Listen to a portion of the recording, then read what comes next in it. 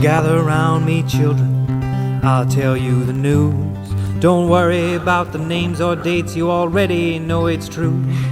Your doctor hates your baby, the prime minister's a ghost, and all them folks are sailing here 'cause they're in love with boats.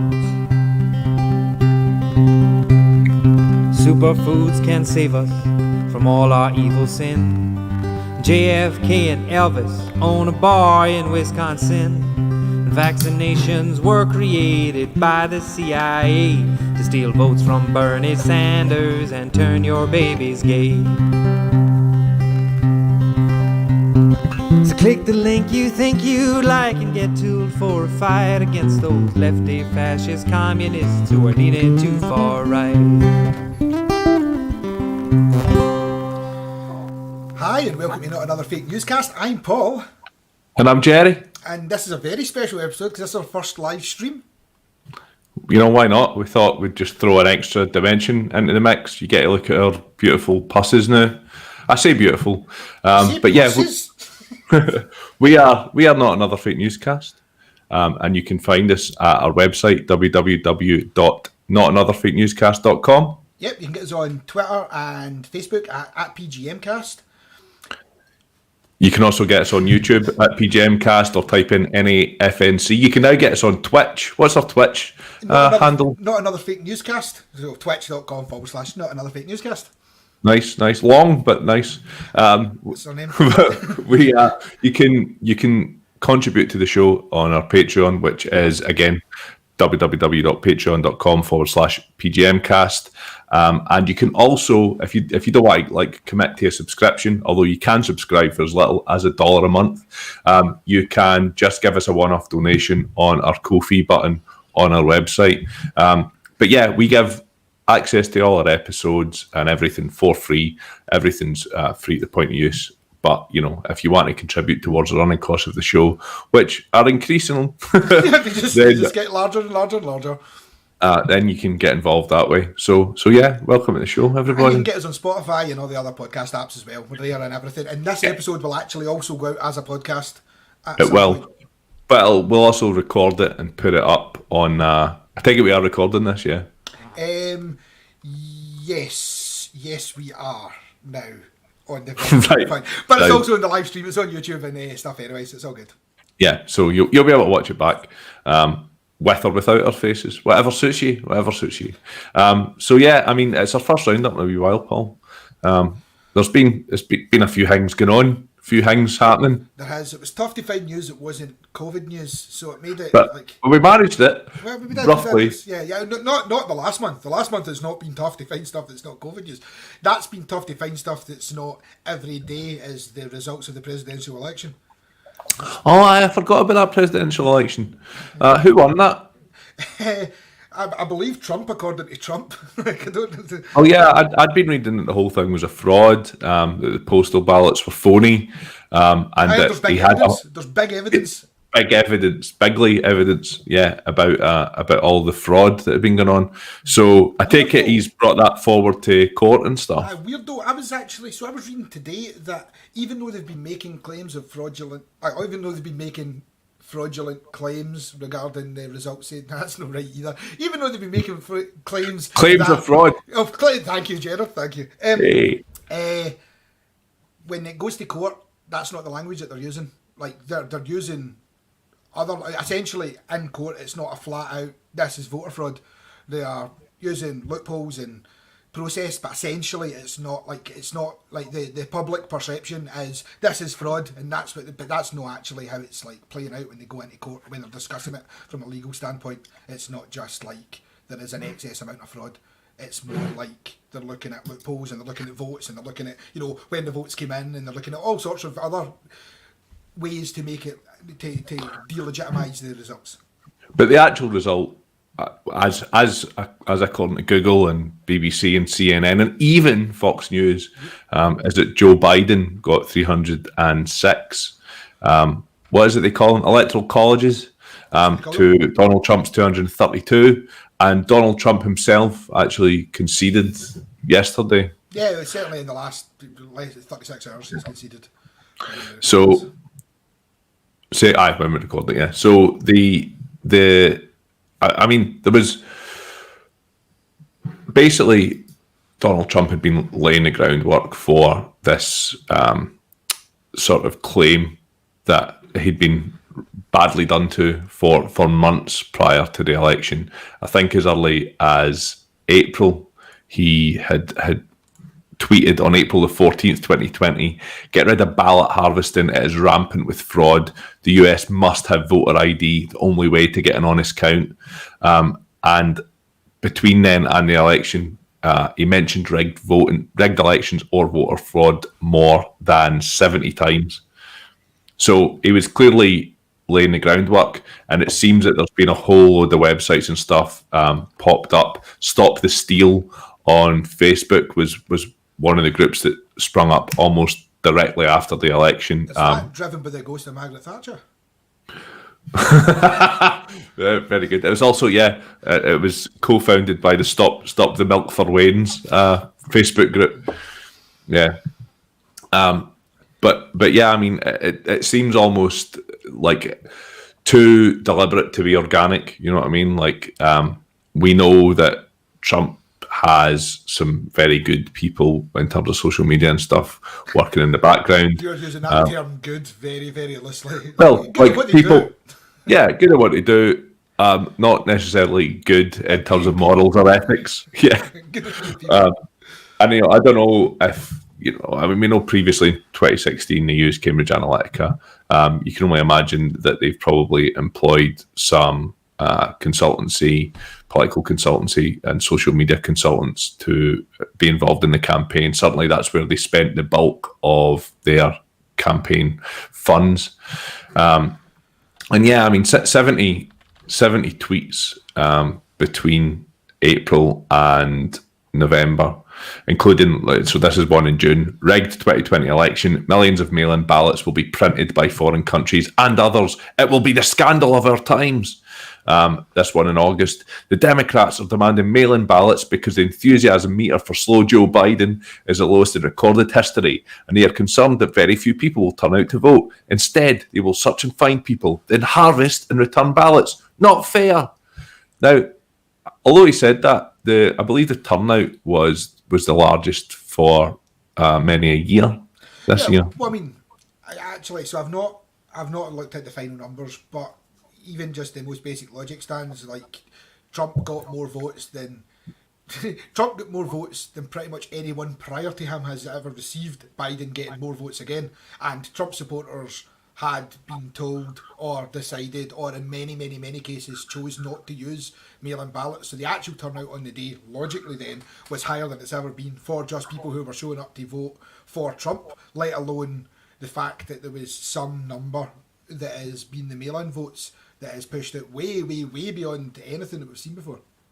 Yeah, but I mean, and that was another sort of string to the bow of the campaign that Trump was running. That this was a fraudulent election, fraudulent ballot counting exercise.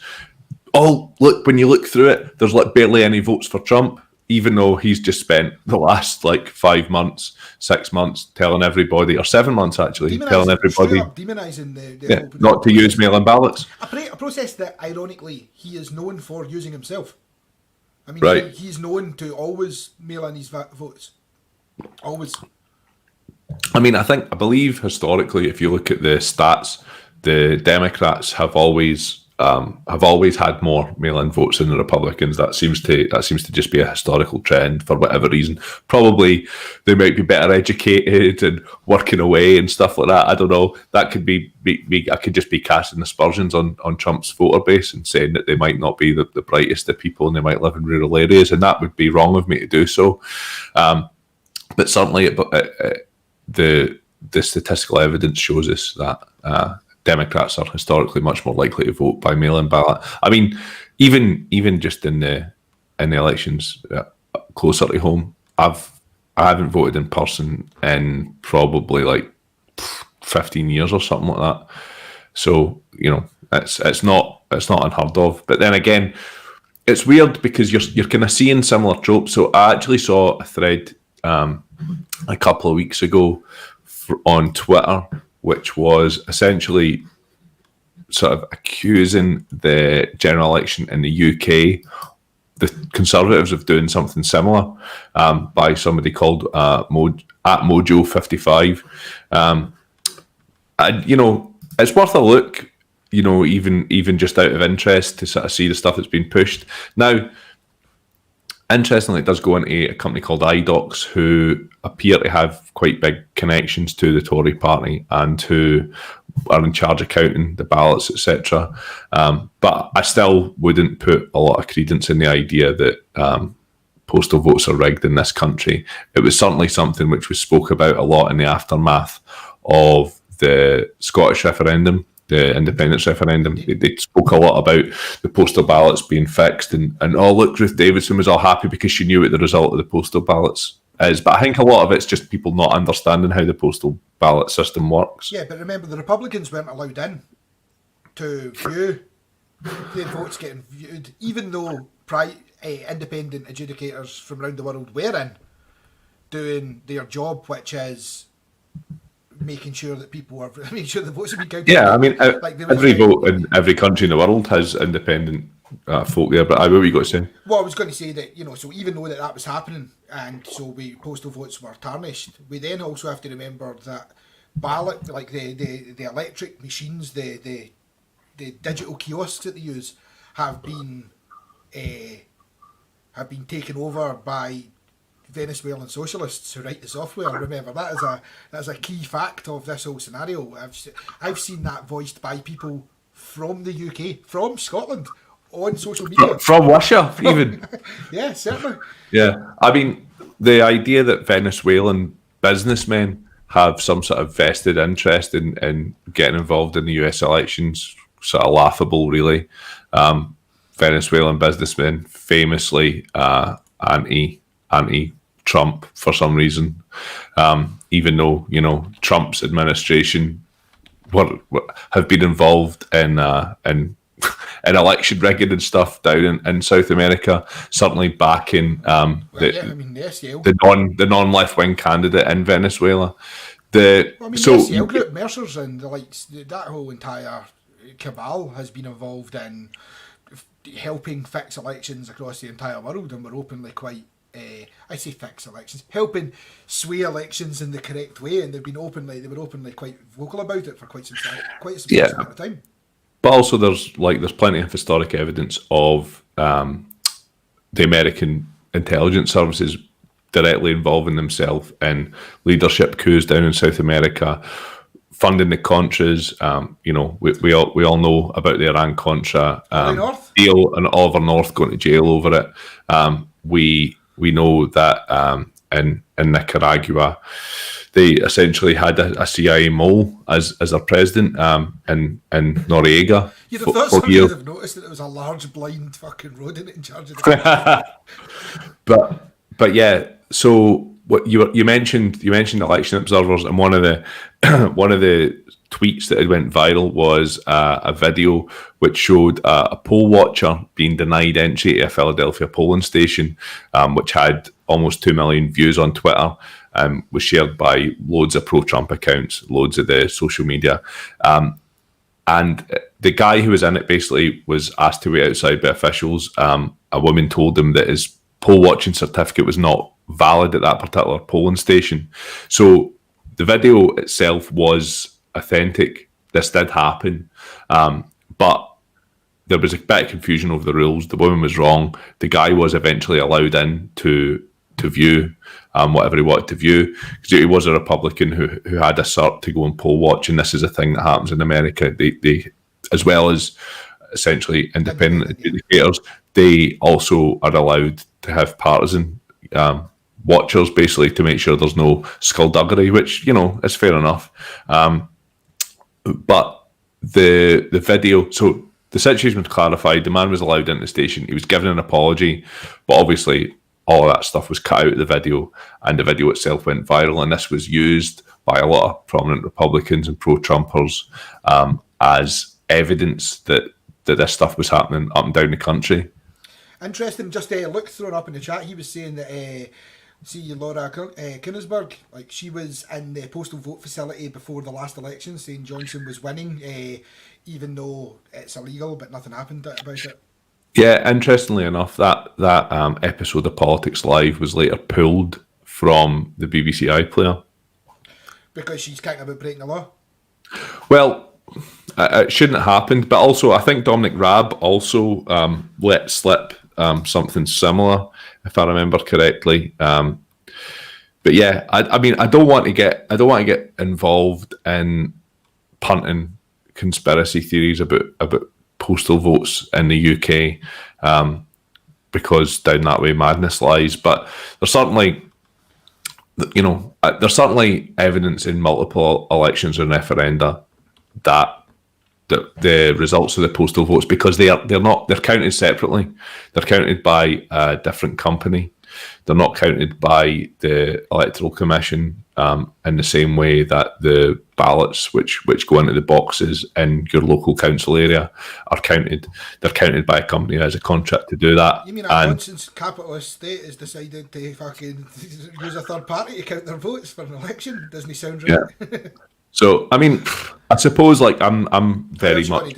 Like, how is she going to do it? Well, that's it. I'm very much anti-private contracts, but like it's once every 4 years. Are you going to have a government department that's set up purely to look after that? It's probably not a sensible use of taxpayer money. But then, by the same token, I'm sure that the companies who are fucking doing it privately are ripping the arse at it, because that's what happens, isn't it? But hey ho, yeah, I think there's certainly evidence that people are getting to look at the results prior to the public knowing about them in terms of the postal votes.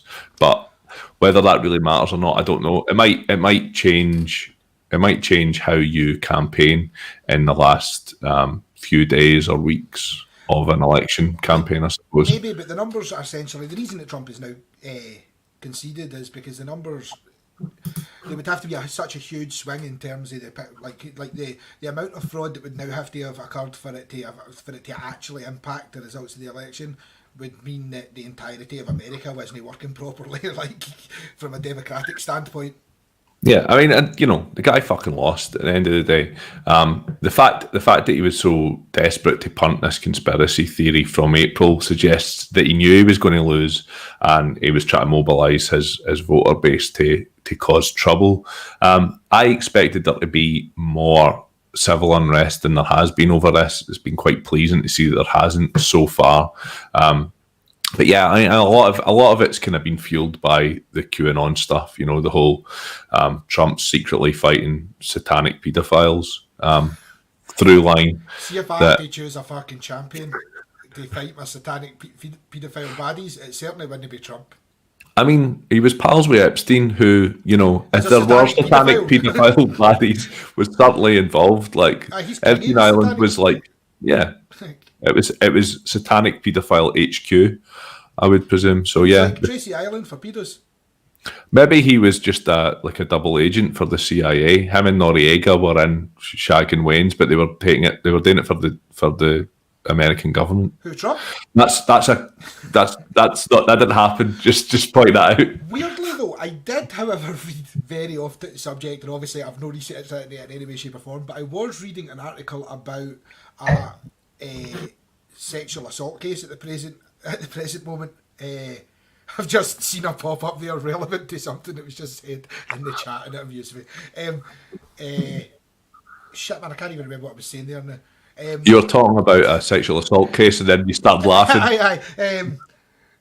I believe over certainly a 13, like a teen, like, but under the age of 16 teen, like a 13, 14-year-old teen, where Trump is currently withholding his DNA evidence from the case, which would outright prove his innocence. It's a girl who has claimed, under no uncertain terms, that she was fucking molested by Trump when he was like with Epstein.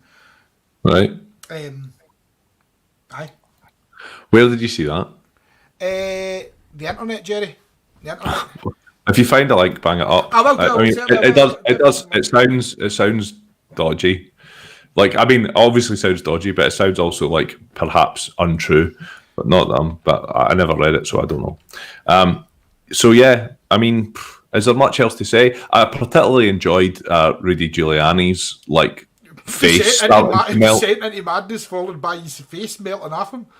It kind of looked like he'd had his hair dyed and his hair had not accepted the results of that situation. Also, but yeah, it was a bad look, man. Just brown shit dripping down his face. E. Jean Carroll, who accused Trump of rape, seeks his DNA. That's 30th of January 2020, and that's this year. Right, okay. And that's in New York Times. Nice. In terms of credible sourcage. Nice. We'll punt that up on the links. Also, CNN says judge rules E. Jean Carroll can continue to seek Trump's DNA. NBC New York is also reporting it. Looks like it's completely above board. I'm been to court and everything over it. But it looks like he's withholding his DNA in some respects at the present moment to the best of his DNA. Maybe it's just because it's not November. No, man, I can't have a poll until fucking the first. They'll need to wait until December. But then it's an advent calendar of wanks. But you have to wank over a partridge in a pear tree. I mean, whatever. Like, no, that's the only way I can finish, to be honest. 5 gold rings. So yeah. Anything else on your selection, Paul? On Trump-based elections, sorry, I'm just trying to. I'm trying to so I feel really bad for him to just watch and listening. So I'm trying to have this conversation and do the podcast and check everything that's happening in the stream since it's the first time that I've done it. So from time to time, like you'll totally caught me off guard by saying my name, and I'll just be like, "Oh shit, I was just looking at the bit rate there on that stream," and I don't know the answer to the question. You missed a really good joke about Rudy Giuliani's hair melting as well, man. I was fucking gutted. Brutal, because I mean it was melting. I'm being told that I'm quite quiet on the mic. And I don't really know how I can turn that up from here because of the way that the sound works on this numerous streaming that we're doing. Am I loud enough, I take it? I've been told that you're louder. I've been told that I'm 40% quieter. That's a very specific number. Did that come from Luke? Yeah, that was Luke who gave me a very exact and totally unquantifiable number because 40%, I no problem. I'll turn it up by 40%. Doesn't even don't even know where to find that function.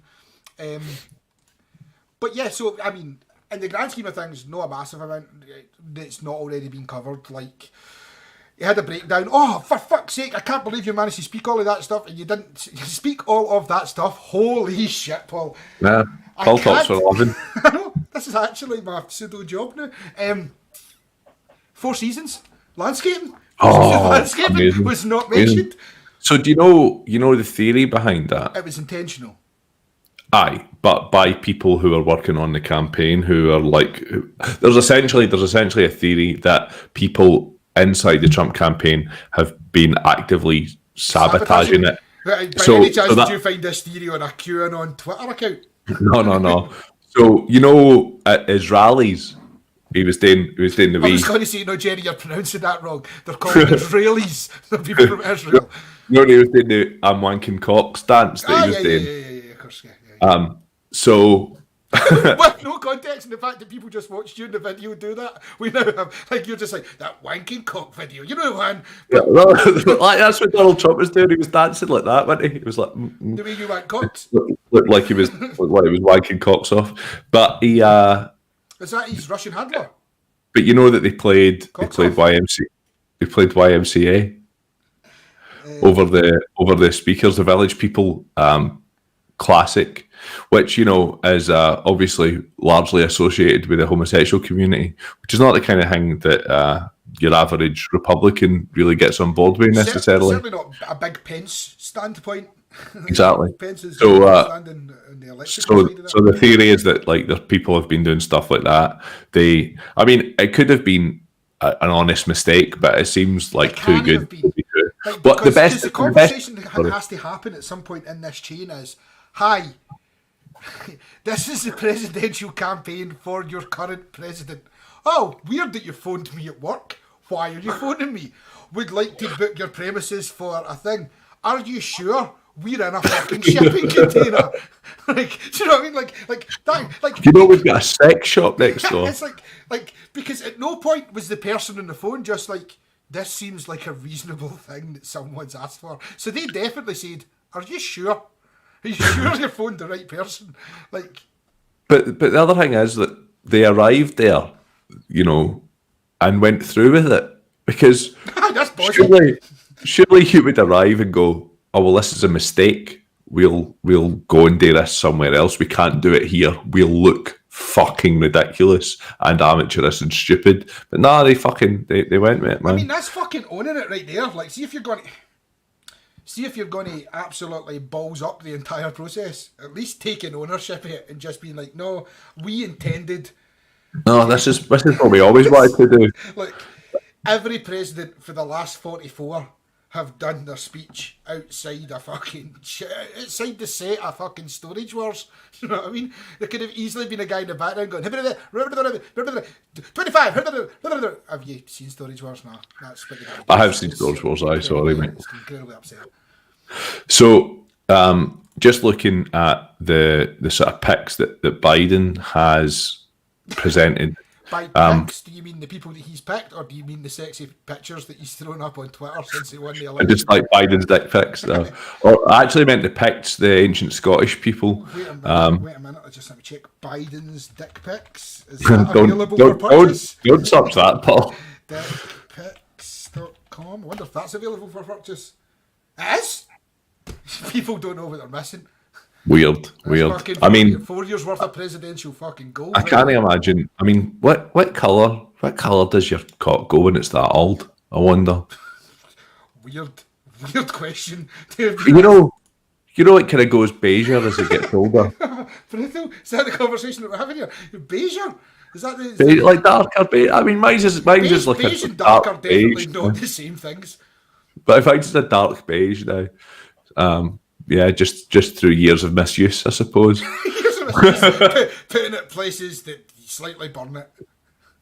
But yeah, the reason I brought it up is he's sort of named 6 key figures that are going to be going into his administration. So, like his Secretary of State, his climate change envoy. He's named as Director of National Intelligence, who is going to be the first female Director of National Intelligence, a woman called Avril Haines. He's named Alejandro Mayorkas as the first Latino Homeland Security boss. He's got John Kerry is in as the climate change envoy. A guy called Anthony Blinken is the Secretary of State. He's a veteran diplomat, apparently. He's got Jake Sullivan as the White House National Security Advisor. A woman called Linda Thomas Greenfield as the US ambassador to the UN. So those are like the first 6 people that he's put forward. So they're like women and not white people for the most part, which is great because that must fucking really grind at the Republicans. I mean, it seems like a deliberate move, but then I'm sure the people are perfectly qualified for the roles and stuff as well, you know. I mean, it's no shock that the Democrats are going to come in and diversify the cabinet, if you will. It's exactly what we see. It's exactly what we see in the UK as well. Do you know what I mean? Like Labour recently there, for example.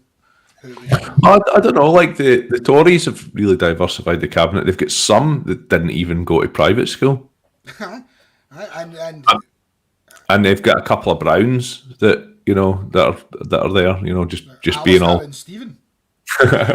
just being all like non-white and Tory, and you do have non-white people in the party. That's yeah. I mean, one of them we will get to later on is an absolute fucking asshole. Only one of them. Well, the other one advertises for Witherspoons, which makes him a fucking asshole in his own right, but a different type of asshole. So yeah, I mean, a fucking prime minister, by the way. So we're clear. Well, I mean, it certainly looks like everything points to the fact that Johnson's gonna step down once Brexit's been pushed through. Apparently, he hasn't enjoyed being prime minister because he just thought it'd be a bit of a laugh and he wouldn't have to do very much. And then COVID happened and he had to make decisions and catch on it. Do you know how difficult it is for you just go on about getting your whole off of like fucking birds that play violin and shit like that when you have to be a prime minister? Fucking hell. So, aye, and sack Dominic Cummings only about fucking 6 months late after his Barnard Castle eye test fucking shenanigans. So, what do you reckon? Would you reckon to that whole walking out of 10 Downing Street with a cardboard box full of his gear? It seems it was a like cardboard box full of gear. Quite possibly. Anyway, I wouldn't be shocked in the slightest. But I quite liked how they decided to, for the cameras, make him leave his job in the mode of an American film. The other thing as well is everyone knows when they make you leave your job at Downing Street, they let you leave with the security pass still around your neck. The fuck's going on? Out the front door with a box and a wee smile on your face. Like, it was blatantly done for the cameras, right? Obviously. I mean, like, because the other side of this is what's happened is what Boris has come in and just been like, you've got 10 minutes to get it, clear your desk into this brown box. That never fucking happened. The guy literally went up north in the middle of a fucking pandemic, and he was just like, I couldn't see that's right. And that in the motorway. And then he's a character. And Boris was just like, what we're going to do, get rid of him, then I'd be fucked. And actually, there was a lot of stories that came out at the same time. I don't know if other people had got to see them, but as it turns out, in his last ministerially advisor role, like when he was advising in his Gove, I believe. Yeah, when he was advising Gove, yeah. He got sacked or left, but just was still there all the time. Like, as in, wasn't on the payroll or couldn't be held accountable for the actions of the badness, but he was still there doing his advisory role. Because that's fundamentally what his role is anyway. He's just there to advise on things. It's certainly something you can do for home. It does. It's something you can do for home. Furlough the cunt. Well, I mean, like the fact that he walked out of 10 Downing Street with a cardboard box doesn't mean that he can't still be on the end of a phone and be giving advice. However, he fucking ran it the last time when he went and fucking rubbed his fucking dying wife or whatever, and then came back and kissed the Prime Minister. I'm not sure how much of that exactly happened, but it was something in that fucking. It was something in that area. Drove with Wayne in the car just to check if he could see. But it's certainly so that the kind of stories that are being leaked seem to suggest that there's been a bit of a breakdown in the personal relationship between him and Boris Johnson, largely because of a bit of a clash in the personalities between him and the woman that apparently him and his team deemed Princess Nut Nut, which is that wanking shit? Well, I don't know. I don't know, maybe baby. I mean, quite possibly, but I actually can't remember her name. Dominic, Boris Johnson's partner and father of his latest child. Mother of his latest child. Yeah. I can't remind her that fucking she played violin or something like that. I don't even know what one it is. No. Was it the violin? Was it the violinist that he violin's the one that he apparently was cheating on her with already. Yeah, allegedly. This is the one that he left his wife who was recovering from cancer, who was like pregnant for his wife, who was undergoing cancer treatment at the time. This is Carrie Simmons, who he slept with and cheated on his cancer riddled wife with, because he's a real top guy, fully integrity. Totally the guy that you would want as your fucking Prime Minister. So yeah, apparently they liked to call her Princess Nut Nut, and she didn't like it very much. Also apparently, Dominic Cummings, towards the end of his tenure, his power move was to walk out of a room and mimic pulling a grenade and throwing it behind his back, which by the way is he would fucking. I think it was Davey. Who said in the fucking chat, "When the last 5 minutes up here, man." Imagine some kind of your luck was doing that, like, chip me out of a big man. Somebody would just fucking rattle them right in fucking nose. Just not being a dick. Dom, you're a cock. Also, it's not even particularly new patter. I mean, that's ancient patter. It's they've obviously got such a dearth of fucking character, personality, and comedy down there in the fucking Houses of Parliament that's what passes for fucking high fucking satire and wit. Also, is the idea that he's stepped in and we have to be shocked that he's been an absolute dick, made some dick move and said something dicky, so he thought I'll be cocky and pretend to throw a grenade. Oh, I've caused a disruption. Everyone entered that room just like, what is this prick gonna fucking do today, man? Fucking asshole. So apparently he still has some relatively prominent roles in certain organisations and stuff within the government. So I understand that he was going to be continuing looking after. So it says half a dozen staff would follow him. The Princess Nut is a model of sex droid. Oh, really? So the Goat Boy is telling us, so probably not. Did he have one? I probably, man. Yeah, that's what he says. That's what I've been told. Like my friend told me. Yeah, I can't find the details, but I understand that he's still to continue working in some advisory roles in some of the organisations that he was involved with. I know that he was certainly involved with some of like the research, like the artificial intelligence research body that had been set up by the government and stuff like that. And I understand that he's still to be involved in some degree in that stuff. That's artificial intelligence seems to be something that he's had a big hard on for ages. I mean, not without reason, to be fair. Because it's like fucking data, less cool.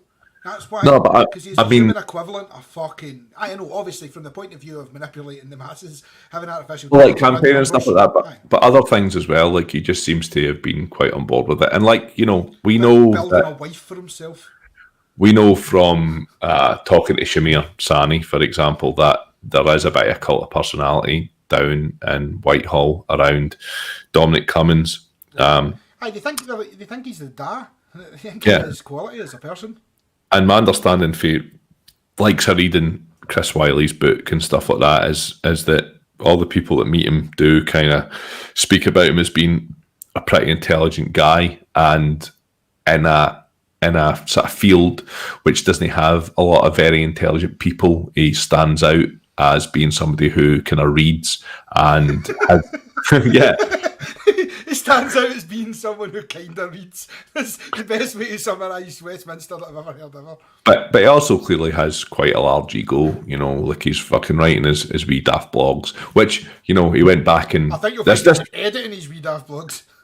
He went back and retrospectively edited his blogs to make it look as if he'd predicted coronavirus, which is fucking mental. The Goat Boy But yeah. says he's going to download a personality to Princess Nut with his fancy AI and run off with her. Which is, just heavy QAnon conspiracy, but entirely accurate. I mean, he looks like he might start calling her as precious and stuff like that, and just refusing to let her go, start eating raw fish. He looks like he's got it in him. Sushi. Maybe Might just start eating sushi. It's a weird way to summarise a man. I guess the other big thing in UK politics, from a high level, would be the sort of anti-Semitism report into Labour, and the sort of aftermath of that. You been following that? Bits and bobs.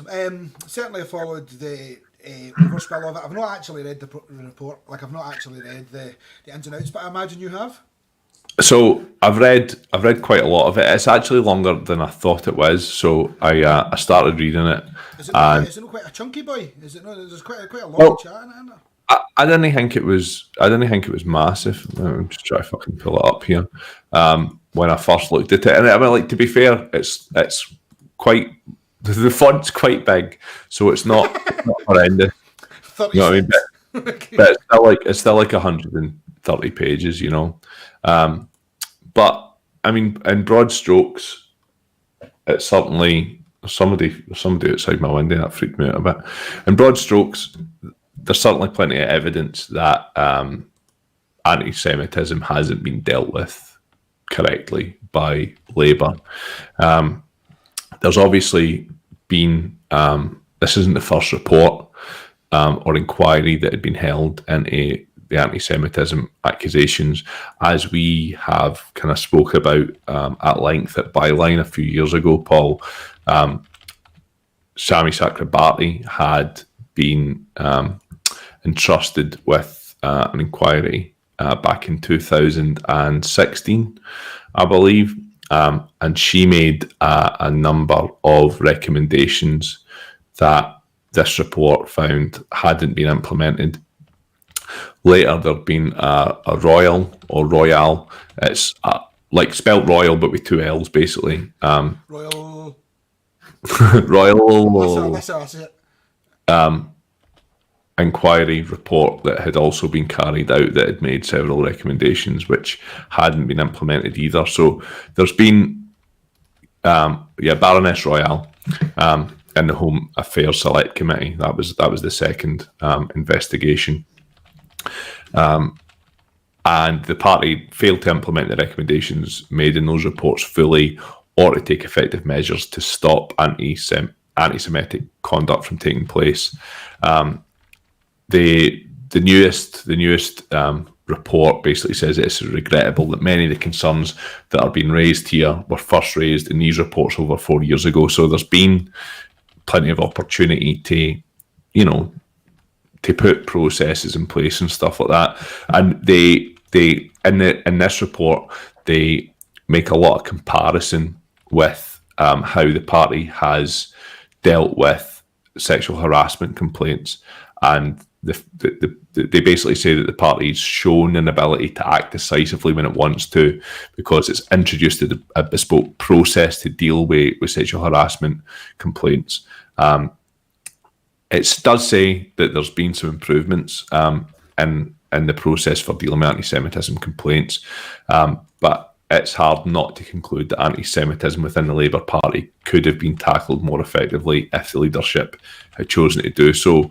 It speaks a lot, and it gives some specific examples of the leadership interfering in anti-Semitism complaints sort of post-2018, around a period in 2018 where there was a big sort of media scrutiny towards the Labour Party and to Jeremy Corbyn over a lot of this stuff. They were basically interfering in the complaints in a way that made it unfair. So you couldn't have the leadership of the Labour Party, for example, if there'd been. I mean, let's compare it to the SNP, right? So you obviously fairly recently had the Alex Salmond case, and he was accused of a lot of sexual harassment. A case that consistently, when we discuss it, I just say nothing about, because that's much, much, much less suey. Because he's a litigious motherfucker, is it, Alex? Allegedly. On the upside, I don't know if I have to say allegedly this. In the event he does take you to court, there's a high probability you'll find out the fucking result off his lawyer on a train. So swings really into it. Or Craig Murray's blog. Aye. Yeah. But yeah, so if Nicola Sturgeon and like John Swinney and a bunch of senior SNP politicians had intervened to say, oh, we need to make sure that he's punished for this and chucked out the party immediately without running through due process, that is discriminatory. That's discriminatory behaviour, because there should be a concrete process in place that every complainant, every complaint and every process, every issue that's raised has to follow the same process to make it fair and legitimate. Exactly, and that has been shown not to have been the case with anti-Semitism at the Labour Party. It shows that staff from the Leader of the Opposition's office were able to influence decisions on complaints, especially decisions on whether to suspend someone. And sometimes these decisions were made because of likely press interest rather than any clear formal criteria. So you're telling me a political party in the UK were making decisions based on press interest rather than what actually than the viability of the fucking political stance? Apparently so. Can't imagine it, Jerry. Can't imagine it. But obviously, it's in direct contrast with the way that they're dealing with other complaints relating to other types of discrimination, and that's what's been picked up upon here. They've basically said they've got 6 months to get their act together and to get it sorted out. So I guess that kind of explains, to a certain extent, why Keir Starmer's behaving in the manner that he is right now.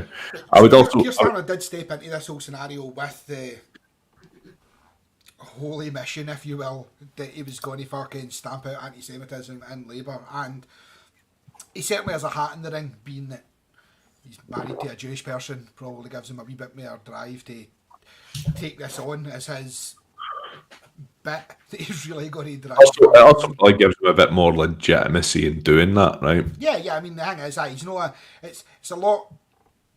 Fuck, man, I'm almost defending Keir Starmer here, and I feel fucking horrible for it. But what I was going to say is, it's dead easy to fucking paint any random white Christian person right now as being like white knight or something similar to that effect. You know what I mean? Pure virtue signalling. Like, this is an easy thing.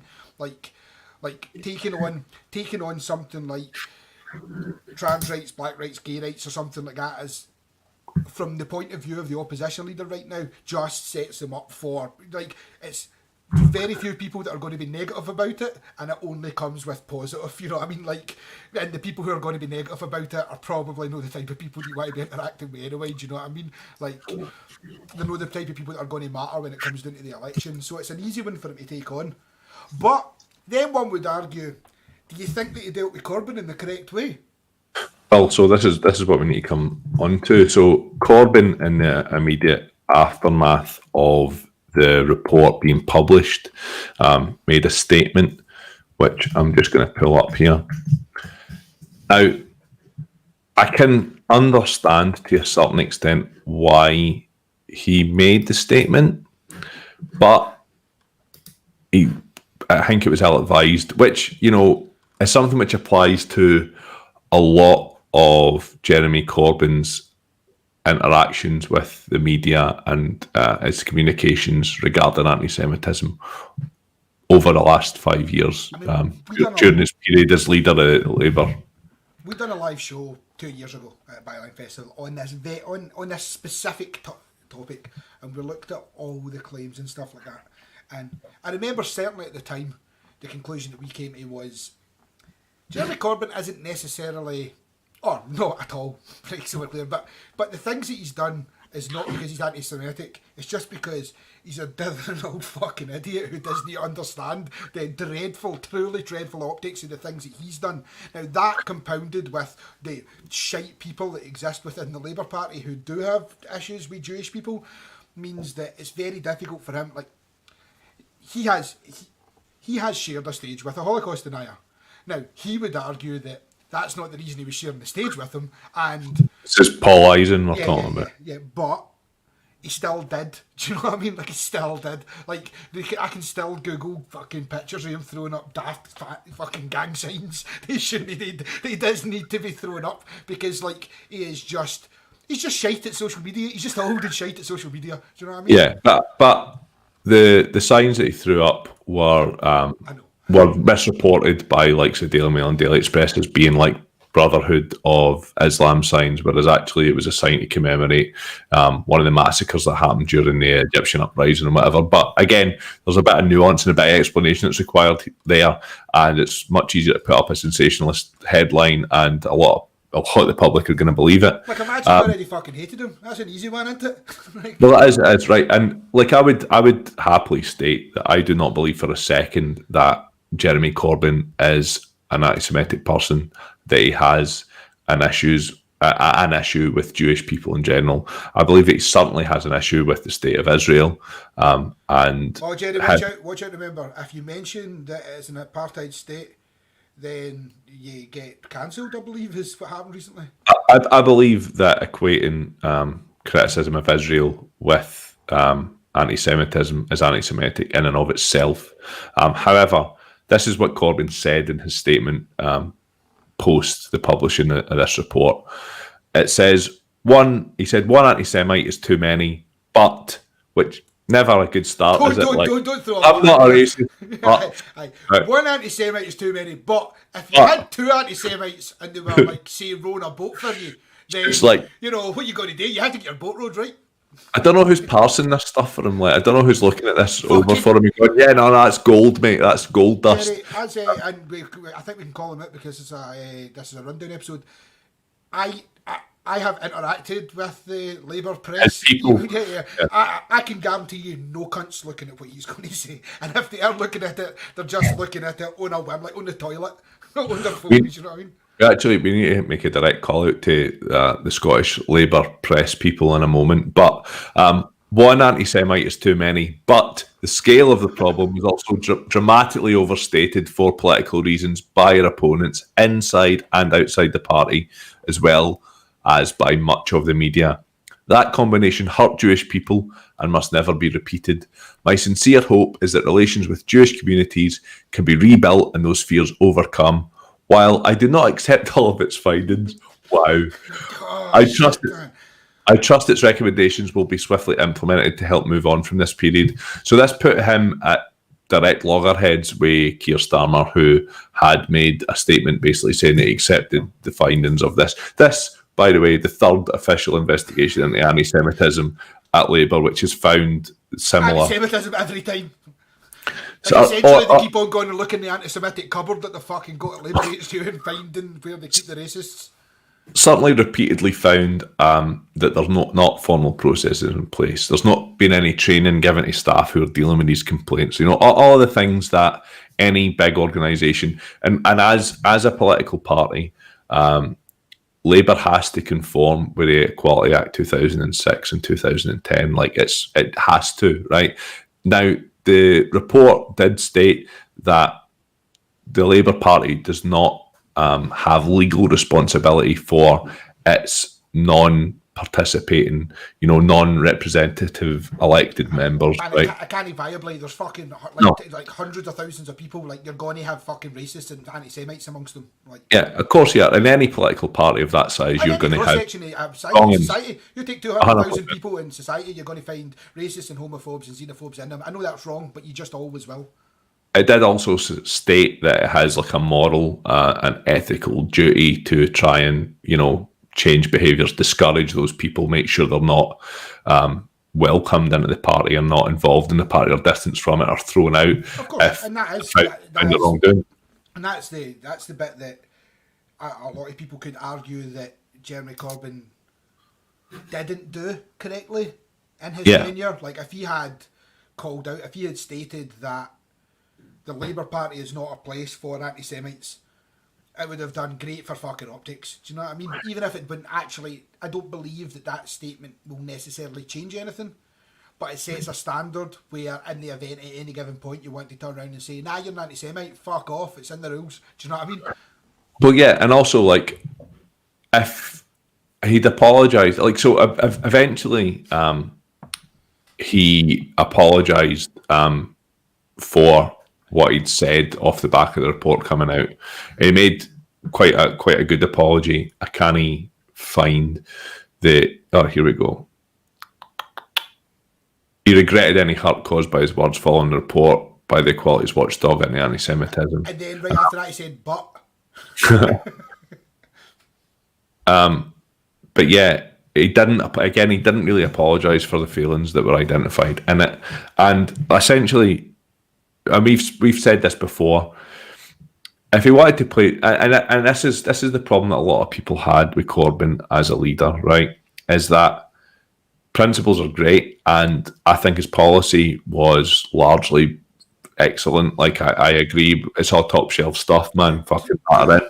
To ladies in a podcast, it's going to be tough for us to look at his manifesto and say, "Nah, man, not for me." And we did. I mean, we picked his manifesto in 2017, I think, apart, and like went through it line by line. Did the same with the Tories and fucking matched them up with each other and said, this is. There was even positive policy in the Tories manifesto that year. Some of it, yeah. There was not some. Much. It was. My memory of that Tory manifesto was it was pretty fucking woolly. Green cars, I believe, was the actual variable that was worthwhile. There was a whole scenario on totally unachievable, unattainable, and completely out with their control. Green car promise that doesn't even like that. That realistically, if all the car manufacturers says they were not going to stick to it, what they're going to do? Say no cars in the UK anymore. There's absolutely fuck all they could do about it. I remember it being pretty light on detail, but also like. There was investment. There was investment bank stuff in that stuff in it as well. You know what I mean? There was stuff that did mirror almost like nationalised investment, but no, really. And obviously, we're fucking 4 years from that point, it didn't fucking happen. So. No, of course not. So I mean, in fairness to her, she struggled to do very much in those 2 years because she didn't really have. She was running a minority government essentially that was backed up by the DUP, and she had a lot of rebel Tories, and she had a major issue to deal with in Brexit that sucked up most of her time. She does go against Jeremy Corbyn. He was a particularly flaccid fucking opponent leader. But the comms on Corbyn's policy and stuff like that, like the way that his manifesto pledges and his policy promises were rolled out left a lot to be desired, I thought, as well. Like it made it seem like it was just and we'll have free broadband and we'll do this, like it could made that nonsense. Again, like, well, but when you look at what's happened now. The thing is, I get how important, like, fuck man, I've worked in IT forever. I get how great it would be if everybody had right good free broadband. But it's also, like, in a country that, like, our railway is owned by, like, fucking German companies, French companies and Dutch companies, and we're getting absolutely scalped for electricity off of fucking any of the electrical providers, like... And gas. Start handing out fucking broadband off of Virgin that, by the way, we're also fucking bailing out at the other fucking side of this. But all polling data shows that, like, nationalisation of utilities and railway is extremely popular policy across the board, whether you're a Tory voter or not, or a Labour voter or not, sorry. But whoever you vote for... If you're a Tory voter, I can guarantee that you only want to nationalise the train so you can fucking throw things at poor people on the train as they go by. Did you see that Nissan are shutting down in Sunderland? 7,000 jobs or so, I believe. Yeah, 7,000 jobs in the factory itself, but then fuck knows how many, what. And I've seen a lot of people kind of sneeringly celebrating it on Twitter and stuff like that. I take no fucking joy from the fact that those people were duped. Like, I don't know if I feel sorry for them. I think I probably do. Even though I think they fucking voted like completely wrongly. I think they voted. Blah, blah, blah. Yeah, but I find it hard to not feel sorry for the people of Sunderland, regardless of whether they were duped into that or not, because I think it was a vote based on hopelessness, really, for them. Like the north of England has been fucking forgotten about massively. We've benefited massively from devolution, and they're in this sort of fucking nether region, this sort of fucking mad purgatory where nobody gives a fuck about them. So do you feel the same way about the Aberdeen fishermen? What? Well, the Aberdeen fishermen are obviously getting quite a hard time because they knock-on effects of Brexit, but generally... the difference between poor fucking working class people from Sunderland and Aberdeen and Peterhead and Fraserburgh fishermen is that Aberdeen, Fraserburgh and Peterhead fishermen are filthy fucking rich. I thought you were filthy fucking asshole bastards for Aberdeen. But they are like... No, I hear what you're saying. You make a lot of money. Aye. Yeah. But anyway, so going back a wee bit, he's obviously had opportunities, and he could have nipped it in the bud. He could have nipped it in the bud early doors by just done the same fucking apology. This is possibly the best fucking example of where my problem lies with Corbyn. Even though I like him from a political standpoint across the board, is like that kind of way where it's like, if you're going to make your stance, right, if you're going to fight your corner and you're going to say, no, I believe these things, then fucking believe them and go for it, right? And see if you're not, don't. But see, go for it. Definitely cost yourself at least one, if not two elections because of your stance, because the media were able to use it against you and weaponise it. Like, if you were going to then fucking 5 years later just come out and say, I'm sorry, I was wrong, I know he didn't quite say that, but essentially, like, I didn't get it, and people have been hurt, and we shouldn't have done it that way, and we're going to look at, you know what I mean? Like, to take that, like, just do that 5 years ago, and then they'll get fucking absolutely dragged through the media during election time. Yeah, like, why not? If you've got a report that's telling you need to put these procedures in place to make sure that you root out anti-Semitism, and you choose not to do it, not once, but twice, it does make it very difficult to bat away accusations that, if not an anti-Semite yourself, you've certainly enabled anti-Semitism within your party. And like I say, it's compounded with him kicking about with known anti-Semites doesn't help from an optics point of view. You know what I mean? And you need to play the game like you know, I think I saw Grace Blakely actually tweeting this week that, you know, Corbyn could probably have done with a dose of the ruthlessness that Starmer has shown in the manner that he's dealt with Corbyn in the last month or so since this report came out. He obviously suspended him initially. He was reinstated by the NEC. Starmer refused to give the whip back to him, which essentially makes him an independent. Although I've seen elsewhere somebody arguing that he's essentially been an independent for about fucking 30 odd years when you look at his voting record and the amount of times that he's voted against the sort of official Labour position. Yeah.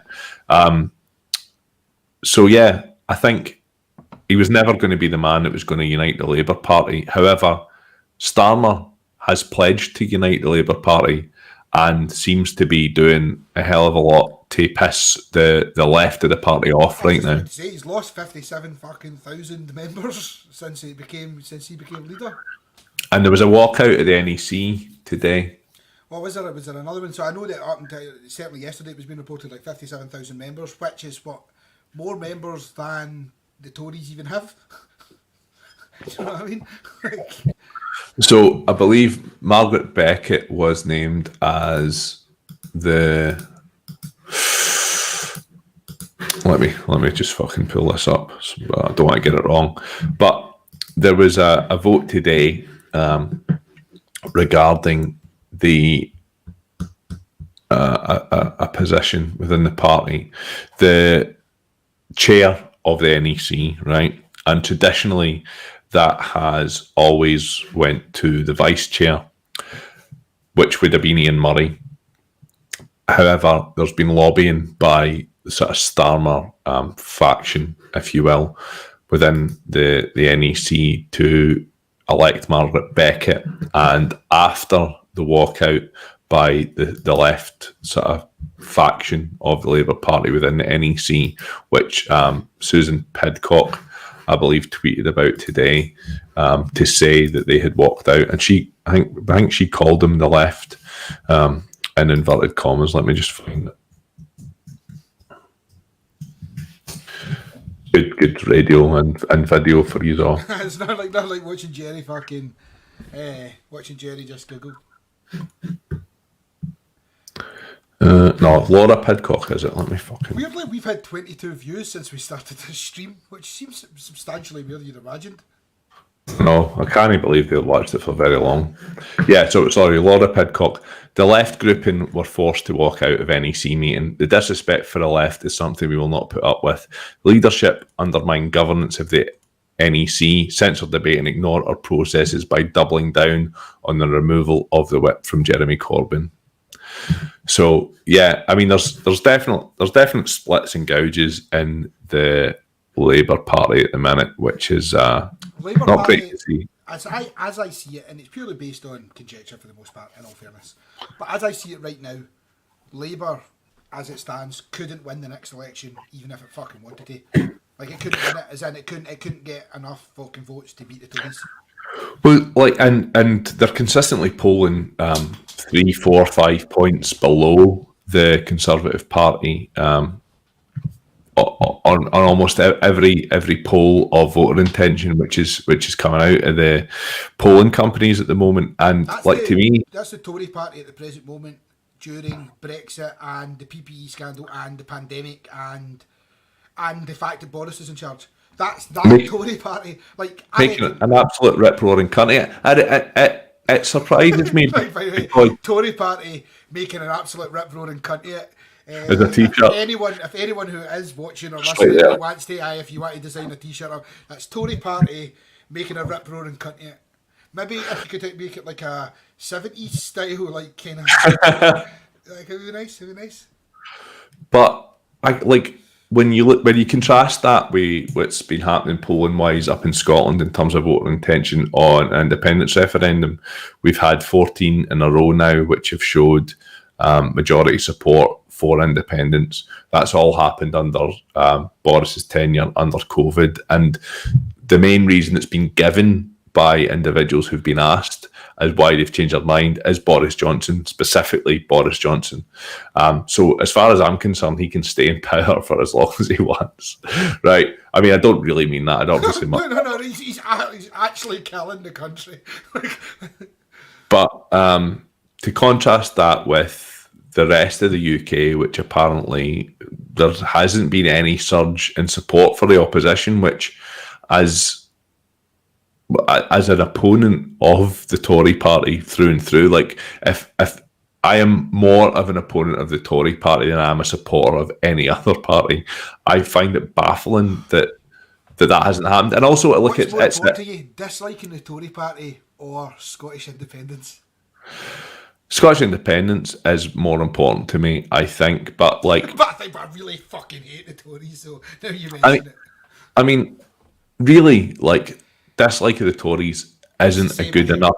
It's not a good enough reason on its own for wanting Scottish independence. Like, if that's your view of it, then it's a blinkered, partisan, and like pretty low intellect view, to be honest with you, man. In my opinion, but I do have quite a deep-seated fucking disdain for the Tory party and everything they stand for and everything they do.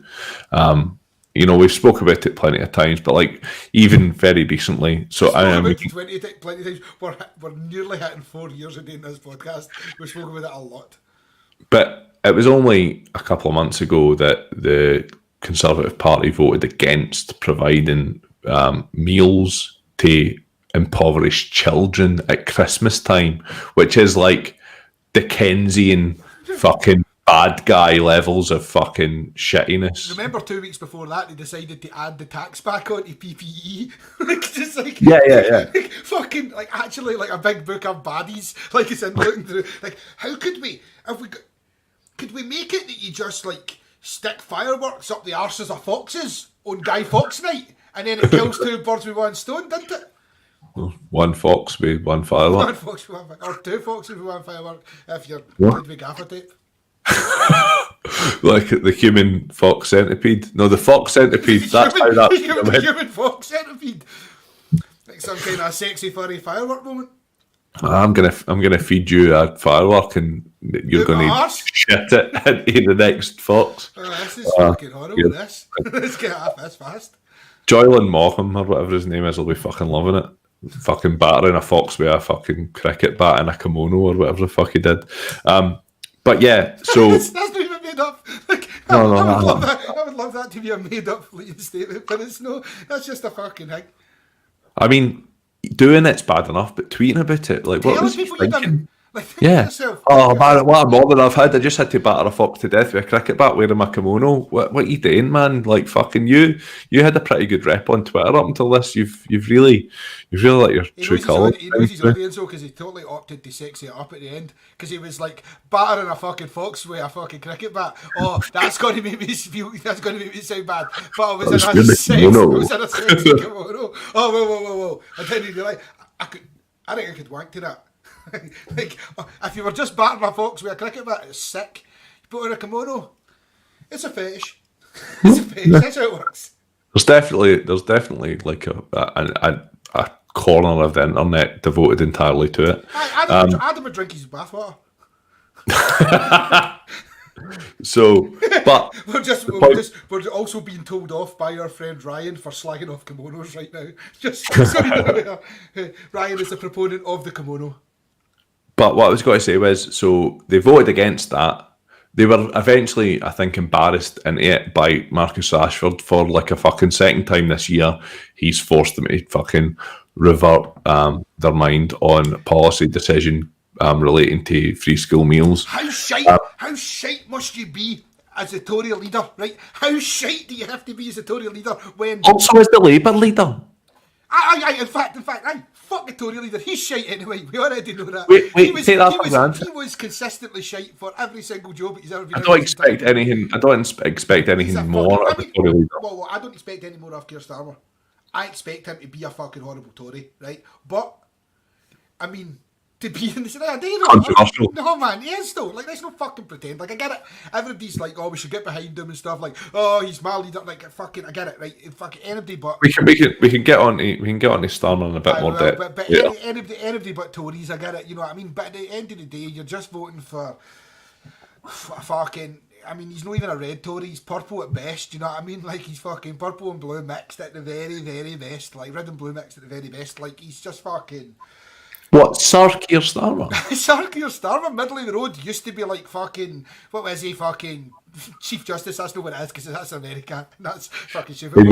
He was the head of the Police. Crown. He was the head of the Crown Prosecution Service. He's a police. He's which is not the same position, by the way. I'm aware of that. Don't tell me. I'm aware of that. But Well, actually, like they were specifically in charge of prosecuting the police in the correct circumstances. For example, when a policeman battered fucking newspaper vendor Ian Tomlinson, I believe his name was, to death. I mean, they didn't batter him to death. They fucking hit him a few times. He fell over and hit his head on the fucking sidewalk, pavement, died. Did Starmer stop that from actually going through though? He didn't. He chose not to prosecute the guy Big for beige manslaughter or fucking- murder. He's just stuck his big fucking beige face in the way and said, He was "No." basically expelled from the police force, but I believe he kept his fucking pension and everything. Like, he should have went down for that, man. And by the way, the thing that annoys me most about it is that the Met at the time were, and I think I've probably fucking spoke about this on the pod before, but the narrative they pushed was that he was involved in the protests and like a skirmish ensued because he was protesting about it, and an American American, I thought it was an Australian, but it was some. Aye. Had read about it in like the New York Times or whatever, and was like, basically had taken a video of the exact thing happening and took it to like the Guardian and whatever, and they were proven to be lying, fucking corrupt bastards. But yeah, But see, if I'm going to get a lordship, I want it be for defending the police, killing a guy in fucking cold-blooded murder. I know that's not how he never got his lordship. I know before you tell me. no, I know. But I fucking probably didn't fucking hurt him. No, man, that's right, definitely. But so the point I was going to bring up was the Tory party voted against this. They said we didn't have the money for it. And they have just this week announced that there is now a new 16 billion budget for defence Do you know what spending. it's for? Do you know what it's for? Fucking lasers, man. It's for lasers. Lasers and boats. They want Boris wants us to be the biggest naval force in Europe once again. You know, because like we need to beat the Spanish Armada or something. I don't know. Because look, every fucking time that we send a boat over to the New World and those fucking Portuguese are just fucking waiting for us, man. Waiting for us. Just taking our slaves off us and making us unreasonable fucking demands over our spices that are on board. They make it really difficult to rape and pillage the rest of it. Well, I mean, like I say that, right? But so I was reading a book recently. This is a wee bit off topic, but it was essentially suggesting that capitalism, obviously, when Marx was writing about it, existed within states. You had, It makes you feel any better. It's in a fucking state than it is, well. but you had factories and stuff in the UK that were taking advantage of cheap labour. People didn't have rights and stuff like that, and they unionised and they improved their working conditions. And once they improved them to a point at which there was more competition abroad, we've essentially exported all of our exploitation of labour to places where we don't have to view it anymore. You know, you've got people in China. They've installed nets to fucking prevent people killing themselves for jumping out of fucking factories that make our fucking phones. That's what I was going to say. You know the factory in question, I believe. Now, I'm going to say this, and I may get this into a legal dispute because I can't be 100% sure, but I'm sure it was Foxconn. They build Apple. Foxconn. I'm sure it was Foxconn. No, 100% they do. 100% they do. I'm happy to say that on the record. No. So I know that it was Apple product, but I believe specifically it was Foxconn who had to put nets around their high building because of the frequency of people going to the roof and throwing themselves off. Yeah. And, you know, Africa is being absolutely fucking raped of natural resources, as it has been for fucking hundreds of years, you know. But we're allowed to comment on it now, Jerry, because it's now Chinese people that are doing it and not white people as much. So we're now allowed to say you shouldn't be doing that. Yeah. I mean, Works, right? it's true that China has invested a hell of a lot of money into the third world over the last, but then there's the interesting thing is that during this kind of global crash that we're seeing at the moment due to the coronavirus, which, by the way, again in the same book that I was reading, essentially what they were saying is that the period between 2008 and 2018, so 2008 obviously being the financial crisis, is the biggest period of wage stagnation since the Napoleonic period. So real wages compared to GDP and inflation and everything have stagnated to the extent that, like, no, everybody's basically paid as much or maybe slightly less in real terms than they were 12 years ago right now. And all of that was state aided. Like, you know, we bailed out the banks. We're currently bailing out fucking big corporations. I believe that, like, it's fucking woe is me and stuff like that. I get this. This is the most bleeding heart fucking shit I've ever got to hear. But, like, I get substantially more. I don't get a fucking great blinding wage, but I get substantially more than I got 10 years ago, right? But I don't feel at the end of a month. Now, I know there's a scenario where I'm not a great example, right? Because I most certainly live out with my means, and I do anyway, do you know what I mean? Like, I'm not exactly a fucking poster boy for fucking saving or making an effort by any man of means. But I'm still like, I'm in the middle of lockdown. I'm paying for the same things that I've always paid for, you know what I mean? Houses, cars, various loans, that type of shit, you know what I mean? Whatever credit exists in my life. But it's been the same things that I'm paying for. And I'm making, from 10 years ago, arguably double what I was making then. Mm-hmm. Most certainly not double better off, and I'm living in the same fucking house. Like, so that's the thing, right? It's not like my life has scaled up. So I've got 2 houses now and fucking 14 cars. You know what I mean? That's probably what's hitting me in the pocket. But that's not the case. I'm driving arguably a lesser car with regards to how much it costs to maintain than my big stupid fucking Merc that I had 10 years ago. Do you know what I mean? And I'm in the same house, and I've got the same lendings, and I go in the same types of holidays. And my kids, granted, are getting a bit older and they require a bit more money. But in the grand scheme of things. Like, but you need to keep feeding this. They need the system to keep being fed. So the price of houses needs to continue to rise because the largest portion of our economy is based on speculative investment, and a big part of that is property. So if property doesn't continue to go up, the whole house of cards fucking falls in upon itself. I think that you know, 2008 when the whole house of cards fell upon itself. And instead of, but however, just pull the rug out right now, right? Because the worst case scenario, it's going to be shite. It's going to be shite either way. We've had coronavirus for a year. But then they would have to admit that the entire system is broken and doesn't work, and they're not going to do that. You know what I mean? So I keep telling them all the fucking time. I've been recording this for years. And I keep saying this. There were sacrificial lambs at the time. I'm thinking Lehman Brothers. I'm thinking Northern Rock. Let a bank collapse, and for every bank that you collapse, bring 3 banks. Save the rest of them. So at the moment, we're essentially undergoing a process where most of the major powers in Europe, for example, are basically renationalising their airways, their airlines. Because they have to, because it's completely unsustainable. The problem is, like, Air Italia have already been completely nationalised by the Italian government. British Airways are essentially going to be renationalised. Whether or not we actually take public ownership of them or not, I don't know. But they'll probably sorry for cutting you off, by the way, but they'll probably let, like, say, a Virgin Airways or an EasyJet fold, you know? See, the thing is, I would imagine it's probably more like they would let something like Virgin Airways fold, and even with the possibility of trying to buy out one of the cheaper airlines, your EasyJets or Flybees or something similar to that, whatever one is currently fucking registered in the UK, so they nationalise that as well.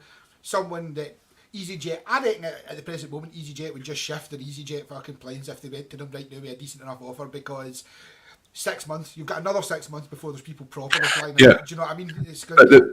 But therein lies the rub, right? Because see, if you are Jeff Bezos type, or like just somebody who's got a fucking load of money fucking lying around, and you don't need it to be making fucking money for you. Now is exactly the time to go to EasyJet and buy all the planes. Which is why that's disaster capitalism. That's why the world's fucked, man. Do you think Jeff Bezos is just saving up, right, for everything to go absolutely tits up next year and just go, it's all mine now? But over time, the wealth becomes more and more and more concentrated into fewer and fewer hands. Well, it does because of exactly what you've just illustrated. And it doesn't trickle down, and this is where trickle down economics falls down. The problem is, if you've got 200 billion in the bank, you should call it fall down economics. It falls down under any basic scrutiny. any chat about it at all.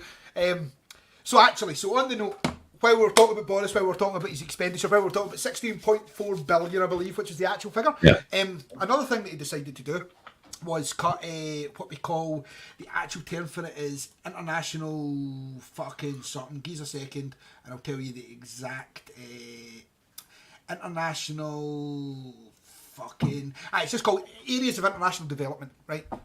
So right. That is essentially the money that goes to all your charities, for lack of a better description. So pretty much anything that is getting built out with the country, fucking shit to make sure that women are getting jobs, stuff to make sure that women aren't dying of fucking fucking medical related stuff that we fixed in the UK, like to do with it's like money, the sort of money we would give to African drought, or the money we would give to like shit. Do you know what I mean? Bangladeshi flooding and stuff like that. Pretty much all that money. So now, all of which is, by the way, an absolute fucking hangover from empire. The reason that we owe them money is because we have absolutely fucked all these places, right? And they're all paying off debt to the IMF.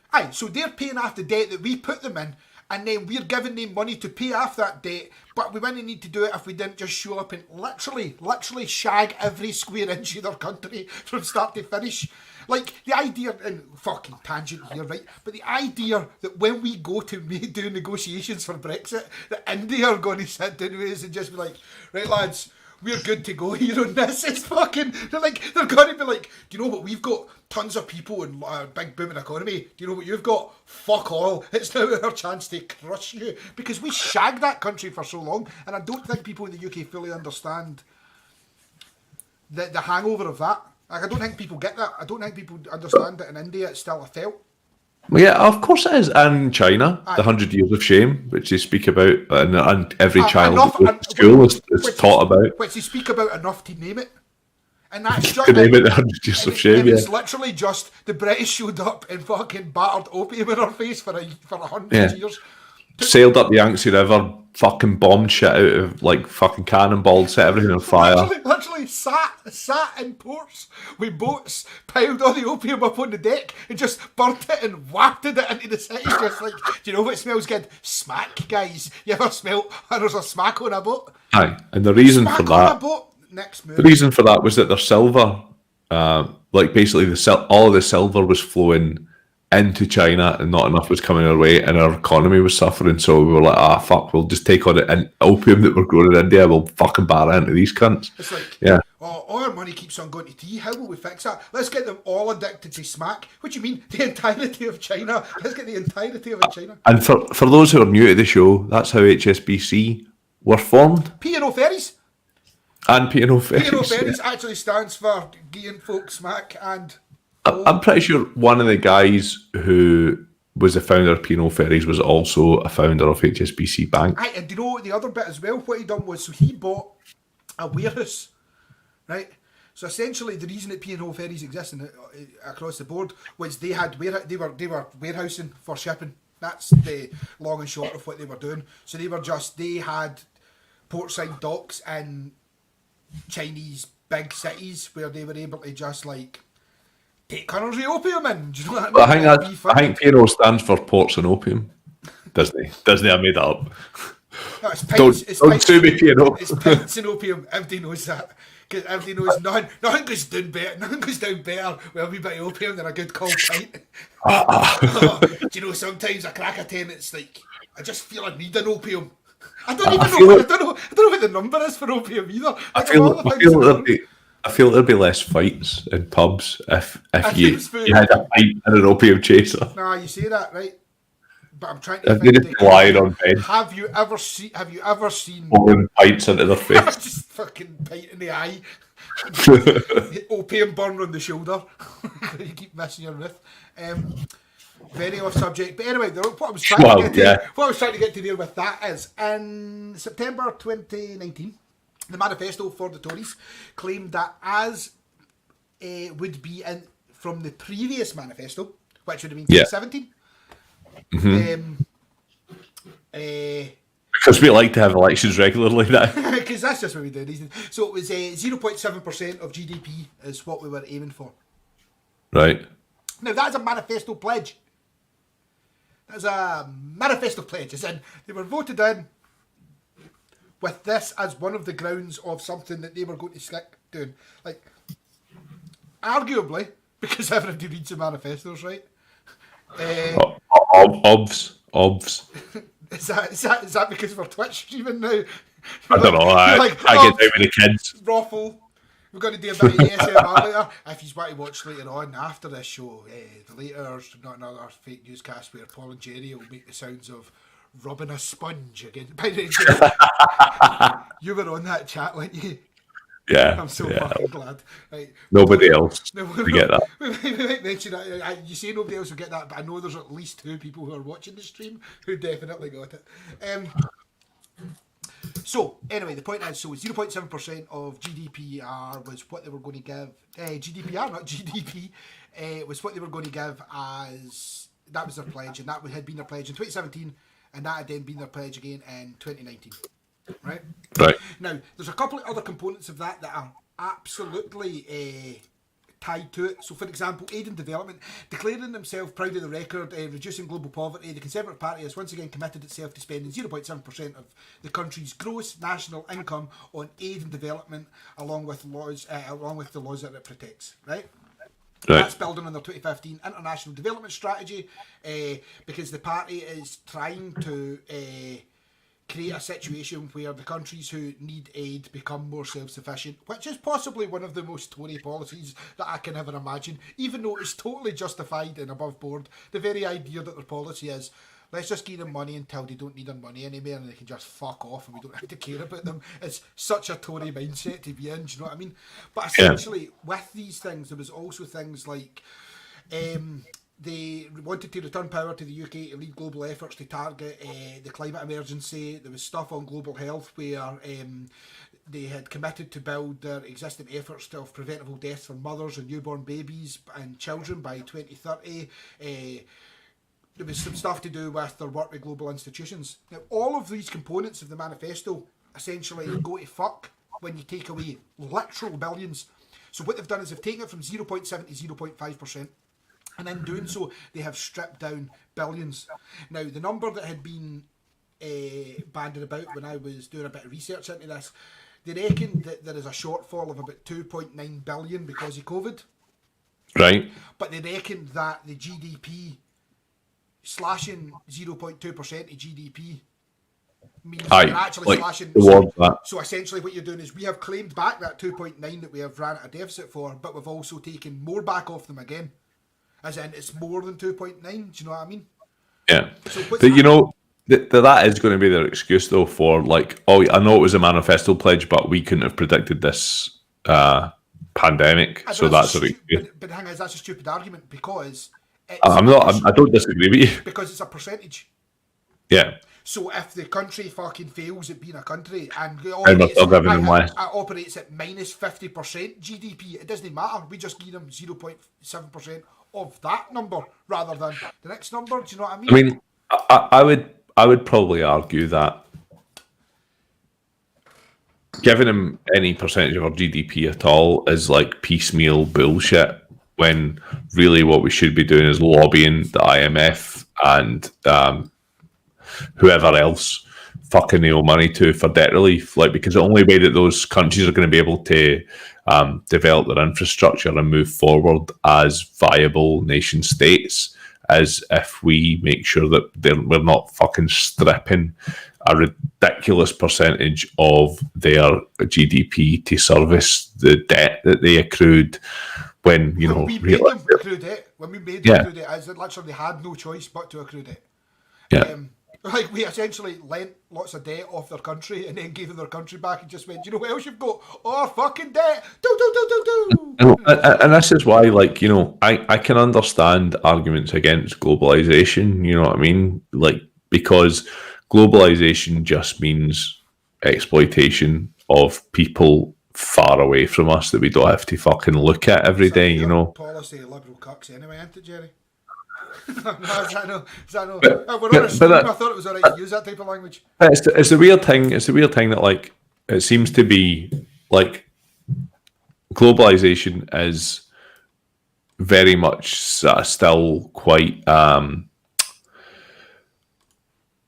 vaunted, like talked up by the lefter side. It's the neo-lib side, really, but like, it's because you know, in America you've got two. Yeah, but even here, even here in the UK, but because of the way that American... the SNP are very globalist as well. Yeah, I mean, and I know that it's a kind of... Being globalist is a very centrist type scenario anyway, do you know what I mean? For the most part. It's also a loaded term because a lot of people use it to, like, to basically have a dig at like, it's American left. No. It's a whistleblowing statement, and it's a veiled statement about Jewish cabals and conspiracies and stuff like that as well. By a lot of people. I would like to take a distance ourselves massively from that. Not what we mean. What we essentially just mean is your Clintons, your Bidens, Obama, Bush are a prime example of the last fucking... Pretty much my entire life's worth of American presidents, other than Trump, have had a very... globalist attitude. I certainly are in the pockets of big business and have the ideals of shutting down and making the country making the world substantially smaller than it is. Which, you know, can work for everybody, but it certainly isn't going to work under the current method and the current mode of production and everything else, you know. I mean, it's hard to tell how it's going to play out. Obviously, we've got America coming out of 4 years of being right grounded national, like I was going to say nationalism, but it's no national isolationism, certainly, right? So rather than nationalism, I don't think it's blind nationalism, not any more so than America. America generally, as a rule, 50% of the country are quite blind nationally all the time anyway, do you know what I mean? They're all pledging allegiances to flags and shit. So it's not that. But like, I think America's certainly going to be opening up more to the world than it has done over the last wee while. Unfortunately, that might mean bombing some poor fucking cunts in far-flung regions of the world. Oh, it is, and actually, I would like that to be on record to say that I am no fan of Trump, and I didn't want Trump to be the next president. But that doesn't mean that I'm a fan of Biden. I just don't believe that Trump was... I actually think that it was arguably probably not terrible for some percentage of Americans who have done okay because of his isolationist policies. That's always going to happen for a whole pile of things, especially blue-collar jobs and the like stuff. Well, I think he did pretty well for millionaires and billionaires by cutting their rate of tax early doors. Have you also seen the weird tax thing now that, like, so see if you've got making low tax, it slowly goes up. It slowly goes up now. So it's like they add a couple of % on every year. So... sees changes to tax policy where nothing changed for the poor folk. But it does... It was written into that bill that it does creep up. But it creeps up. Well, he's not looking after it anymore. 1% a year or 2% a year or some shit like that. Yeah. But that's how it's working. So you will actually pay more tax. You would actually arguably paid more tax by the end of Trump's last 4 years than you would have his first 4 years, even though he had a policy that meant your tax was being protected. I don't give a shit about that. It's great that he lost the popular vote twice because that will hurt him deep in his psyche. Do you think, like, so it's a big call, big question, but do you think you'll see Trump prosecuted for any kind of crimes post his presidential period? I think. Oh boy, we get to fucking right. Here we go. So it's the 24th of November 2020, right? And my prediction is Trump International, that's what his fucking business is called, into. That's what his registered company is. It's going to get hot with fucking RICO charges where everything's going to get fucking frozen. to prevent him from doing anything, because the RICO charges were all in place and were all going to happen prior to his presidential election in New York, I believe, and I believe that it was off the back of the Trump University. Trump University, yeah. So, because we know that there was RICO charges already in place and they were going to push for it, and because of very specifically the things that we've seen, and by the way, Lucas just said the chat that he thinks he'll run in 2024, and I absolutely agree as well. I would be shocked if he did. Really? So, well, when I say him, I maybe don't necessarily mean him, but in a Trump, maybe a banker, a Trump variant, a Trump variant. Well, but anyway, she's full of his DNA anyway. Absolutely, 100%. Every single orifice. Whoa. What's he got to do? He's not even the fucking president anymore. So here, tell me. Right. Oh, but I was going to say, so the RICO charges, I imagine, are going to kick back up because you'll have a chance to. The question I have is this, right? So Obama cannot run as president again because he ran for 8 years. Is that correct or incorrect? I believe that's correct, yes. I believe it's correct, but I'm just checking. So if you've only been president for 4 years, you're allowed to then try and run again, but then you can only run for 4 years then, presumably. Or are you allowed to, are you essentially, is there, I guess the question I'm asking is there anything... President, can you do 12 years, is that what you're saying? Yeah. Oh, and actually, is there any law that states that Obama's not allowed to come back and run for president again? So I believe that there is, yeah, I believe that is the case. So, but if you've done 4 years, can you come back and do 8 years? Like, I don't know. I see. I want to say no, right? But I'm sure there's. Don't hold me this, but is there not a president who done 4 years and then didn't get voted in, and then done? You can only serve 2 terms. I'm being told by Davey in the chat. Right. Okay. So if Trump was to come back, he could only do 4 years. Then he can do 4 more years. Yeah, but he could only do 4 years. I can only do 4 more years. Which, like, that would that not? I mean, maybe not. If you're a mad Trumpist, potentially it doesn't matter to you, you know. But for me, is it not a Trump yet? I don't know what it is, man. It's a fucking. My Wayne heard his name on the fucking telly or the radio, I think it was actually, and was like, "Who's Donald Trump?" And we were like, "Oh, he's a bit of a stupid guy." Blah blah blah blah. Why is he called Trump? That's like the noise you make when you fart. Oh, aye, it is actually, pal. You're right. But yeah, so as a voter, are you going to vote for somebody who you know is only going to be there for 4 years? Like, who can he carry out an 8-year sort of term as president? And, like, because realistically, a lot of the time, you need those 8 years. The Goat Boy's saying in the chat, and it's a good point, that it's no 4 years, though. And 4 years for Trump, but then 4 years for Ivanka, 4 years for Donald Jr., 4 years for the name of the other one. I don't know. Fucking. Well, you could put 8 years in for each of them. Like, why would you fucking limit it? You know what I mean? Because every single one of them are getting voted out after 4 years. Because every single one of them, apart from arguably Ivanka, is more useless than the primary.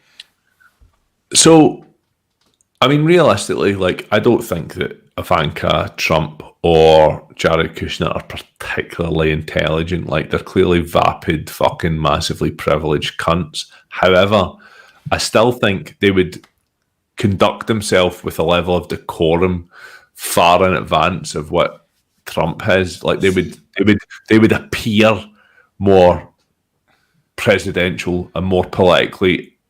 They would appear to have some sort of political aptitude in the way that, like, he doesn't at all. But weirdly, that might actually mean that his voter base. Exactly. Fan base. Don't even call it voter base because it is a fan thing. Do you know what I mean? No, but it is a fan base thing. Like, it's no voter base. They're not based on his policies. Could be fucking anything. It doesn't actually matter. They're based on him purely on a fan base scenario. But a good question, a good point has been put forward by the Goat Boy in the chat, which is Biden's not making 8 years. No, definitely not. You know what I mean? Like, he can't. Like, I said, like, I mean, I know he could, but he can't. He'll be like fucking 90. No, I mean, what is he? 77, I think. So he'll be 81 at the end of 4 years. So he's definitely not doing 8 years. Like, definitely not. So when I say let me just check that that's correct. Like, I'm going to fact check that because I shouldn't be just spouting shite. But Trump's like 76 or something, isn't he? And Biden's 78. Is that right? Biden's 2 years older than Trump. I thought he was 77, but I'm just checking. He is. What's his fucking age? You don't know how Wikipedia works, Jerry? It's down here. He is 78. You're correct, Paul. You're correct. Because 2 years older than he, Trump. well, he was 77 when he was elected president, but he was 78 4 days ago. I knew that. I was there. That's what I said. It's party. And hang on, It's hilarious. She tried to Hilarious get out of a because socially distanced party with the president-elect. It wasn't an easy run. nightmare. I phoned up Dan, though, and I was like, Dan, you know a couple of boys in the Secret Service, you want to pull some strings? And he was like, Paul, how did you get my number? Don't phone me again. That's what I would pull my phone round to show you this, but I wouldn't be able to get it back in there. You'd ruin everything entirely. But it's hilarious because Joe Biden's early life section on Wikipedia has a picture of him clearly at school, maybe Sniffing about a 8. woman's hair or something. It's proper old. Like it's not like even sepia. yeah. Well, that's exactly what it is. That's exactly what I was going to say. It's not even black and white. It's actual sepia. They've used cuttlefish bones to fucking. There was a guy. He had to stand there for like fucking 3 hours. There was a Yeah, fucking there was blast gunpowder powder. and shit. Yeah. He's old. So yeah, so he's right. He's right. Is he not standing next to Biff Tannen when they're putting up a new clock just before the clock stopped working? And I think he's still next to George fucking Washington. Luke's just saying it's a cave painting. So I would say that Kamala Harris is absolutely guaranteed to be president. Man, right, so my problem with Kamala Harris is, right, she's a female... She's a cock. She's a female fucking starmer. Like, that's what she is. She's just like a mad... There's parallels there, like she's... left-wing policy, kind of centrist, like, that's who she is, do you know what I mean? Like, that's... And I imagine she is... I mean, don't get me wrong, Biden's not exactly fucking much better, like, in any way, shape, or form, in any optic that you're using, but...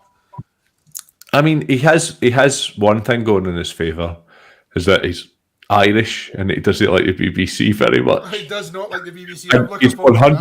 100% not going to do any deal with the Conservative government, which is wonderful, really, because to see them floundering like fuck. And I never mentioned this earlier on. June fucking 2021, between the Republic of Ireland and the UK, will sit the brand new commissioned, the USS Michael Collins, that'll just sit between the two fucking landmasses, and they're just like, what's that for? Trade? Where are you going to trade that to? Northern Ireland? Sounds like Ireland to me. No, Northern Ireland. Doesn't he sound like a colony to me? Do you know how Michael Collins died? No, broken heart. He was shot in the back, right? There's a whiskey in Ireland called Michael Collins, which is like, Tell me there's a shot in the back's mixer.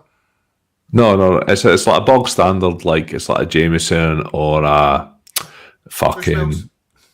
aye, but like what's the other one for the fucking south? A Tully Dew or fucking whatever, like Ryan will be throwing out names of whiskey in the chat right now. Right? Yeah. Like, you know it's going to happen. But I'm told in Ireland, if you go in, I'll have a pint of Guinness and a shot in the back. That means you want a fucking Michael Collins. I like that. That's a nice wee It's fucking. not like a wee terrorist drink. Freedom fighter, may I know. Also, Ryan says that he can't show it names of whiskies because he's fried. So he's just... Pyle's another Irish one, and Middleton. Aye, so anyway, the thing about... Tullamore, not Tully Dew.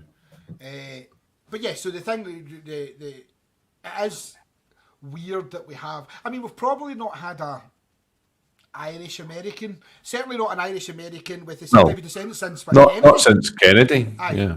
So it's a... Do you think Joe Biden will get shot? Oh, that'd be quality. I shouldn't have said that. I shouldn't have said that with such You should have enthusiasm. said that. I said it should. That'd be quality to fucking follow up your sentence. Which I didn't mean that way. It just means No, like not it's at been a all, long obviously. time. It's been a long time since there was a Be excited, wouldn't it? proper good assassination. It'd be alright to see. They tried to shoot Reagan. They were unsuccessful, unfortunately. They fucked it. I know maybe tried to shoot Bush as well.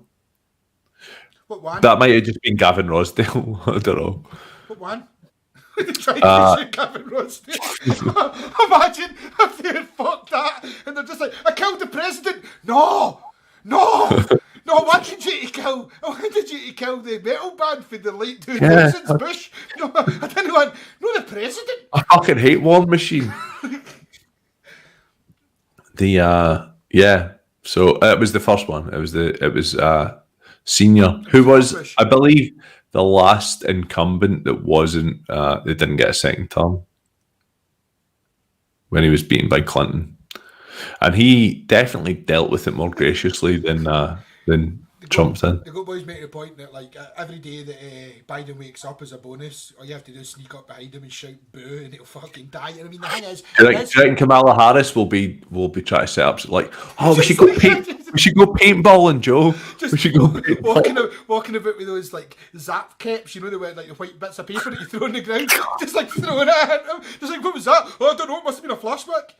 Oh, we've got a day off. We should go to Camp David and we should all skydive, Joe. We'll skydive. Do you want to go bungee jumping, Joe? just always high up. Making up watch hundreds of YouTube videos for the late 2000s that have got a lassie that screams and moves towards the camera. Just like, oh, what's this? Oh, look, there's a wee goat being born. You play this game where you have to move this wee dot through an alleyway. Right, so That was nonsense. So anyway, so what I was actually saying about all of that way back when I was talking about, because we ended up on Biden, but what I was originally talking about was the Tories and that in their budget, right? But what I was trying to get to about all that, because there's another bit I wanted to move on to that we've totally fucking went off with, which is because we're talking about the Tories and their budget and the lack of expenditure and, you know, they're going against the manifesto pledge. The other thing we should also mention at the present moment is Priti Patel. right, okay. So before we do that, can I take a pish? Yes, I actually just realised that even though we're doing this stream, don't know how to, if I do that, I think now if I go, we'll be back in 5 minutes.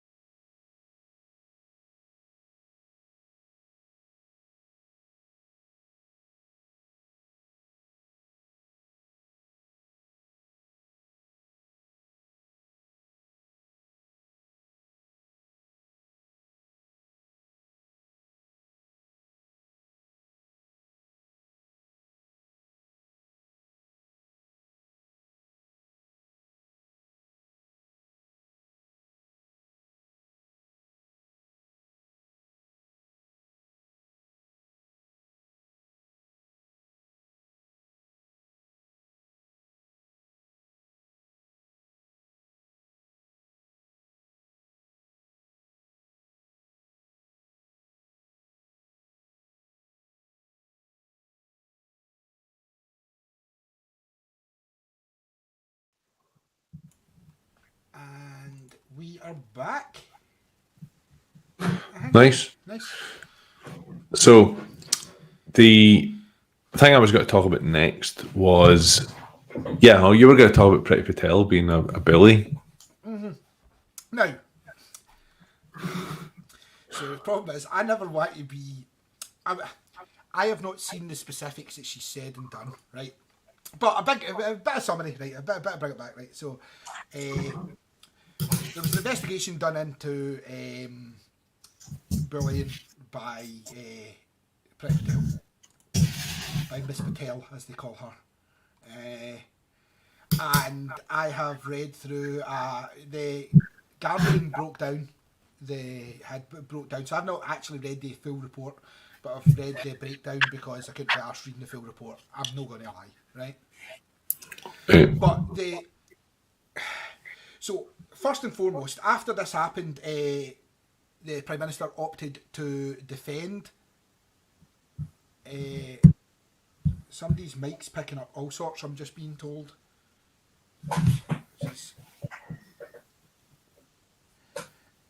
Is yours into your beard and stuff? I can't hear any badness out of No, yours. neither can I. Mine can't be in my beard because my mic is on the top of my computer. Unless I was like, oh, fucking getting at this. Which, by the way, it's a sexy ASMR for later on. Who told you this? Ryan. Is it any better now, Ryan? I'll wait and see. Because I'm not getting that in real time. Anyway, so the long and short of it with Priti Patel is it seems like it's better now. So she was in breach of ministerial code is essentially the outcome of the report. And which says ministers should be professional in their working relationships with the civil service and treat all those with whom they come into contact with consideration and respect. Yes. Now, that's fine. But I then fall down when I read through a lot of the stuff about it. Like, I can't find a way to fucking summarise this in the nicest way that I mean it, right? But essentially, it's that way where it's like,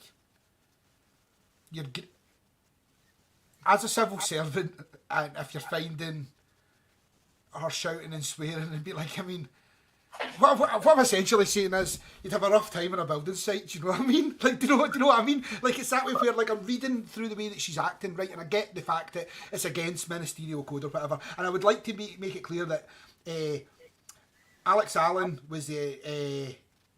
Sir Alex Allen, yes, was the person in question who has actually now resigned due to Boris's stance on... He quit after the Prime Minister rejected his findings, Yes, and the findings were essentially...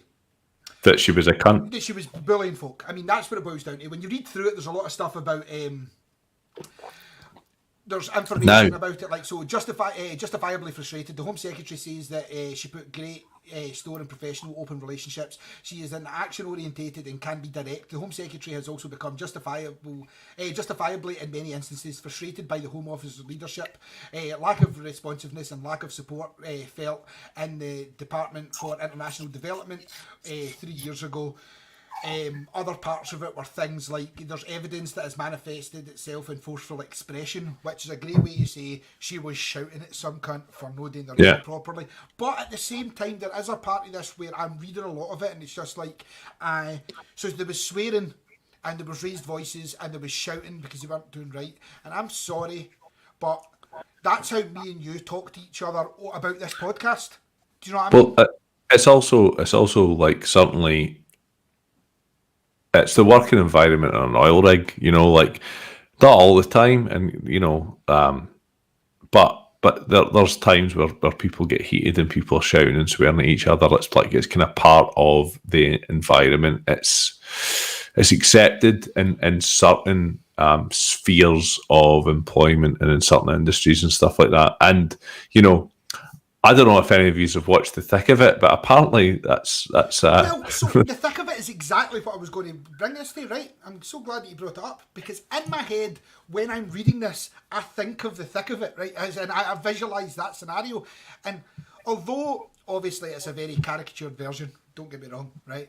in some respects, we're led to believe that it's a caricature of Virgil Mayad. But Yeah. But at the same time, like, you're grown adults who are dealing with currently Brexit and influx of fucking immigrants and fucking a coronavirus pandemic and a possible reset. Like, what I'm essentially getting at is that is going to be a heated place all the time. There's a lot of shit going on. There's going to be a lot of people who are raging at the outcome of things, and people are going to get shouted at. But I don't necessarily believe that people being angry or shouting or swearing or being horrible is... As long as it's not every day and for every single thing that you're doing. Well, yeah, it's like, not, you know what I mean? Like, what I'm saying is there's a balance there where, like, there people is, shouting.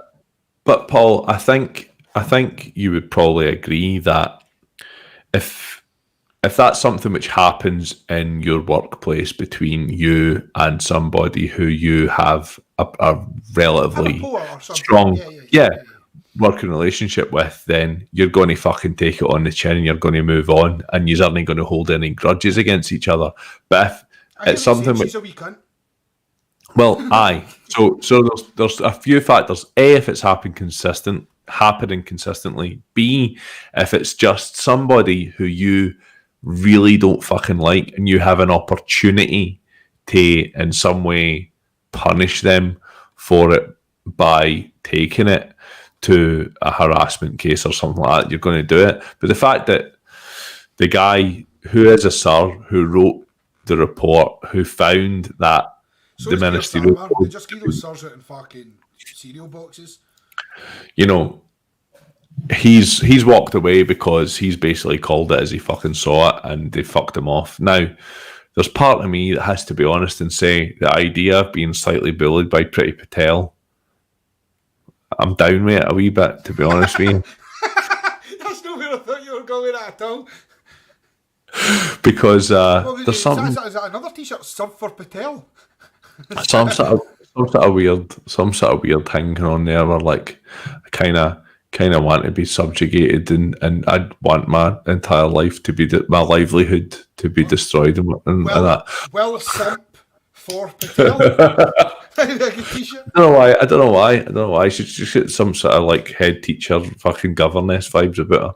However, I will say this: she was involved in Zach Goldsmith's dad, James Goldsmith's referendum party back in the early 90s. She has been She's part of on the Commons cabal.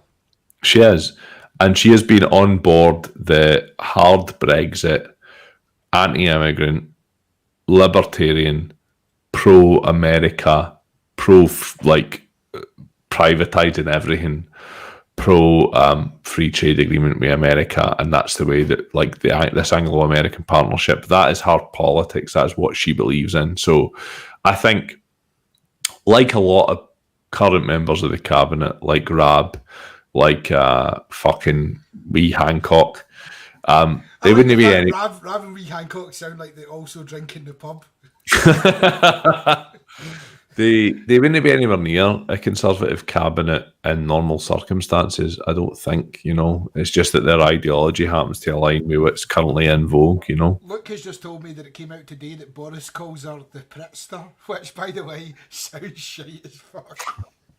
Imagine being known as the Pritzstick. He calls her the Pritzster or the Pritzstick? No, the Pritzster, obviously.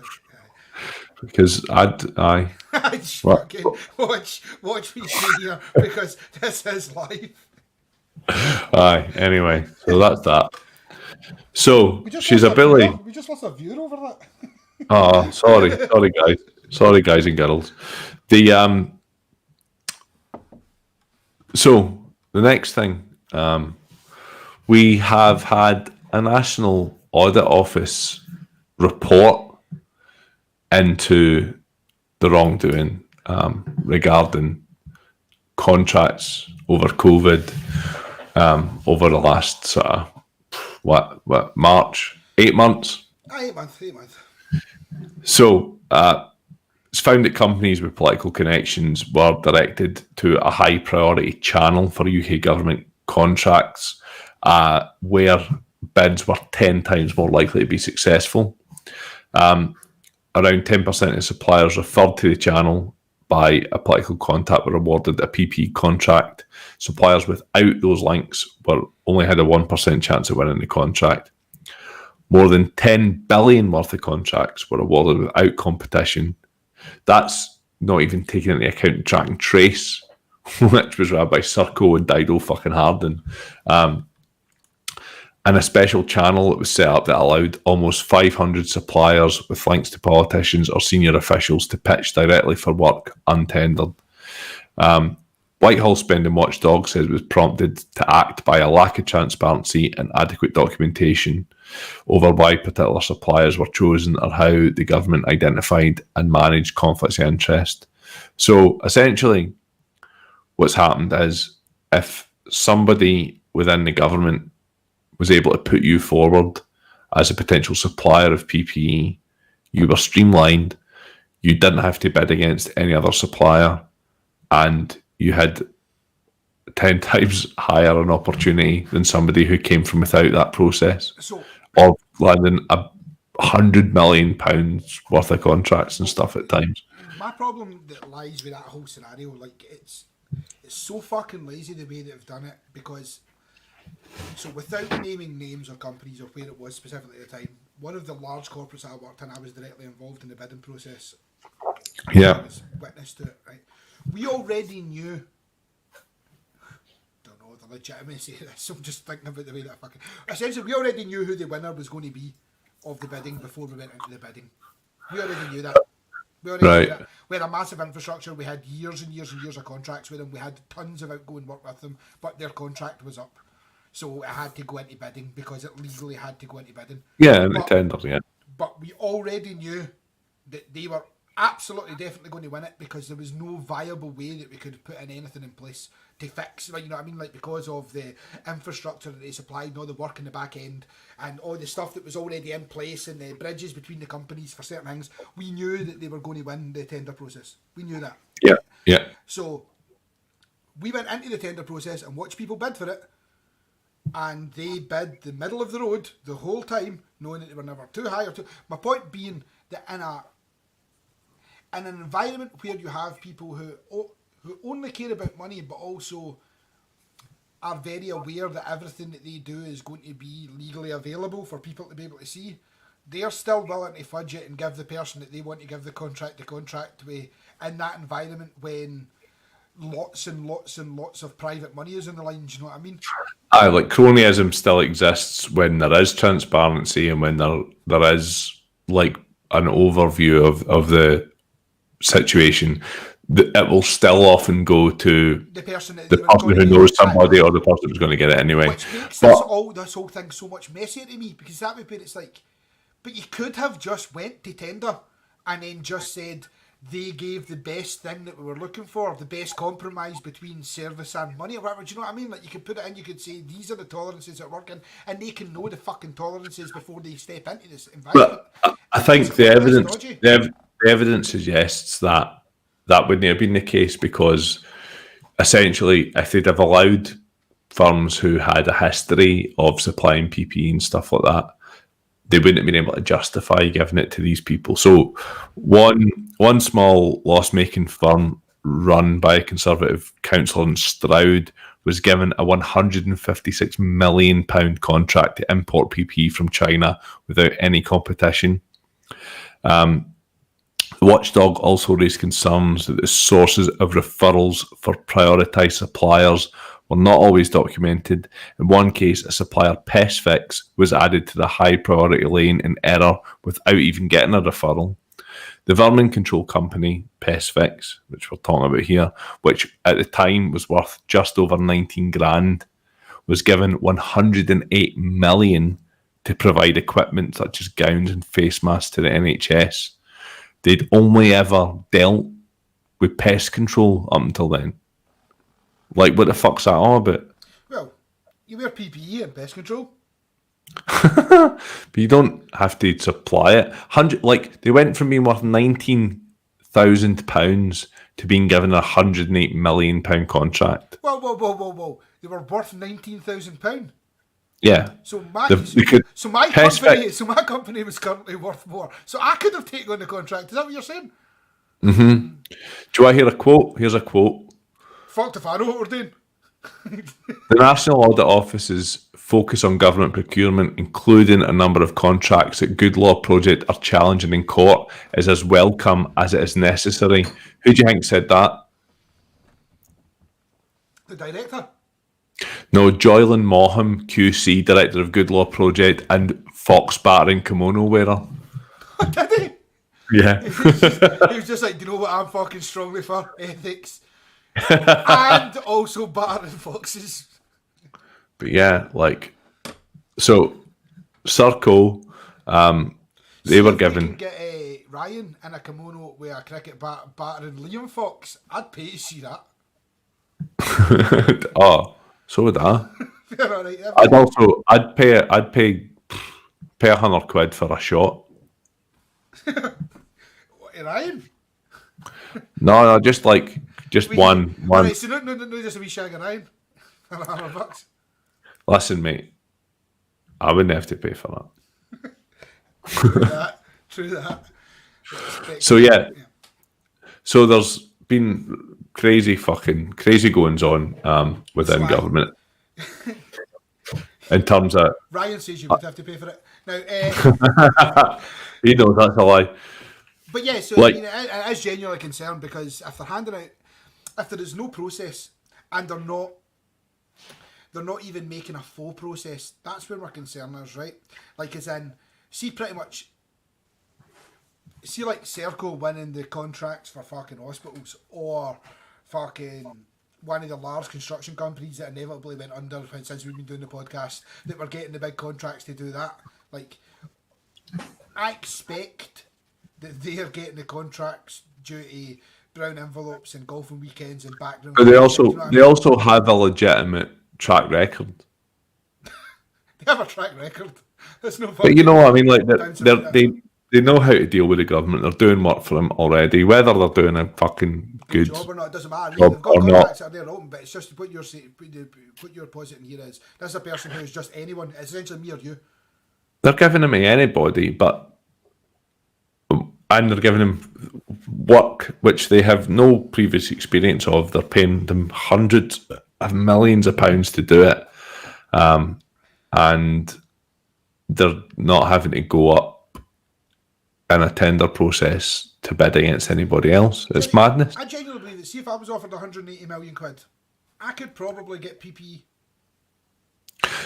Like, I mean, Paul, I would posit to you that if someone's giving you 108 million quid and you can't get PPE, you're just fucking kill yourself. you're shite. You've got You're 180. shite for life. If you go to the bank and you're like 180 million quid, UK government, they're good for it. 108 just to Oh, point. right, 108. All right, sorry, I couldn't do it for that. I know it's a massive I difference. couldn't do it for that. An extra 70. I need 72 million. That was my bonus. But yeah, But I mean, that is a genuine concern. Like, it is a genuine concern. And the thing is, it doesn't look like it's going away. And unfortunately, I don't think. but also Keir Starmer, is they making enough of a point about it? You know, this stuff is happening. It's well documented. Why is he no making a big fucking deal about it? I can't be sure that Keir Starmer wouldn't do the same. That's where my problem lies. Well, I mean, that's always going to be the accusation that's going to be flung at him as long as he isn't as long as he isn't making a big enough noise about it happening. Even the day that this National Audit Office report was announced and it came through the press, he left it to his last question in PMQs, and yeah, it just didn't seem to be a priority for him to me. I seen Alistair Campbell saying the same thing on the telly. I do. You and Alistair Campbell. Bosom. We're like that. I just call him Ali. But I mean, like, I like, there's very little to say on it. It's fucking corrupt as shit, and there seems to be no fucking repercussions yet in the slightest, and there won't be any. And unfortunately, these companies are now in that sweet position where they're now on the list. You know what I mean? Like, yes, it's a 108 million contract for them if I can start providing gloves and visors, but they're going to be providing X forever now. You know what I mean? Well, they're on the books, That's yeah. what I mean. After They're that. now a supplier. And is there not one of the House of Lords possibly a lady, like a baroness, Dido Hardin is a baroness. who, I mean, I'm not just asking for the name of one baroness. Like, what I mean is, No, but is there not she. one So of them? she was. Yeah, She was. Is there not She one of was them? previously CEO of Sainsbury's, I believe. She ended up going from there to not Vodafone, one of the mobile operators. No, TalkTalk. She was the head of She was the TalkTalk. head of TalkTalk and Sainsbury's. Well, I can. From Suffered a massive data breach while she was at TalkTalk. That was like big news. that Given the data breach has caused me more problems in the last month than you would care to imagine. Because Yeah. because I'm going to go a bit off topic now, but according to TalkTalk, they don't support port forwarding in their routers because of that data leak. Yeah. I've been arguing with them for fucking ages about this specific problem. So she presided over that and then somehow ended up being given the job of looking after track and trace for the government, that 12 billion contract that they have with, I believe, Circle are looking after that as well, they're not. So, and I've made a complete cunt of it. The fucking thing doesn't work. It's a joke. But we kind of know that that's the case. We kind of know that, in my opinion, certainly anyway, Labour aren't hammering it home enough and making a big enough deal about it. That's my opinion. Starmer's a fucking shitehawk. Like, I mean, that's what it boils down to. So here we go. Are you aware of what Keir Starmer's 10 pledges as Labour leader are? Something about hating Corbyn. Something about no hating Jews. Something. I am currently looking at the I know, Keir that's Starmer website. what I presume that the Keir Starmer website, that's a fucking absolute black mark on your Google fucking searches. Don't know, probably something about anti-Semitism or, like, you know, Jewish related in some way, shape or form, or xenophobia, or like anti-religious hatred or something to that effect. I think you're going to be surprised by his 10 pledges, Paul. Is it nationalise the railway, give everyone fucking universal basic income, fucking make sure that there's free education for everybody in the UK. So you're not actually a million miles off. I'm just going to take random lefty fucking policy that I would vote for. That's what I opted for. My promise to you is that I will maintain our radical values and work tirelessly to get Labour into power so that we can advance the interests of the people our party was created to serve, based on the moral case for socialism. So literally, me and you, just to put that into perspective for everyone else, the party was literally formed for people like me. Like literally from folk just along the road for Keir Starmer, who grew up in Wishy as Keir Hardy. Sorry, wrong Keir. Fucking too many Keirs there. Aye, Keir Hardy. Aye. So, based on the moral case for socialism, here's where I stand. Jerry, we've just been asked if we want to become famous. We can buy followers, primes, and viewers on a link that I have to click on in the chat. Now, seems legit. My feeling is I don't want to click on that link. Why not? What could possibly go wrong? It's a click.ru, which means it's the minimised version of the Russian Bitly. So there's absolutely not a fucking chance on earth.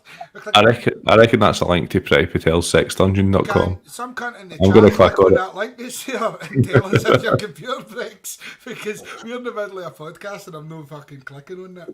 Paul, with this gold that is currently spewing through our mouths, we don't need to buy followers. No, right. So, pledge one is economic justice. Economic justice. Is that he's going to kick a bit and find people that have been wronged by economics? He's going to be like some sort of economic fucking, what's the word I'm looking for? It begins with a V. That's the one. They call him the bank man. So, increase income tax for the top 5% of earners, reverse the Tories' cuts in corporation tax and clamp down on tax avoidance, particularly of large corporations. No stepping back from our core principles. Number 2. No stepping back from our core principles, says Sir Keir Starmer. I'm seeing a principle there, Keir, that you've definitely stepped back for. Number 2, social justice. Abolish universal credit. and end the Tories' cruel shank. Fucking hell. Cruel shanking. Oh, fucking poor I was, the Tories Paul, are just showing up and fucking... That was actually a tribute to the late great Sean Connery and end the Tories' cruel sanctions regime. I would also like to... Shit, a national goal. Are we allowed to call a man who may or may not have had some questionable views on women? Yeah, probably not. He's not late and great. Definitely late. And He definitely died. Definitely existed before the death. Shit, a national goal for well-being to make health as important as GDP. Invest in services that help shift to a preventative approach. Stand up for universal services and defend our NHS.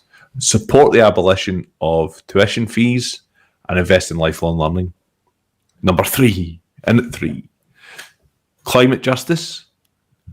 He's used justice in the last 2 sentences. He's repeated 3 actually. He's repeating. Justice. He likes justice, but I mean, he was a crime prosecution fucking service guy. Stop playing about. Can we just call him the Polish? He's a fucking Polish. He's a grass. Put the Green New Deal at the heart of everything we do. There's no issue more important to our future than the climate emergency. A Clean Air Act to tackle pollution locally.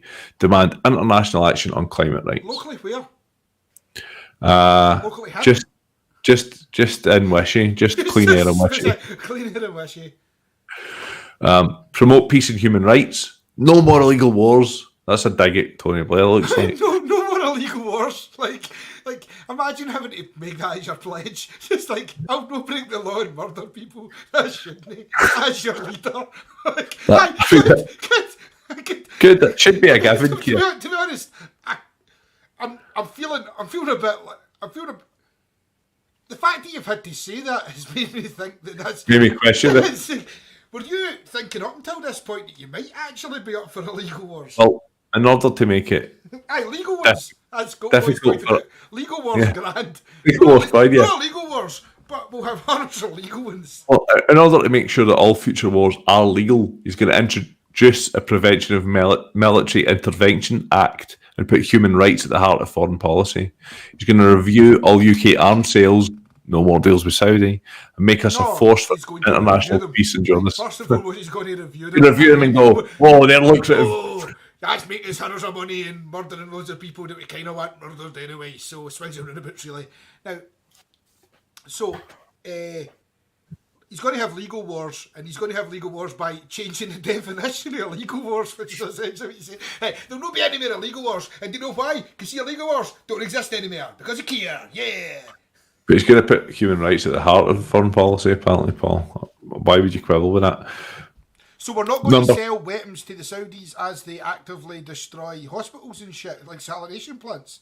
Well, apparently not. Apparently, we're not going to continue to aid Saudi to cause the biggest cholera outbreak in history of the world, of global human history, in Yemen. We're going to stop aiding and abetting them to do that, and we're going to stop making lots of money off of them doing that. Stop selling them the missiles that are specifically used to fire on the desalination plants. Is that what we're saying?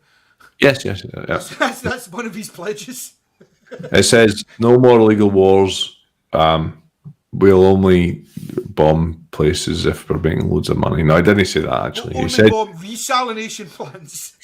He said that they salt in the water. He said they would review all UK arms sales. He said they would review them. Right. So will I. Oh, he's just going to give them 5 stars and everything. Fucking whack a Yelp review. Would bomb again. Right. No, here's a good one that you'll like. I mean, all of these so far, I don't like them. It's just because it's coming from that fucking biscuit prick. Well, this is why I'm telling you them, because maybe it'll change your mind. 5, common ownership. Public services should be in public hands, not making profits for shareholders. I obviously agree with that, but he's still a fucking custard cream in a tie. Like, it doesn't change that. He's still going to say fuck all. But Paul, this is his pledges. Like, no, I mean, like, I'm actually not being facetious here for a minute, right? This is what he's putting his name to. So he's saying that he's going to produce the goods on all of this stuff, right? The things that I'm going to fucking claim that I'm going to do when I beat the Tories, because I know I'm no going in 4 years either, and I can say anything. It's like he's like the Green Party now. They can just say anything. Fucking parasols that have got solar panels on them for empty. Doesn't fucking matter. support common ownership of rail, mail, energy and water, end outsourcing in our NHS, local government and justice system. Davey also pointed out that he pledged to unify the party, in all fairness. So, you know. Well, I do have a counterpoint to all of this. We went through it. Cool. Number 6 is defend migrants' rights, full voting rights for EU nationals, defend free movement as we leave the EU.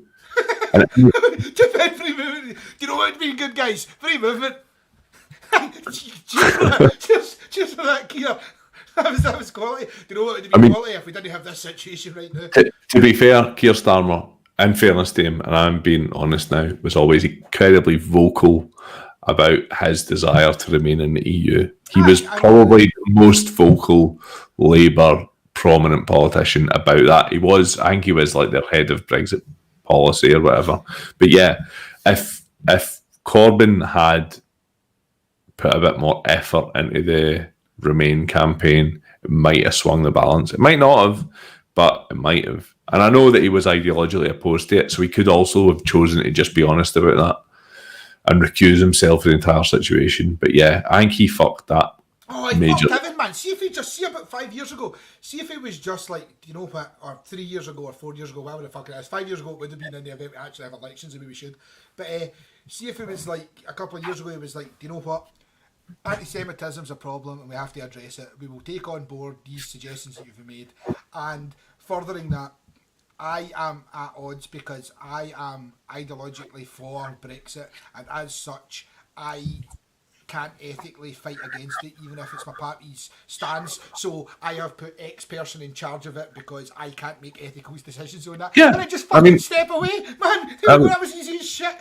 Well, I 100% agree that would have been an entirely reasonable position to take, and I think he'd have been applauded for it, like, because I think the British people quite admire honesty. Like they admire when they are looking at a public figure and they appear to wear their heart on their sleeve and be genuine. That's one of the things that is most compelling for the British voter.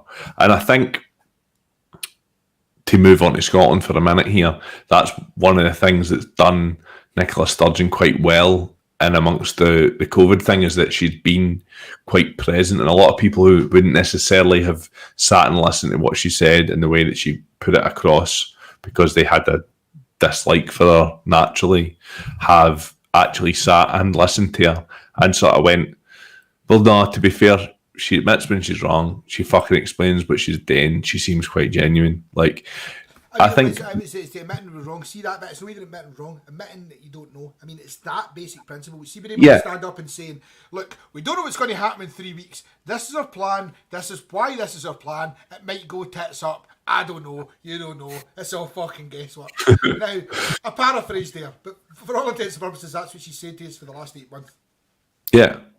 But I think people kind of respect that. But any of the leaders around the world that have been in the same boat have also came out very, very good, like from a point of view of like optics, if nothing else. Honesty and transparency. And that's what, like, I remember seeing the South Korean, so I don't know if you remember, but early doors in COVID, South Korea was hit very hard. Like, so and then it was one. Did you know step up and say like Absolutely no fucking. No cunts allowed to fucking breathe without asking permission. Fucking everybody sitting their ass, and then There's, I think if you look at the numbers in terms of what's happened since then, they have had potentially the best response worldwide. Like, they've done amazingly well because, like, someone like New Zealand and Jacinda Ardern or whatever her name is, they've had fantastic numbers, but they never actually had a real outbreak as such, which was down to them, down to their policy. They controlled it well. But it's also not. That's no fair, right? And the thing is, I always do try and bring it back to the point that, like, New Zealand, when we're talking about coronavirus and the way that they've dealt with it and stuff like that, New Zealand have a whole pile of fucking variables in place that means they are perfectly suited for a quarantine environment. That yes and no. We're an island too, Paul. Aye, but it doesn't. No. We are an island, but what we don't have is such a delicate environment ecosystem that essentially means that you're already entering always a proportionately locked down environment when you're entering on a Controlled, plane. heavily controlled. Whereas if you enter in Gatwick Airport, you can be fucking in Soho smoking a snout in an hour. No, I take that. I take that. That's a fair comment. And in Australia, to a lesser extent, has got the same scenario, which is essentially that, which is it's a closed environment, a delicate ecosystem, which means every single port of entry into the country is already operating a much tighter restriction, which means imposing a slightly tighter restriction is much easier because you already have the infrastructure in place. Whereas with us, it's like a fucking revolving door. I know I'm going to almost sound like a fucking right-wing Brexit nut with this. It's just like, do you know what we should do? Fucking stop them coming here. But I don't mean that. But what I actually do mean is that for us to impose tight restrictions in an environment that doesn't exist means that there is a massive infrastructure overhead and also a project management overhead to deal with that. Whereas if you already have some semblance of that in place for you to enter the country, it's much easier to ramp it up. Do you know what I mean? I still think it would have been the smart move, personally, for us to just shut our borders. But we should have. There's a lot of reasons why it's difficult, and I get that. Have shut their borders now. Yes, they have. They have. But the point. The reason that I brought it up in relation to South Korea is because A, South Korea had a large outbreak and managed it very well, but B, actually prior to us even locking down the first time, on Mar, one of the mornings I was watching it, they had the UK ambassador to Italy or the Italian ambassador to the UK, can't remember which way around, talking about what was currently happening in Italy, which at that point was very bad. It was one of the worst places in Europe. And they had the South Korean health minister, a female, on talking about South Korea's approach to it and what they were doing. And also talking with a wee bit of experience from the SARS outbreak and stuff, which hit them over in Asia relatively hard back in 2012, I believe. Might be 2008, was it? No, I think it was 2012, SARS outbreak. Anyway, the thing that she hammered, like she repeated it about 4 or 5 times in the sort of 5-6 minute segment that she was on there, was transparency. Was communication, transparency, being honest with the people, being clear in your messaging, and making sure that they understood the decision-making process, why you were making it and how you were making it. And if you don't do that, people are not going to buy into it and they're not going to get on board with it. And that's, for me, that's been the biggest failing of the Westminster government throughout the past 8 months, is their messaging, their communication, their transparency, their decision-making process and their explanation of that. Stop for 2 seconds. Just wait there. We will be back in 2 seconds.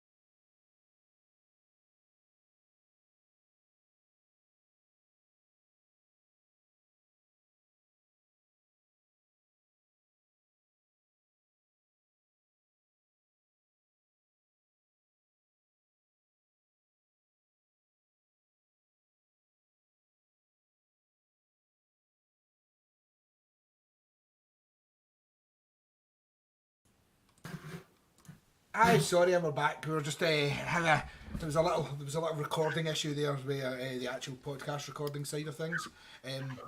Actually, saying that, I know we're actually on record now and we're on radio, so people can hear us. But I'm also recording this, so I can pull the audio file from this and send it over to you as well. I'll figure it out. You know what I mean, I don't have a problem. Anyway. But yeah, so as I was saying, South Korea were banging on about transparency and messaging, about transparency and decision making and stuff, and we have, as a UK whole, have really failed to achieve that. For Just me, a quick story. So look, for those who are listening or whatever, but you all know who Luke is for the most part. But Luke is scapegoat podcast. Which you should 100% listen to. 1,000,000%. Right now. 1,000,000%. Better than this. Yeah, it's absolutely better than this. I mean, he researches, he's funnier, he's arguably better at both the technology, definitely better at graphics. I mean, he's Sexier. I was going to say, I was actually just about to say, he's not more attractive than me, but also he doesn't webcam. You are, Luke. You are. He's not. Look, damn it. Okay, don't be silly. You seen my eyes. Anyway, what Luke was saying was he was there in 2015 when the SARS outbreak happened, which gives you the date as well, Jerry. 2015 it was. I remember saying that earlier. Because he was there. And he was saying over 5 weeks, people took it deadly serious. Like, as in, they were told that they had to do what they had to do, and people just done it, because that's what it was. And it was 5 weeks. Was the messaging clear, and was the decision-making process transparent? I mean, the messaging was probably better than me fucking giving the messaging, because it would be very bitty and broken at best. He's not said to us yet, but I imagine the messaging is clear. Based on what I've seen from the coronavirus outbreak and the way that they dealt with it, I can only imagine it might have been a bit more bitty than it was then, because, you know, lessons learned or whatever. But at the same, time, Luke saying it was very clear. It was very clear at the time. And I think that's been the biggest failing of the British government, that, like, during this entire thing, is that messaging has not been clear at all. It's been very muddled. It's not been concise. It hasn't been, like, fucking hell, man. At the start, you had Boris Johnson saying, "I've just been fucking shaking hands with coronavirus." In fact, I'd be licking, hands with coronavirus. Listen, if I had a fucking pound for every arse I had eaten in the last fucking week, and at least fucking 35% of them have got coronavirus, and I don't care, because I eat ass. That's pretty much Boris's stance on the entirety of coronavirus. But actually, there's a bigger thing that me and Michelle were talking about today, which is... My wife? Yes, your wife. The mixed message, like, which is, it's okay for 12-year-olds to mingle, because 12-year-olds mingling doesn't matter. But it does. Like, it fucking does. That's not how viruses work, right? So what they mean is, the words that they mean to say is, 12-year-olds are fucking almost unlike, are 95%, 99% no likely to fucking die of coronavirus. And it might be a bit shitty, but no that shitty in the grand scheme for things. There's no real personal danger to them. There is a resilience that they will be able to overcome this at the other side, and it probably won't be that massive impactful, which is a fucking entirely different sentence, and it doesn't matter 12-year-olds can't get coronavirus, which is what people believe. Do you know what I mean? Yeah, and also that they can carry it to whoever they're hanging about. And it's exactly that's the problem, as far as I'm concerned, more than anything else. I mean, essentially what we see is we see an environment where, for example, people in Glasgow were staying at their friends' houses, and their parents didn't think that was a problem, because anybody that's under the age of 12 is fine with coronavirus anyway. But unfortunately, if you go get your kid to go and stay at their mate's house, and then they come back and their mate's house has got coronavirus, and your kid has you now have coronavirus, and that message seemed to be massively overlooked when they were talking about kids at school. Like, kids at school isn't my problem. Fuck. Yeah, but in fairness, Paul, I don't think the Scottish government were ever encouraging people to mix households at all. No, we're not saying mix households, but mix households is entirely. See, this is the thing. No, but they weren't encouraging people from different households to be in other people's at any point. No, like it's not encouraging. The problem isn't that this has been encouraged. The problem that this has not been encouraged. Do you know what I mean? Like, essentially, yeah, I disagree. I think if you look at all the public messaging throughout the piece, certainly up here, I can't really speak for England because I'm not looking at the English media all the time, but I think all of the public service information has been available, even in the summer when the kind of lockdown measures were at their lowest, were pretty clear. Definitely not true. Do you know how I know it's definitely not true? Because for a fact, in Scotland, there was a scenario, a whole conversation I had with a pile of fucking parents at the school about the fact that it's okay that the kids are interacting now because the rules don't apply to people under 12. Well, I would suggest that they are not really paying attention to what they're being told. It doesn't matter though, because that's what the general public think. No. I mean That's that's the parents, fine. the Yeah, parents at the school. So regardless, that's a fair comment. Yeah. So my point is that even if like I don't believe that the language that he uses is particularly great. I have the fortune of doing what we do anyway, so we get a vast amount of information available to us that most people either don't have access to or don't have the Are time. they interested in? Don't have the time anyway. Do you know what I mean, to be able to put it in the way that we do for stuff, right? But beyond that, like, if the messaging isn't clear enough that a pile of parents outside the school don't understand that when we're saying 12-year-olds are all right around each other, what we mean is a 12-year-old and a 12-year-old can both catch it and no die. But that doesn't mean you won't die. That doesn't mean you won't die. You know what I mean? Yeah. Just on outside the school, probably overweight.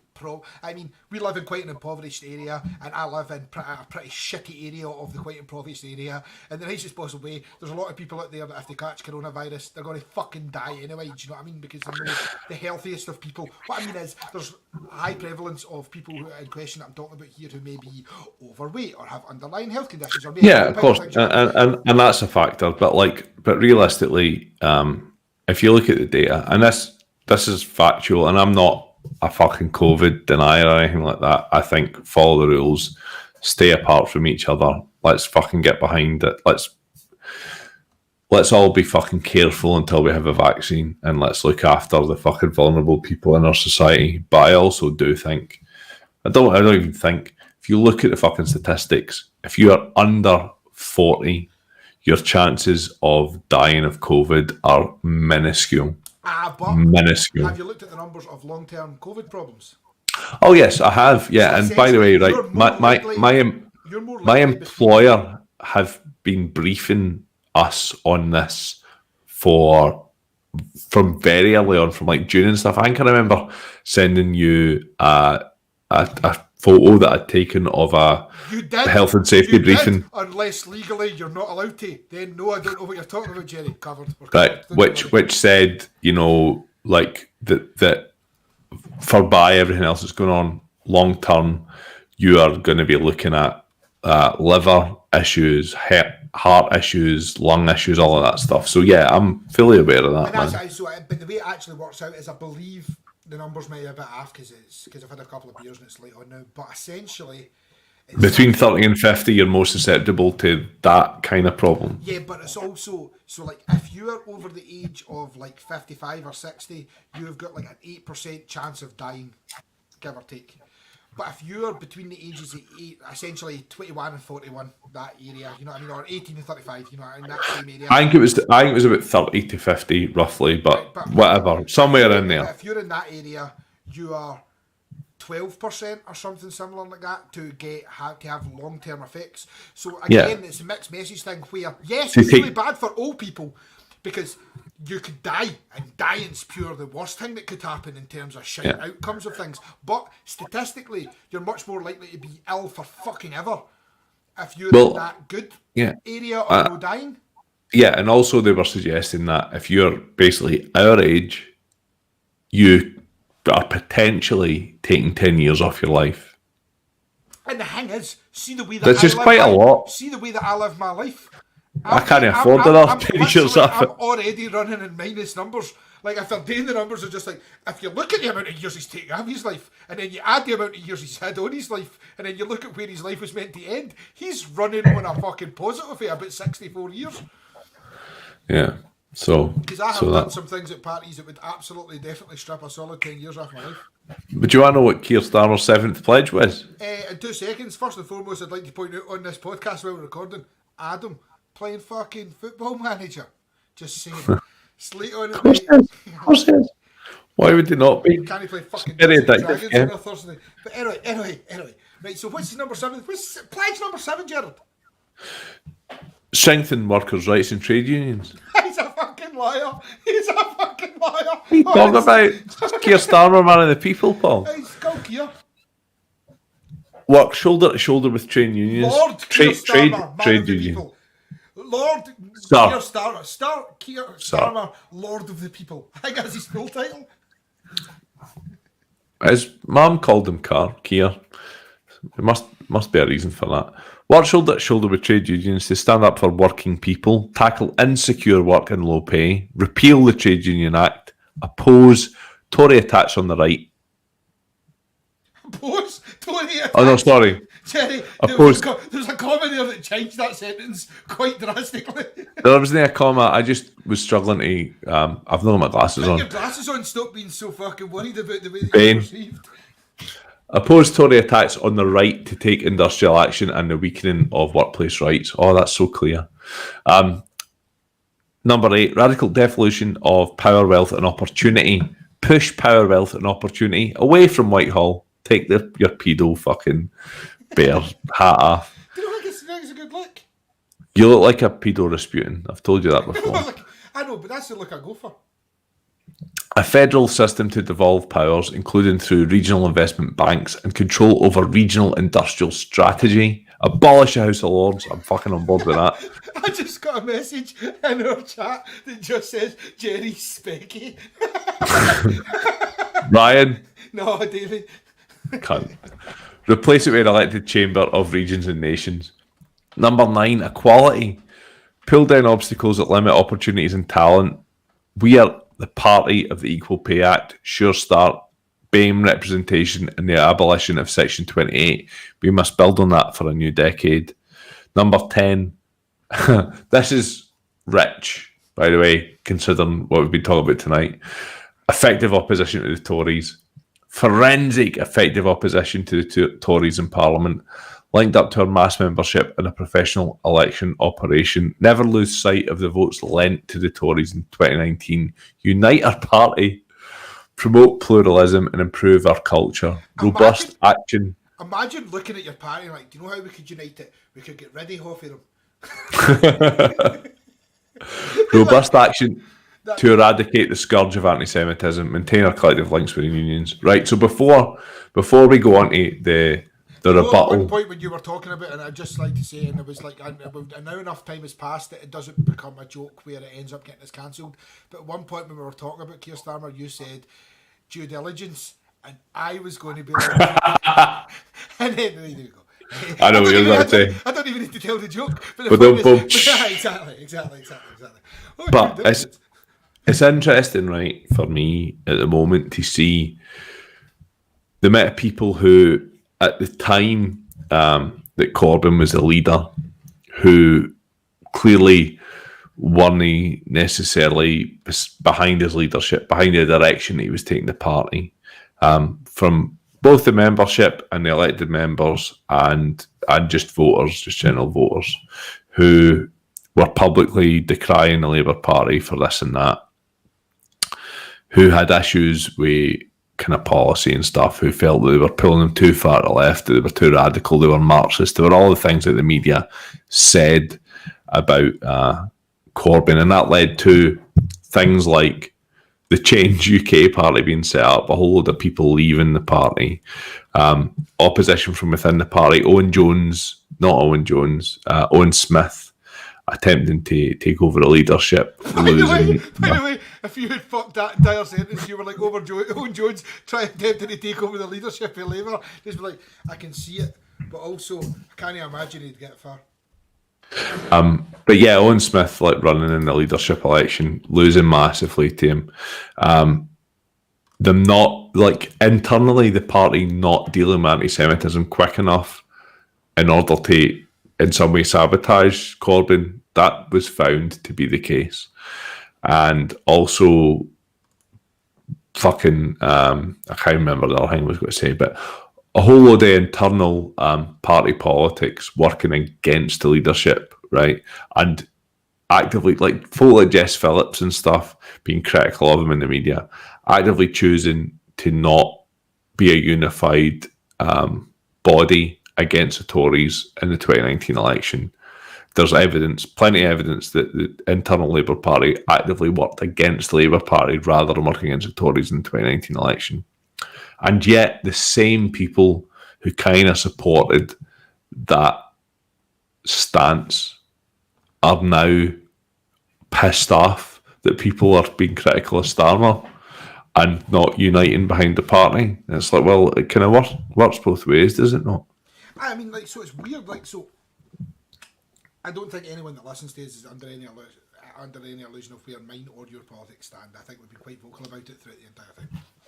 So obviously, you know where I was, Labour member, and all that type of shit, and that type of bit in the last election. I can't perceive an environment where me, who would have voted for Corbyn based purely on his politics, because I think it's better for the UK, even though I know that that would be fundamentally detrimental to my stance on Scottish independence, even though I also believe that Corbyn's stance... Jerry, are you trying to get us a sponsorship there with that? Why not? Because Yeah, man. that works, baby. See if we're going to get a sponsorship. If you want to send me free fucking wine, Tesco, fucking wire in. Red Stripe. If Red Stripe were to send me honest stubbies forever, I would be fucking overjoyed. I will literally, see if you're going to send me anything for free, I'll put it there. Don't care what it is. Jerry and his fucking menagerie of dildos.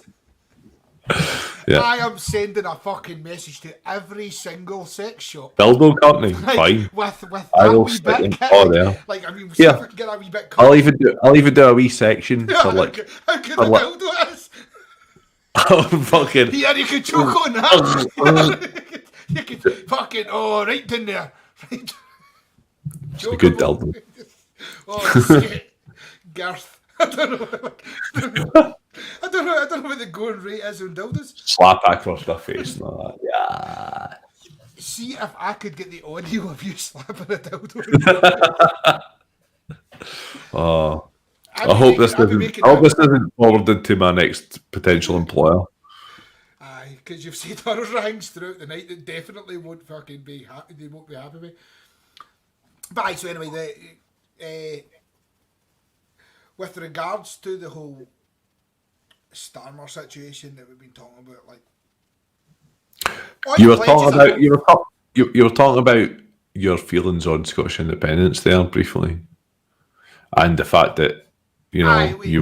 So what was I mean? It was essentially what I was going to get back to there, which is like me as someone who was voting Labour because I believed in the left wing politics, Jeremy Corbyn.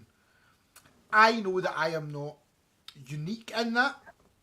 And there is a scenario where Starmer has looked across his party and thought, fuck everybody that stands in that side, right? Because it doesn't matter what his pledges say. His pledges say all the right things. Okay. Right. So they do though, don't they? Yeah, no, of course they do.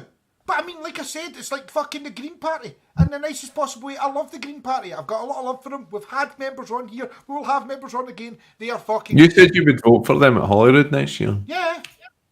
But it doesn't change the fact that because I know I'm not going to win, I can make outlandish claims for anything. I could be like... So why would you vote for somebody who's just making outlandish claims that can't possibly win? That seems like a fucking bizarre situation. Like a bizarre position to take to me. Like, you know they can't win. Why vote for them? Because I can't vote for SNP. We'll get into that another time. No, let's fucking get into it now if you so wish. I can't vote for SNP because I don't agree with their politics. Regardless of the fact that their core stance, which is Scottish independence, I am for. I am against the things that I have witnessed them do this year with regards to their politics, and I don't believe that that is the party that I want to represent me. So, Such as?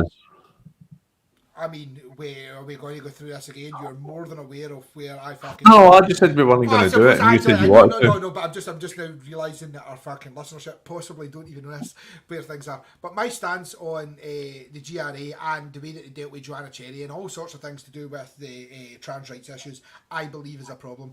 And I know me and you don't agree with it, but I believe it's a problem. No, but the point I would make is that because we spoke about anti-Semitism earlier on, right? And your stance on anti-Semitism would never have stopped you voting for Labour. But I'm not saying, but it wouldn't have stopped me voting for Labour because I firmly believe that Jeremy Corbyn, due to my research, I believe that Jeremy Corbyn is an anti-Semite and that was an attack on him by the media, right? That's what I believe. Right. So do you believe that... No, because I don't believe it's an attack. Do you believe that Nicola Sturgeon is a trans... No, but I believe that there is an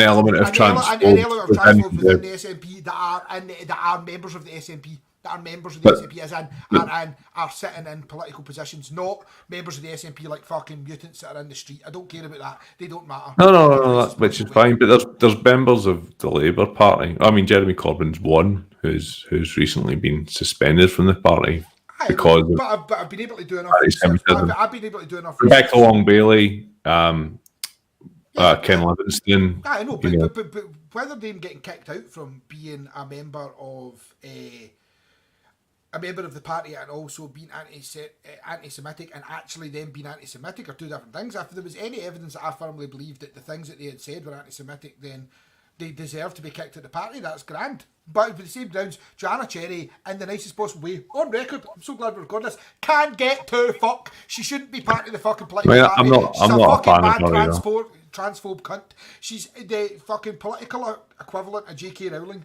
Like the fucking subterfuge, the kind of fucking underhanded. I'm not going to say anything that's directly transphobic, but I'm going to say pure weird shit about, well, we're stripping away women's rights. Fuck off. Nobody's stripping away women's rights, you fucking asshole, you turf bitch. So anyway, so in the nicest possible way, like, but there are people that believe that though. Aye, that's fine. Like, I'm not saying that people like if that's what people believe, that's what people believe. I'm not hunting against them. But what I'm saying is, I can't vote for a party that's got active members that haven't been the party leader. Like I said earlier on, It's not party policy. I know, but like I said, Jeremy Corbyn. If Jeremy Corbyn had said, and you just said yourself, said that she hasn't actually said anything. No, but transphobic. But there's a whole pile. So how do you get rid of her then? Well, but there's a whole pile of accusations that are in Labour where things haven't specifically been said, but we're all willing to accept the undertones of a whole pile of things that are there. Do you know what I mean? The way that there's been 3 investigations into anti-Semitism at Labour. Aye, exactly. Where's the investigations into anti-trans fucking issues in the SNP? Well, the reason you know it exists, I know it exists, we know it exists, right? So where's the investigation? I've seen people on the internet saying transphobic things. Aye, right. People who are like I said, like, see if your party member, I haven't Joanna seen Cherry, shares anything which is definitely a wee bit turfy. That's then on you as a party. And by the same ground, see if somebody had put forward something during Corbyn who was on his fucking who was an equivalent of Joanna Cherry and his party, and they had fucking shared something that is definitely a bit anti-Semitic. Corbyn has 2 options: either not say anything, which is that's okay, or say we don't agree with that. That's not right. She is wrong in saying that. What a cunt! But she's not done anything that we can kick her out of the party. But as a party, we don't agree with that. That would have been fine, that'd been alright with. And by the same basic principle, Nicola Sturgeon walks out the morning and says, see you cunts like Joanna Cherry and those other fucking roasters that are trying to have a break-off party, they're anti-trans fucking under the radar kind of fucking, we're not really saying anything that's anti-trans, but we're heavy turfing up our fucking tweets. Right. So my understanding is that at the moment, and I could be wrong, and I'm happy to be corrected on this, but my understanding at the moment is that it's not a protected minority under the Equality Act, transgender. I believe that's part of the legislation that is SNP policy introduced. I'm very aware. Is to make sure that it is a protected definition and a protected I don't know the word that I'm looking for here. No, it's a fenced off scenario. It's that way where like trans people are the same as gays people, are the same as Asian people, are the same as black people. They're all protected as a minority. Exactly, correct. And Jewish people, right? So I mean, I wasn't going to conclude all the minorities, but but you have to that has to become law before you can then, because you at the moment. No, I hear what you're saying, but it doesn't. Nicola Sturgeon it does legally. It does legally. But legally doesn't matter. Like in this scenario, legally doesn't actually matter. Nicola Sturgeon could come out tomorrow in Holyrood in front of everybody and say SNP in no way, and definitively. I know that they don't. Do you know what I mean? Like I know people who know Nicola Sturgeon. You're aware of this. You know what I mean? This isn't like I also know a whole bunch of trans people who are in the SNP.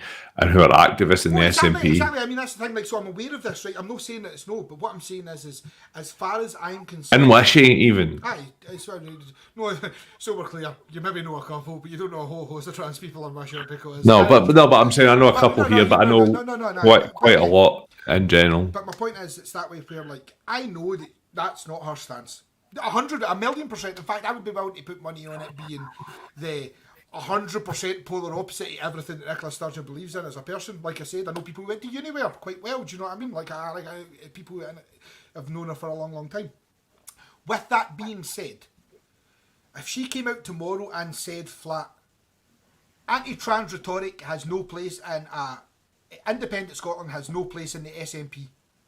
See that soundbite, that individual bit of soundbite makes more difference to trans rights and makes more difference to the way that people feel, regardless of what's actually happening, the way that people feel they're being persecuted on social media.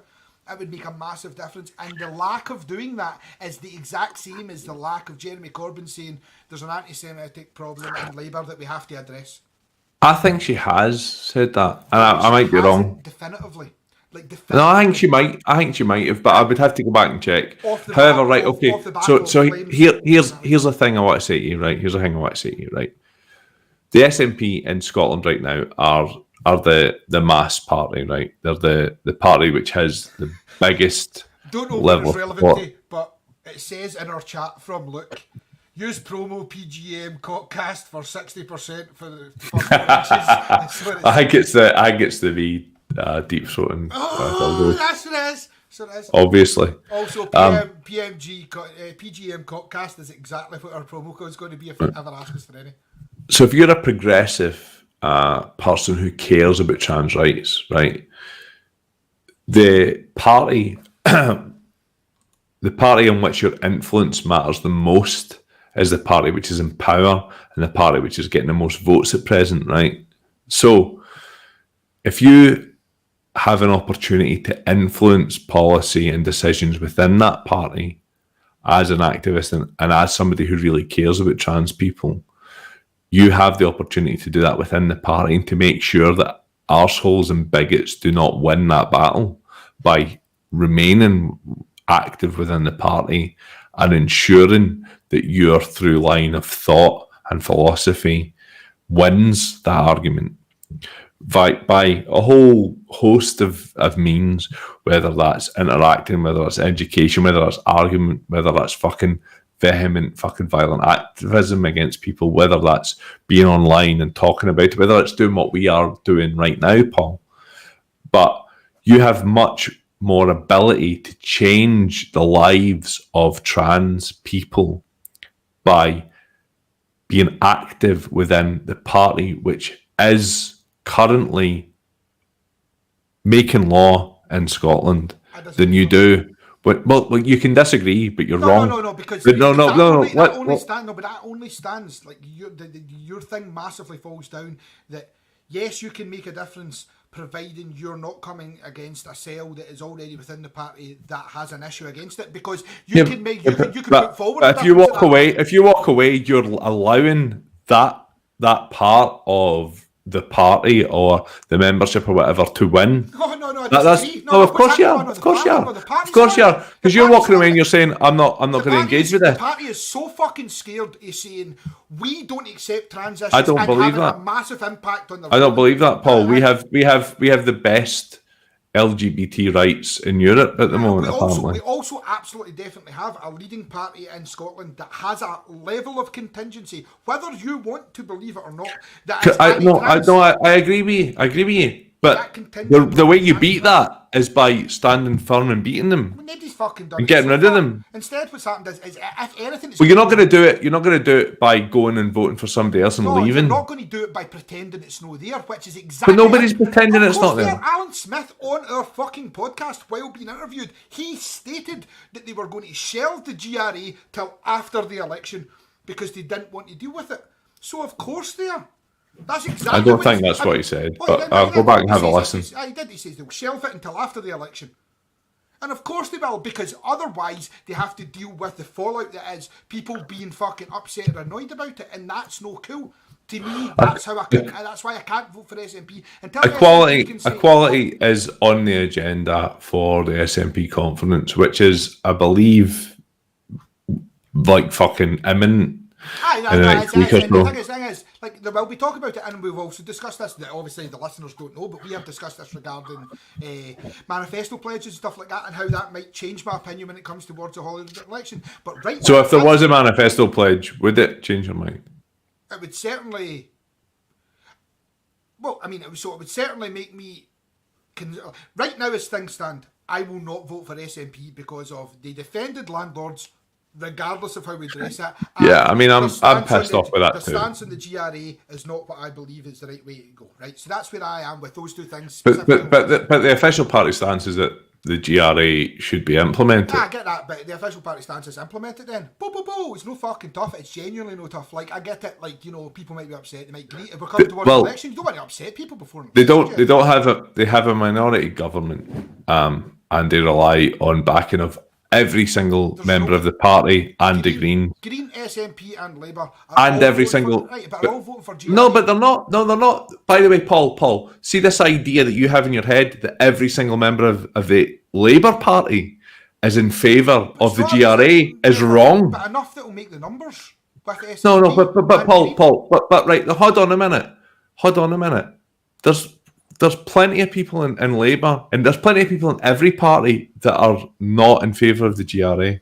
Of course there is. There's people who are like, that's the same as what we're talking about at the same But it's only a problem for you when it comes to the SNP. Of course it's not, but it's only a problem with me for the party that is in charge of my country. Right, so that's what it comes down to. But the party that's in charge of your country is the most important party to make sure that they vote, that they do the right thing, that they push policy the right way. Like shelving something as important as GRA before an election because they don't want to fail the election. I don't think that's what's happening. That's exactly what happened. I mean, that's exactly what's happened. We were talking about it, we were discussing it, we started it in January, we started it before January, it was all the discussions back and forth, and it got to the point where it was getting heated, and it was getting heated, right? And they didn't know what it was going to be, and they've now said that they're going to shelf it until after the election in Holyrood. It was dropped as a piece of legislation when COVID hit. Right, because suddenly... along with a bunch of other legislation which wasn't considered a priority. Right, exactly, but that's where that's the bit I don't think you're understanding. That's where my problem lies. The fact that we are able to take something that is fundamentally equal rights of someone based on their race or creed or gender or sexuality, and we're to say that's not important to deal with now because we're going to then vote to make sure that landlords are protected during the coronavirus fallout is fucking psychotic to me. It's just from a political standpoint. That is, to me, is political suicide.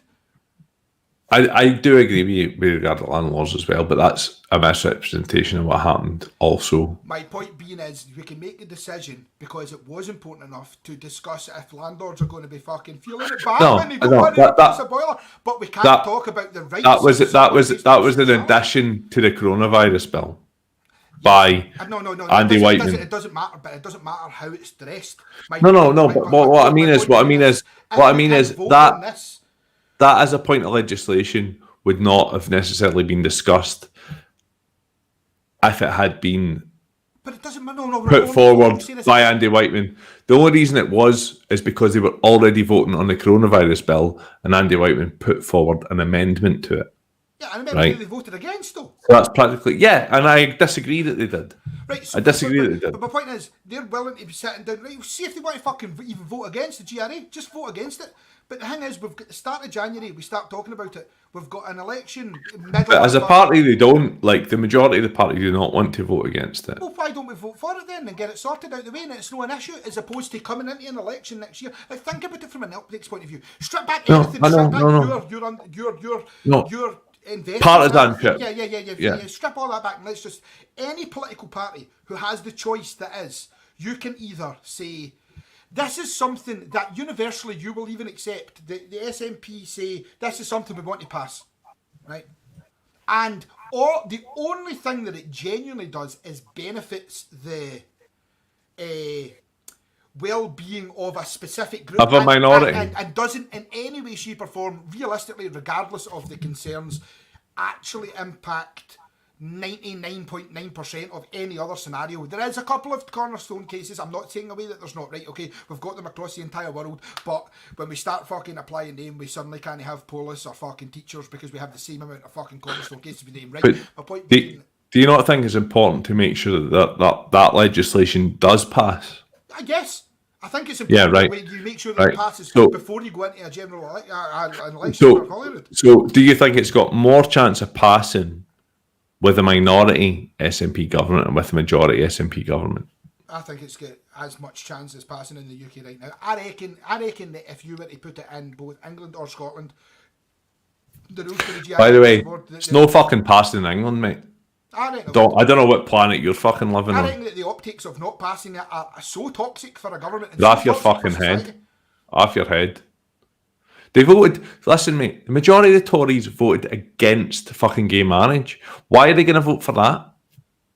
Because it literally only does it, because in the current climate that they're in at the present moment, when they're dealing with Brexit and the pandemic, you're fucking living in a fucking dreamland, man. If you think that's going to happen, it's not. That would not pass the UK Parliament tomorrow. No fucking danger. No danger. But GRA specifically, the stuff that's in GRA specifically, no chance. I entirely disagree. What? Nobody's even fucking suggesting it as legislation in England right now. I know, but that's. But it's not. It wouldn't be voted for. It wouldn't be. But it wouldn't be voted for, Paul. It wouldn't be voted for. It wouldn't be popular. Like, you do not have your finger on the pulse of English politics if that's what you believe. So what? So you genuinely believe that very basic rights to make sure that trans people meet the same criteria as non-trans people in the law wouldn't be passed? I think it would really struggle to pass Westminster, yeah.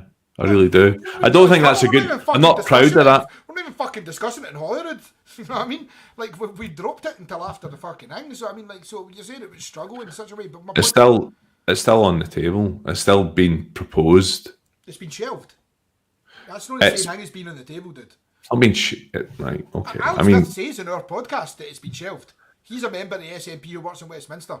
So I'll need to listen. I'll need to listen back. I'll take your word for it. I'll need to listen back, man. I don't remember him saying exactly that, but yeah, I don't remember. And the whole scenario, the whole conversation, the whole point that I'm trying to make here is as things stand at the present moment, and actually, to get back to what we're getting at, so what we're talking about with the Green Party can make whatever outlandish claim they can make, because I know, as you know, as we all know, as the fucking Green Party know, that they're not going to make enough seats to be the primary party in Scotland.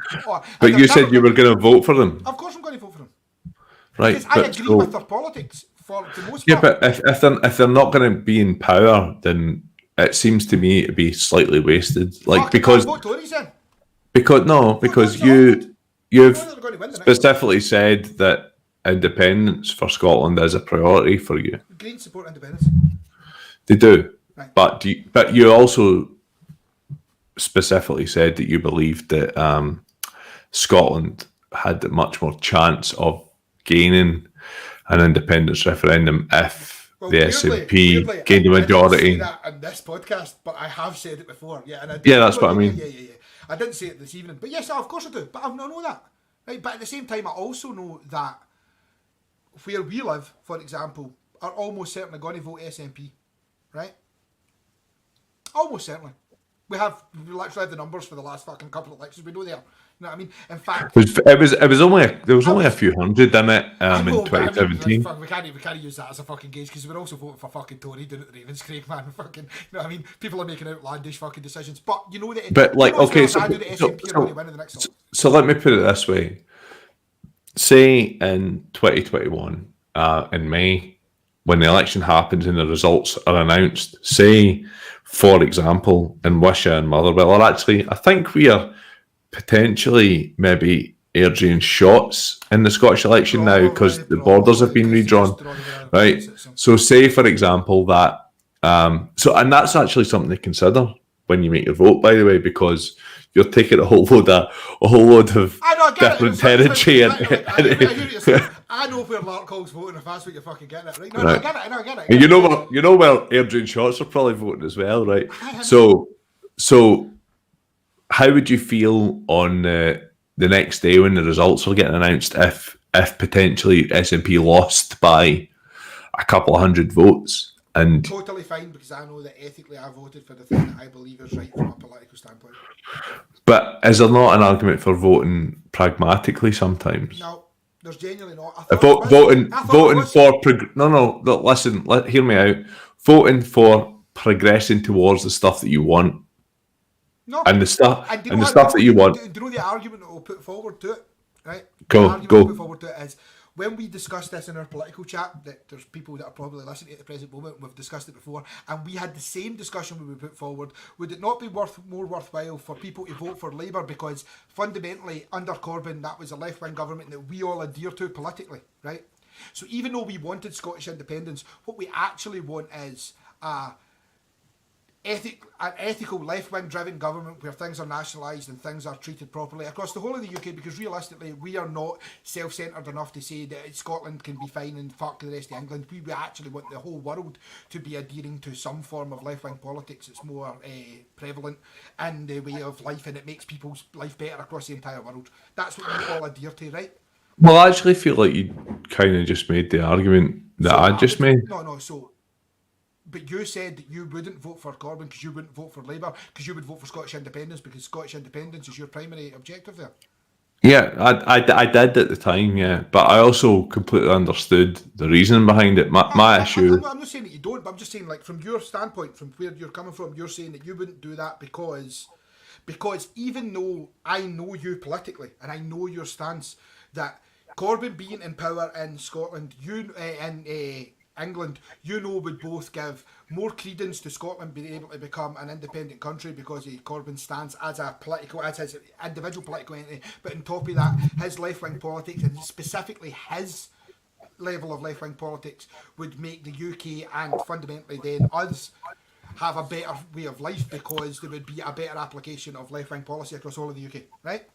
Yeah, but you chose not to because you wanted Scottish independence. Because for me, it's short-termism, because I know that a Labour government and a left-leaning government in the UK wouldn't have lasted very long. But I almost feel that way where there's been very little evidence that says to me that if I vote for SNP at Holyrood here, that they're actually going to push for Scottish independence and we're going to see it happening. Like, we've not seen it happening. I think that's a ridiculous statement. No. What I mean is we've not seen it for the last few iterations that we've seen of various elections. There's been lots of times where it would be a great time to go for Scotland. Can I just point out that the last time the SNP had a majority in Holyrood, we got an independence referendum, and we haven't had. The majority. Hold on a minute. Just to make this clear, the last time we had a majority SNP government in Holyrood, we got an independence referendum, and you agreed with me that if we get one in May, we would get one again. Of course, I agree with that. We would get right. that again. Just because Scottish independence but hold on. I want doesn't mean that I can vote for a party that I don't. Which is fine. But you can't criticise them for not having had one between 2014 and now, when they haven't had a majority in Holyrood. We've had discussions where they've suggested it's going to happen right at the present moment. Of course, that's what they want and what they're pushing for. The clue's in the fucking name. It's like it's everything that they're about. But then you could look at what they've done in between that has improved Scottish society, and you might argue with me that they haven't.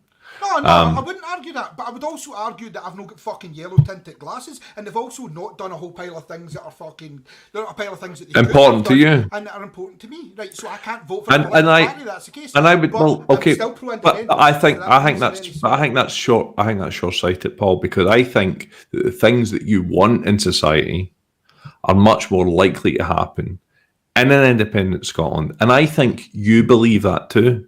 Of course I do, but at the same time, right. So in the event you want to have you want to have like an independent Scotland, and the party that is presented to you that isn't in this scenario, that isn't everything that you're looking for as a party or whatever, right? But is essentially does something that is fundamentally against your core beliefs with regards to the way that they are treating a core section of society, you'll still vote for them because fuck it, they most of the things that I want them to do. That's where they are with me. Right now they're making a decision where I firmly believe it. I've said it on fucking podcasts, I'm recorded doing it, this isn't a shock to anybody, that by in any way, shape or form and holding up the GRA, what you're doing is saying we have to discuss whether or not you're allowed to have these rights. Now, it doesn't matter how you perceive it. That's what they're saying. That's what people have voiced, that they have seen that they're saying. That's how people feel.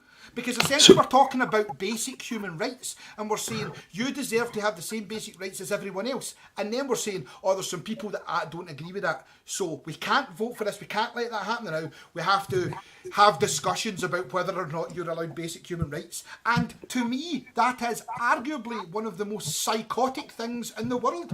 Like, if we were having the same conversation about Jewish folk or black folk or gay folk, it wouldn't be a conversation. So why is it a conversation with So do you believe that all of the trans activists within the SNP that are pushing for people to vote SNP are wrong? No, why would I believe that? But what I'm saying is, I don't believe that they're showing what I believe that they should be doing and what they could be doing.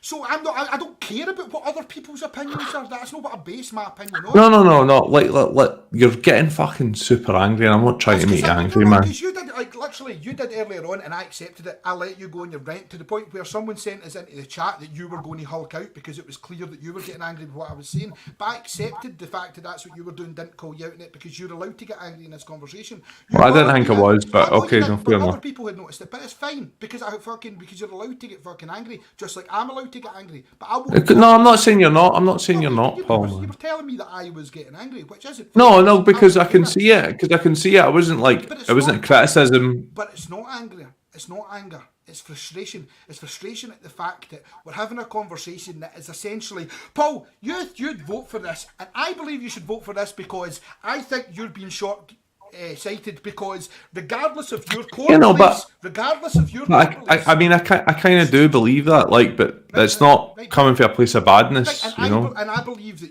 And I do believe that you have got a yellow tinted glasses thing with SNP. I know you do. But that's what I mean. Don't use me, says Ryan. But no, but I do. But the thing is, like, I'm not calling you out for it here. What I'm saying to you is, if you want to vote for SNP because you think that they're doing the right thing for your country, then you go for it.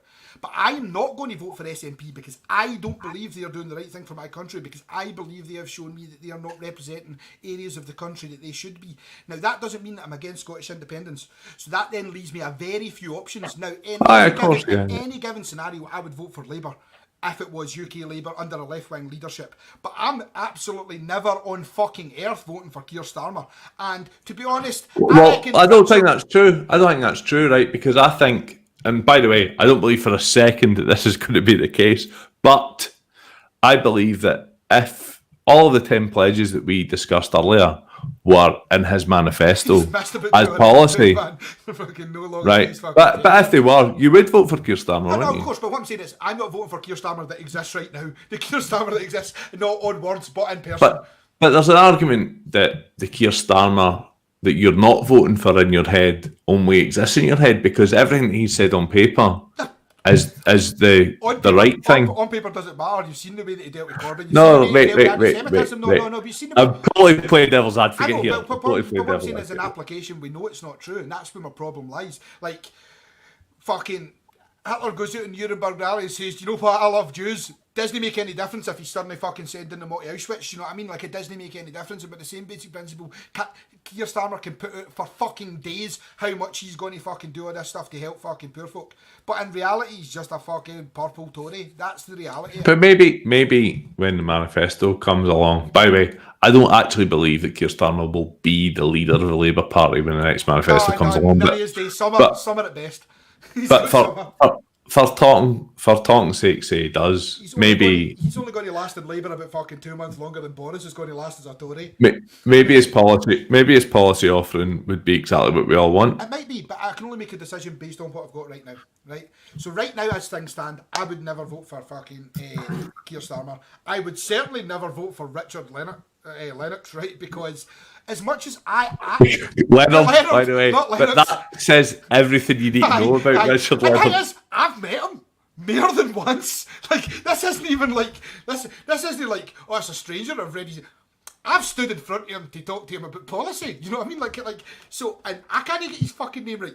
And I was a member of the Labour Party. Like, and that was his last thing in Glasgow, right? But I couldn't vote for him. And again, politically, I think he's actually fucking, for most part, where I sound, yeah. Like, as a he's got no presence or charisma. No, but see, the thing is as well, it doesn't translate. And I've said to you before, see it in public when we're talking, like when you're talking to him and he's talking about his time in the picket lines and he's talking about, you know, like, there's something about him that quite clearly obviously has to exist because he's the fucking leader of the Labour Party. So something must have existed at some point for people to be like, oh, I could get behind this guy. Do you know what I mean? Well, you could say the same thing about Keir Starmer, because he's obviously the leader of the Labour Party. I don't disagree. And his name's Keir. I know, but we're still in the same scenario where I wouldn't vote for either of them, is my point. Right? So regardless of whether or not people think that he's going to do right, they've not demonstrated to me that they could even, like, they've not demonstrated to me that they would even stop a bag of cats for drowning. Do you know what I mean? Like, they put a foot on it.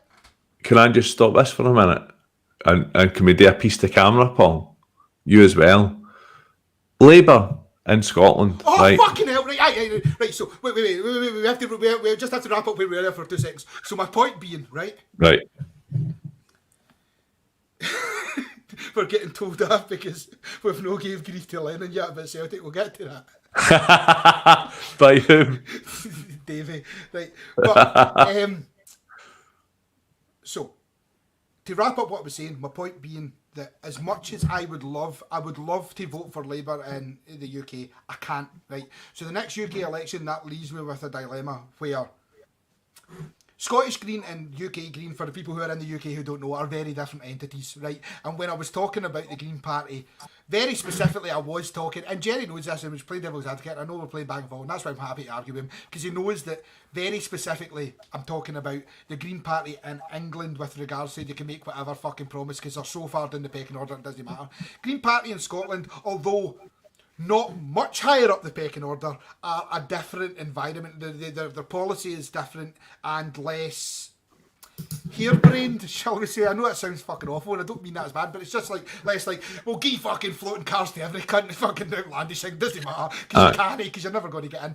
Say anything. Scottish Green is very different in that their policy is more grounded for the most part. I would agree with that. So it's less like voting for fucking mad airy-fairy. Now, I'm not under any illusion that I'm voting for a party that's going to win. I would like to believe that I'm voting for a party that is going to bolster the party that wins. I know SNP are going to win. I believe that Scottish Green and some kind of fucking, I'll use the word coalition, but I don't mean that because it's no as required as that. But if the vote numbers, can I interject in a non-aggressive manner? Do you not think there's an argument that if, when the election results are called next May, if the SNP don't quite have a majority and are getting over the line with the Greens, that makes the case for a referendum less strong? No. I mean, like, well, yes and no. Like I said, because in actual terms, like, I firmly believe that SNP getting a majority is the best scenario for an argument to be put forward to the Tories, which has to all go through the legal process. Yeah. Right? So you know that, and you know that's my stance anyway. Right? You know that's where I am. I've spoken about it. Fucking everybody that's listening to this knows that. That's fine, right? But with that being said,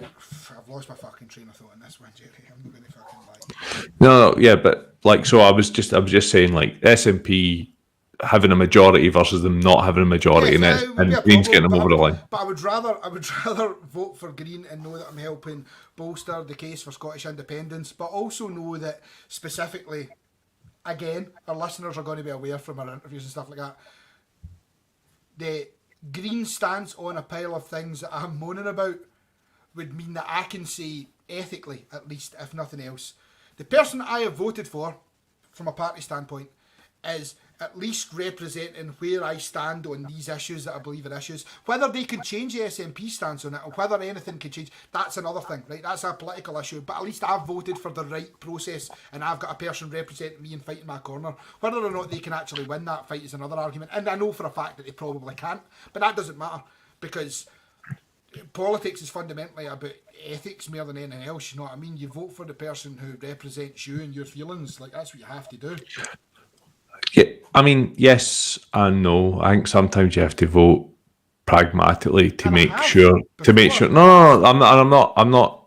That's not a criticism of you personally. It's not a criticism of you personally. I'm just saying, like, for me, sometimes you need to take the best option you have available to you that can actually achieve some of the goals that you want to be achieved. And obviously, I'm not like, I would like to think anyway that you're fully aware that I am not anti-trans rights in any way, shape, or form. Like, Obviously.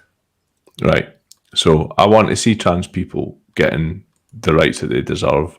I want to see them being able to self-certificate themselves as whatever gender they want to be. Fucking batter in. I want to see, definitely, like, I have been a renter. I've never been a landlord. I never will be a landlord. So it's quite clear to see. You see that though? I wouldn't fucking rule it out. I would, to be honest with you. I kind of ethically opposed to the idea of it, What if man. ethically I was the landlord and you tap me money?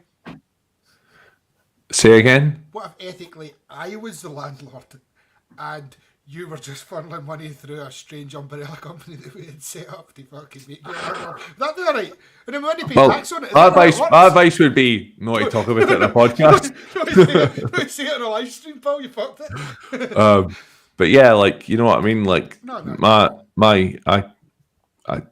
I didn't fucking grow up with very much. I'm no in favour of anybody fucking hoarding money, and I'm in favour of people being allowed the opportunity to own their own homes and fucking move up through the world. You know what I mean? Yeah, for What? 2 seconds, right? I'm going to take a piss break because we're at 3 hours and 25 minutes. Jim. Jesus Christ! I need to get me a booze as well. Alright,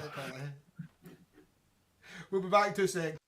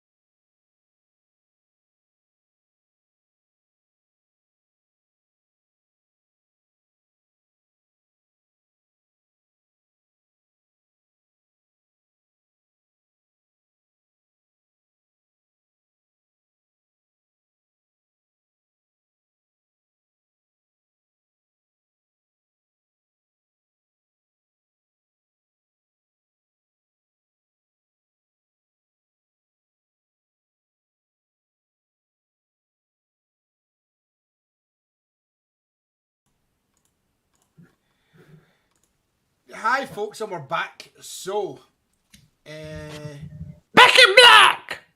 yes, we're indeed. That's where we are. So, I believe, Jerry, after the heated conversation that we had about the SNP and Labour, that you have the 10 pledges of Keir Starmer revisited and are broken. The 10 broken pledges. Pledge 10 zero. Commandments. Well, pledge zero, interestingly enough, is that Paul and Jerry love each other very much, and sometimes mummy and daddy fight, kids, and that's fine. Sometimes one of the two of them has got a fucking weird view of politics. Anyway, it doesn't matter. Right? So the 10 broken pledges, Jared.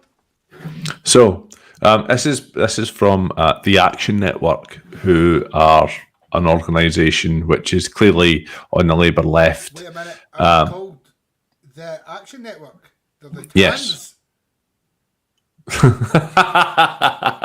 They are the TANs, yeah, yeah. Right. Cool. I mean, but weirdly, it states in their mission statement that there's no blacks allowed. No, it doesn't. It does not say that. It does not say that.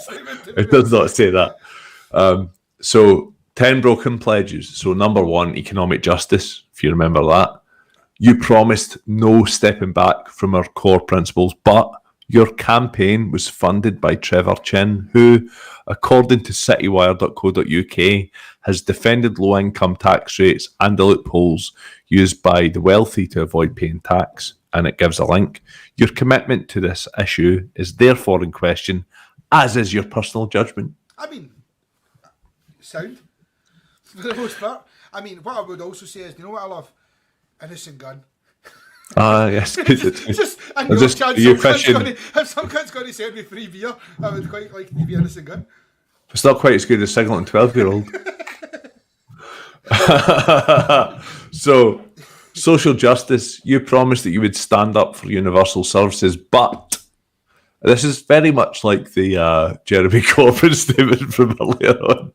There's a lot of buts in there. But your shadow. Jewish friends. Jeremy, don't start with that. Please don't start with that. Your shadow Secretary of State for Work and Pensions, Jonathan Reynolds, has stepped back from the core principle of universal benefit provision, endorsing the idea of a contributions-based system instead, and it gives a link. This likely means that the poorest and most vulnerable will get less under Labour. Number 3, climate justice. You promised you would put the new Green Deal at the heart of everything we do. It's got that in inverted commas. New Green Deal? Or no, just part of everything we do? You promised you would put the Green New Deal at the heart of everything we do. Right. But your policy consultation has relegated the Green New Deal from industrial to environmental policy. The NPF document on economy, business and trade does not mention it once. It's got a link to that. You have suggested that you may drop Labour's key 2030 net zero climate target, and it's got a link to him saying that in Independent, which is key to the purpose of the new Green Deal. So that's that of the 3 that we've looked at so far, that's the most damning for me. I mean, essentially, he's no done it. What I will say, and I find myself at pain to be defending Keir Starmer for being a fucking shitehawk when it comes to being a local politician, but much same as what we were talking about with the Green Party and stuff there. Like, pledges mean fucking nothing if, like, essentially for his pledges to come to fruition, all the things that he wants to do, he has to either sway the politics to adhere to what he wants it to do, or become the leader of the country, right? And it almost feels at times where Keir Starmer knows he's not going to become the leader of the fucking country, so can make whatever fucking pledge he wants, because he knows he's not going to become the leader of the country. Well, if that's not true, why not take a stance on climate change? No, I think that he should, but I think that he's because he's a fucking middle of the road Tory. Isn't? It's because he's a middle of the road Tory, and it fundamentally goes against a whole pile of things. Like, I know that he's not a middle of the road Tory, by the way, but he is. There's enough, like, he's so centrist that hurts. I mean, like, I'm going to I haven't been too critical of Keir Starmer throughout this podcast so far, but I think my opinion of him personally, anyway, is that I think his heart's probably in the right place. I think he grew up in a situation where he wasn't, the best off in the world, and he's done really well and he's probably got a lot of lucky breaks and stuff, and he's been intelligent enough to be able to move up through society. And I genuinely believe that he wants to see a world where that sort of social mobility is available for everybody.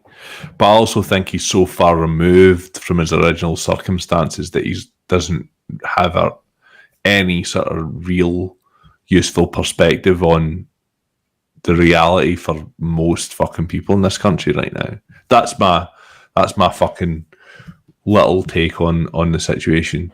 And for something like the Green New Deal, right, I like probably quite a lot of people. I see every time I hit my desk, my fucking camera shakes.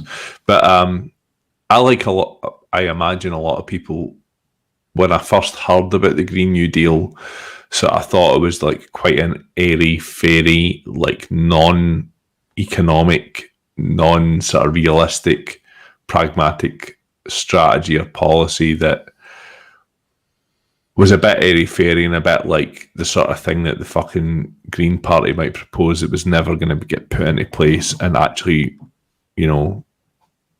just wasn't realistic.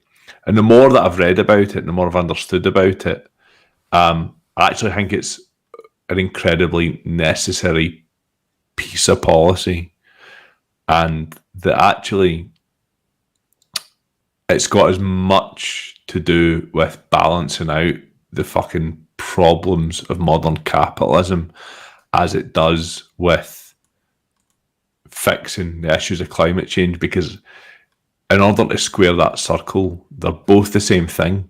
They both have their root in the same problem, and you can't fix one without fixing the other. That's the way that I've came to perceive it. Yeah, I'm just not sure that Starmer's politics allow him to make enough impactful changes. Like, I would agree that he probably... I don't think that Starmer is coming from a bad place most of the time with what it is that he's trying to achieve. I think that he suffers from what we've discussed before, like the complete disconnect that... from realistic life circumstances of most people. Yeah, like, I mean, it's like fucking listening to a fucking BBC news presenter talk about what it's like growing up in Manchester. For the most part, none of them know because they went to Oxbridge. And I know that's fucking a flighting statement. I don't mean that as black and white as it is, but you know what I mean. You know fine well what I mean. It's true for the majority. Exactly. And so I don't think that his heart's in the wrong place. But that doesn't change the fact that he's closer to Tony Blair than he's ever going to be Corbyn. Do you know what I mean? With regards to his politics and his background and his social standing and his understanding of the way that the world really works and the way that he has been. And even if he came from nothing, it doesn't really change anything, because he's had something for so long now that it makes it very difficult for you to really gel and fully understand what it's like for someone who is working class north of the border, or even just south of the border. Like, somebody's working class in Carlisle, like, in the nicest possible way, he's so fucking disconnected from that these days. Even if he wasn't to start with, that the decisions that he makes help a cross section of society, but it's not the cross section of society that he believes that he should be helping. Do you know what I mean? Like, it's not the cross section of society that I think he thinks his decisions will help. I don't think that's any badness. Yeah, well, like, so for me, I think a lot of his presentation to the public, a lot of his communication, and a lot of his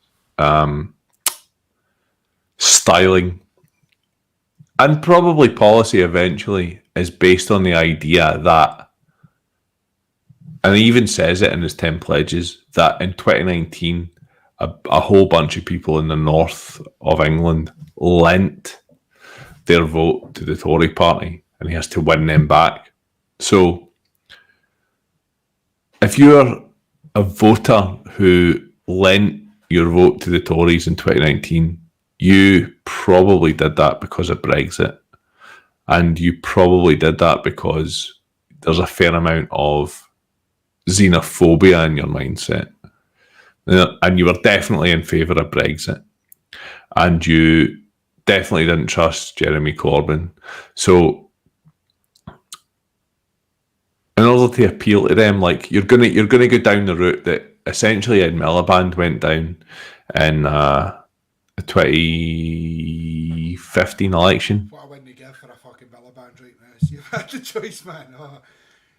By the way, see Miliband at the time. I didn't know what he was for. Like I was just like, oh, he's a fuck. Look at him.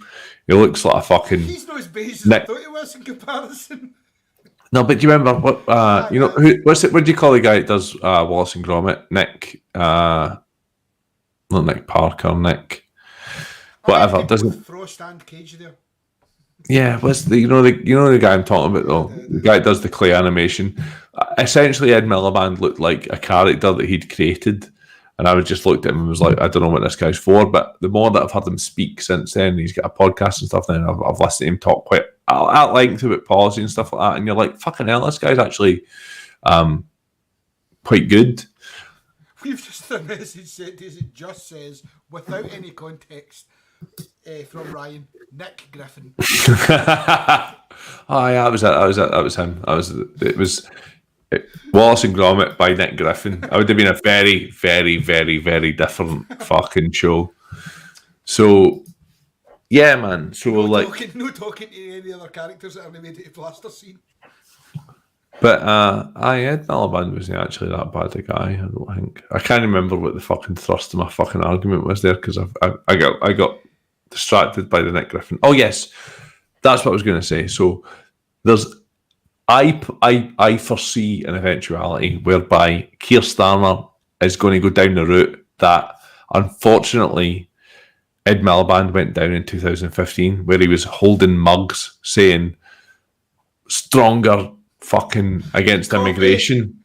Stronger coffee. No, but it was all about like they were forced by the sort of perception of what was popular policy coming for the Conservative right, which was being stronger on immigration. So they made that front and centre of what their policy was going to be.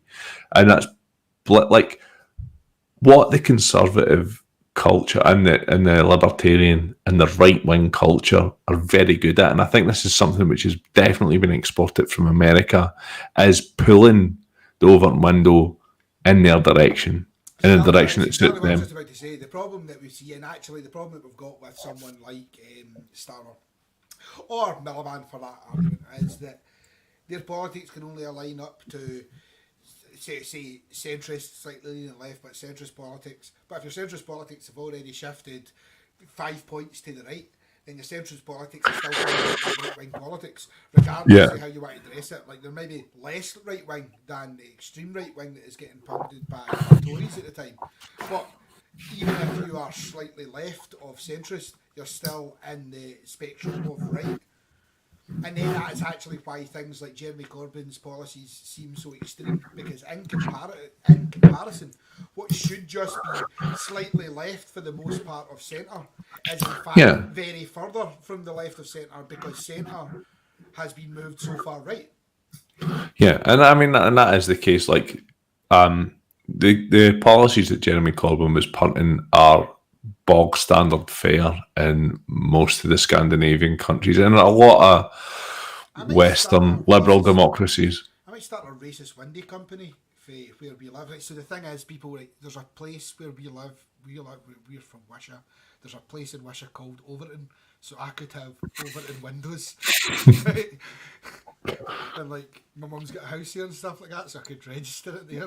You could just, windows. you know that episode, that episode of Father Ted, where there's just a little black dot, and it looks like he's getting really angry and all that. All the Overton windows could just have a wee, but yeah, you can pretend to be Hitler if you want. If that's your thing. What height are you? I no problem. Just measure it up.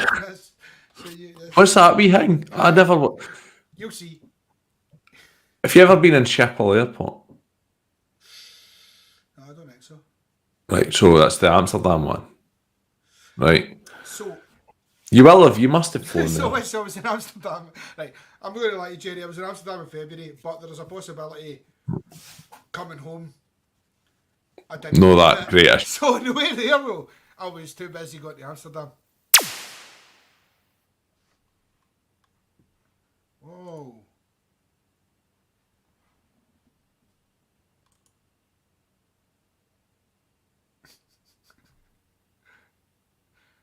Two seconds. I have to do this. There we go. My sound all went to shit because I had dropped half the recording on Squadcast. You have to click record again. I'm also getting told off in the chat from Quinn because What's he saying? he says that I have been to that fucking airport. Right. But do you know why I asked this? Why? I bet Quinn probably knows now. But we were talking about putting a wee black dot on a window, and that probably doesn't have any practical purpose other than to make people seem racist at a distance. But in Schiphol Airport, they have basically done flow calculations, like liquid flow calculations, to figure out the best place for somebody to piss, like a guy, into a urinal, which is going to cause the least amount of splashback. And on that point in the urinal, they've painted a tiny wee fly. So when you first walk in there and look at it, it just looks like there's a wee fly there. And you naturally piss right there, which is the point at which causes the least splashback. So it's just perfectly fucking formed so that you keep pissing there. And then even when you realise it's not a real fly, you just, because guys are the most basic, we have the most basic psychology. So basic, stupid. Just like, do you know what I'll do? I'll piss on that fly. That's not a real fly. I'll piss on that fly anyway. I bet I can piss that fly half that toilet. I'm pissing on it now. I may as well keep pissing there. Where else am I going to piss? No on that fly. I'm not going to do that.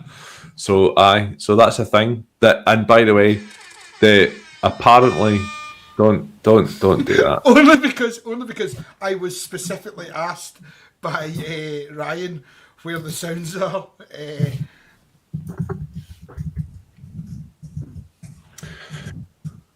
Have you literally gone quiet so you can send a message? I shouldn't have done that. Aye, man. The other pledges from Keir Starmer that have been broken are stop doing that, Paul. Actually, it's my phone. It's like. I would like to like my phone screen is black. I am not in control of that. I am not doing that at the present moment. My phone is locked. Right. Well, don't make sure it doesn't happen again. Please. It's not me that's doing it. It's my phone that's doing it. I mean, that's a mental thing to be able to say. I mean, like I just showed you. Like my phone is literally black screened. It's not me that's doing it. It just does it when it opens up. Promote peace and human rights. You promised you would make us a force for international peace and justice, but your decision to prioritise trade with India above the human rights of the people living in Kashmir, which you have described as a bilateral, not universal human rights issue, is at odds with international law. And there's a link. You have so far failed to call for the end to Israel's occupation of Palestine's West Bank, which is a retreat from Labour's 2019 manifesto pledge, which, by the way, I have to say, is revealing of some of the reasons why Jeremy Corbyn was lobbied so heavily against by a lot of the Israeli right. It's almost as if there's like some kind of argument to say that anti-Zionism is being disguised as anti-Semitism, so it then means you could. But that does not mean that anti-Semitism does not exist in the Labour Party. That does not mean that complaints of anti-Semitism should have a process, because you could easily write into the process formal situation whereby you can check and you have balances to make sure that it's not just looking at criticism of Israel as a state, So let's not fall into that trap. Common ownership. You promised you would support common ownership of rail, mail, energy and water and outsourcing in our NHS, local government and justice system, but your National Policy Forum consultation, which aims to reshape their fucking quotes, not mine, Labour policy, also suggests that a Starmer government may not repeal the structures of privatisation introduced by the Tories to the NHS in 2012. This means we cannot have faith in your campaign pledge to renationalise other industries. I mean, the thing is, right, so the same campaign pledge, and I actually would like to... He's not really campaigned for... I know he's campaigned to be the Labour leader, right? Right, so these were his pledges as Labour leader. So now he's got there, he's rolling back on him, and that's what they're saying. No, I get that. All I mean is, like I say, I don't ever want to be the guy who's... I take you seriously as a bear. Keir Starmer hiking. Like, Keir Starmer, I don't want to be defending him, but I will argue that, see, the things that you've pledged as you become the leader, that's very much like the Green Party of England fucking manifesto. Do you know what I mean? Like, it doesn't matter. Like, who was he going up against? Not Jeremy Corbyn. It's essentially, you know what I mean? Like, are you more right wing than Jeremy Corbyn? Aye, you're probably going to get the vote at 50% of Labour. They could have put forward fucking anybody there and it wouldn't have mattered. Right. See, to be honest with you, I'm not going to go through the rest of these because it's kind of boring. But right. But there's a few, like, I'm gonna pick one in particular. Your favourite? Right. I don't know. It's just the one. It's the one that I've seen the most information in. So he said he would strengthen workers' rights and trade unions. It says you promised to work shoulder to shoulder with trade unions to stand up for working people, but you sacked Rebecca Long Bailey from her post as Shadow Secretary of State for Education, allegedly after she listened to teaching unions and challenged your position on the early reopening of schools during the coronavirus pandemic. The unions were guided by the science. Your position increased the risk that teachers, children and their families would become infected. We believe you have behaved irresponsibly on this matter. Jesus Christ. Your Labour Party sought to curtail its own staff furlough scheme, ending it at the earliest opportunity, only to be forced to retreat by organised resistance by the trade unions that were originally instrumental in forming the policy itself. So that does not reflect being that level of shite hawk, right? So what you've done is, like, you've absolutely shagged the dealing with coronavirus better. Like if in any situation right now you're in British politics and you can't look better than Boris dealing with the way you're dealing with coronavirus, you've shagged it really badly. That, man. Yeah. Like there's fucking Tory voters in fucking Scotland who are willing to accept the fact that Nicola Sturgeon has at least dealt with the situation fucking well. Do you know what I mean? Yeah, it's pretty poor, man. Pretty poor. Right, so I suppose we are fucking teetering on to the end of this podcast. It's been going on for fucking 16 million years. So there's two things. One, we could probably leave till next time. The other one was the troll. James Reality! Exactly what I was just about to talk to you about. So, a good thing to fucking finish this off. Anyway, I am now running. I started off this podcast all sitting up straight and stuff like that on the stream. My legs are now over the arm of my couch and I am chilling. It turns out the seat leans, look at Jerry, the seat leans back, which is quality. It's quality. So, James Reality. He is a multi-platform social media personality who has promoted his content across Twitter, YouTube and Facebook for about 5 years. Except he doesn't seem to be a real person. Now, this is where it comes into a problem, because I will give you an example, I will put it up in the links, of James being quoted by the BBC. James, who doesn't exist, quoted by the BBC. So, here's some bits about James. Presented as a total genuine normal person, the BBC used him as part of a series of genuine voices to illustrate that the march against Brexit was pathetic. Right, so they used him as an anti-Brexit voice, and he was a troll. And yes, so yes. Now, one would argue that maybe they didn't know he was a troll, but let's look. No, well, I mean, But let's look clearly, back. hopefully, anyway. He's been there for 5 years. He's got 65,000 followers. So he's doing better than us. From a follower. Yes, but Paul, we did a test today, an audit, as suggested by Goat Boy, and we found that 99% of our followers, of our fucking, I don't know, 2,600 followers, only 25 of them are fake. Whereas some of the people we looked at had 33 to 35 to 40% fake followers. So let's look at some more about James. James says he's a 32-year-old CTO at one of the world's biggest tech companies.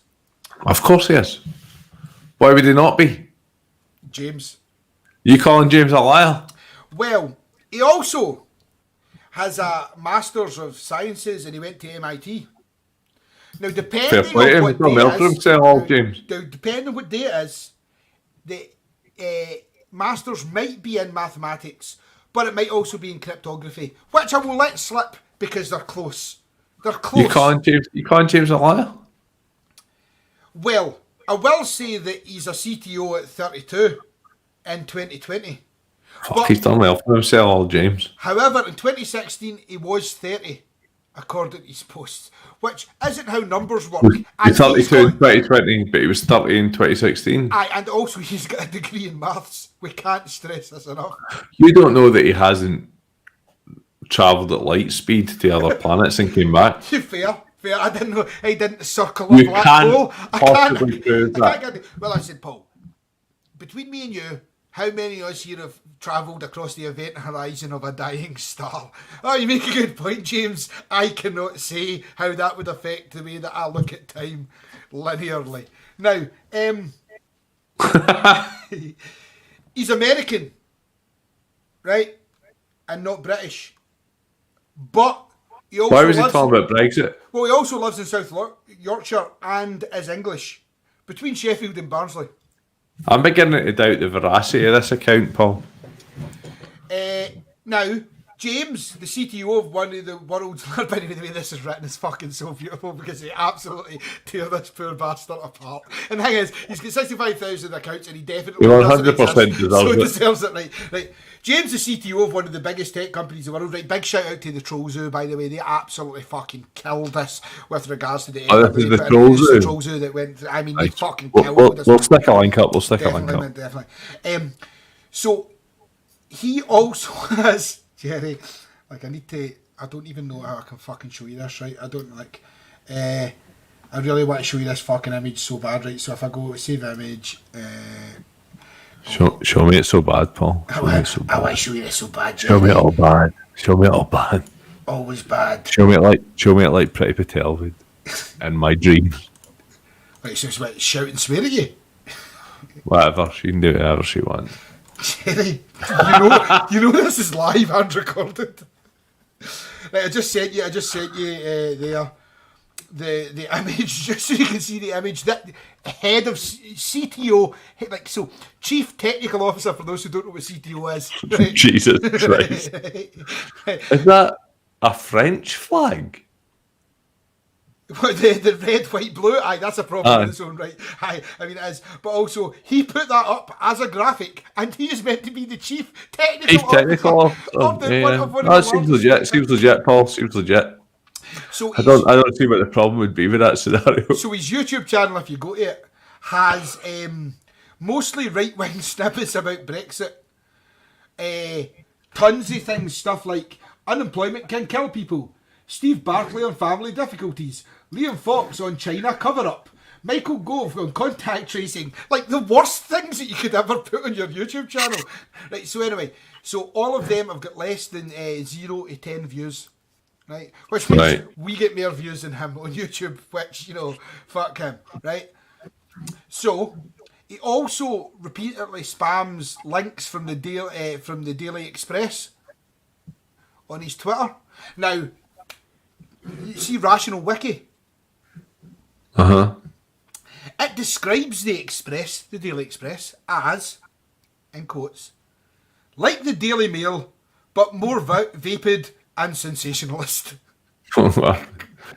Fuck's sake, man. Right, so he also, there's a tweet that we'll put up where he's asking for iPhone advice when he's trying to set up his iPhone. That's a CTO. He's a CTO. What the fucking, we a fucking PhD in fucking computer science at MIT, remember? Doesn't know how to fix his iPhone. Can he fix his iPhone? And he's also got an Instagram, but if you look at his Instagram, it's tons and tons and tons of black and white pictures of fucking quotes about things like, one day you will laugh at the problems you have now. You can copy me, but you'll never be me. My biggest problem, I notice everything. Don't talk, just act. Don't say, just show. Don't promise, just prove. The climate is tough, but the view from the top sure is worth it. This guy's an absolute fucking roaster. I saw a motivational quote shared yesterday, right? And it was a big picture of Margaret Thatcher. And it was the IRA's quote about her shared, by the way, non-ironically, not as a joke. People don't realise it's the same. As a motivational quote. And it was the IRA saying, we only have to be lucky once, you have to be lucky every time after the failed Brighton bombing. I know the quote. So the other good thing that happens here is, see if you look through his Facebook, on his Twitter, well, this is beautiful, right? So there's pictures like a stylized laptop almost being opened up with like fucking technology and all that. I'll send you the picture, but essentially like fucking Internet of Ideas nucleus type thing, with the logos and all that, and fucking screens and all that.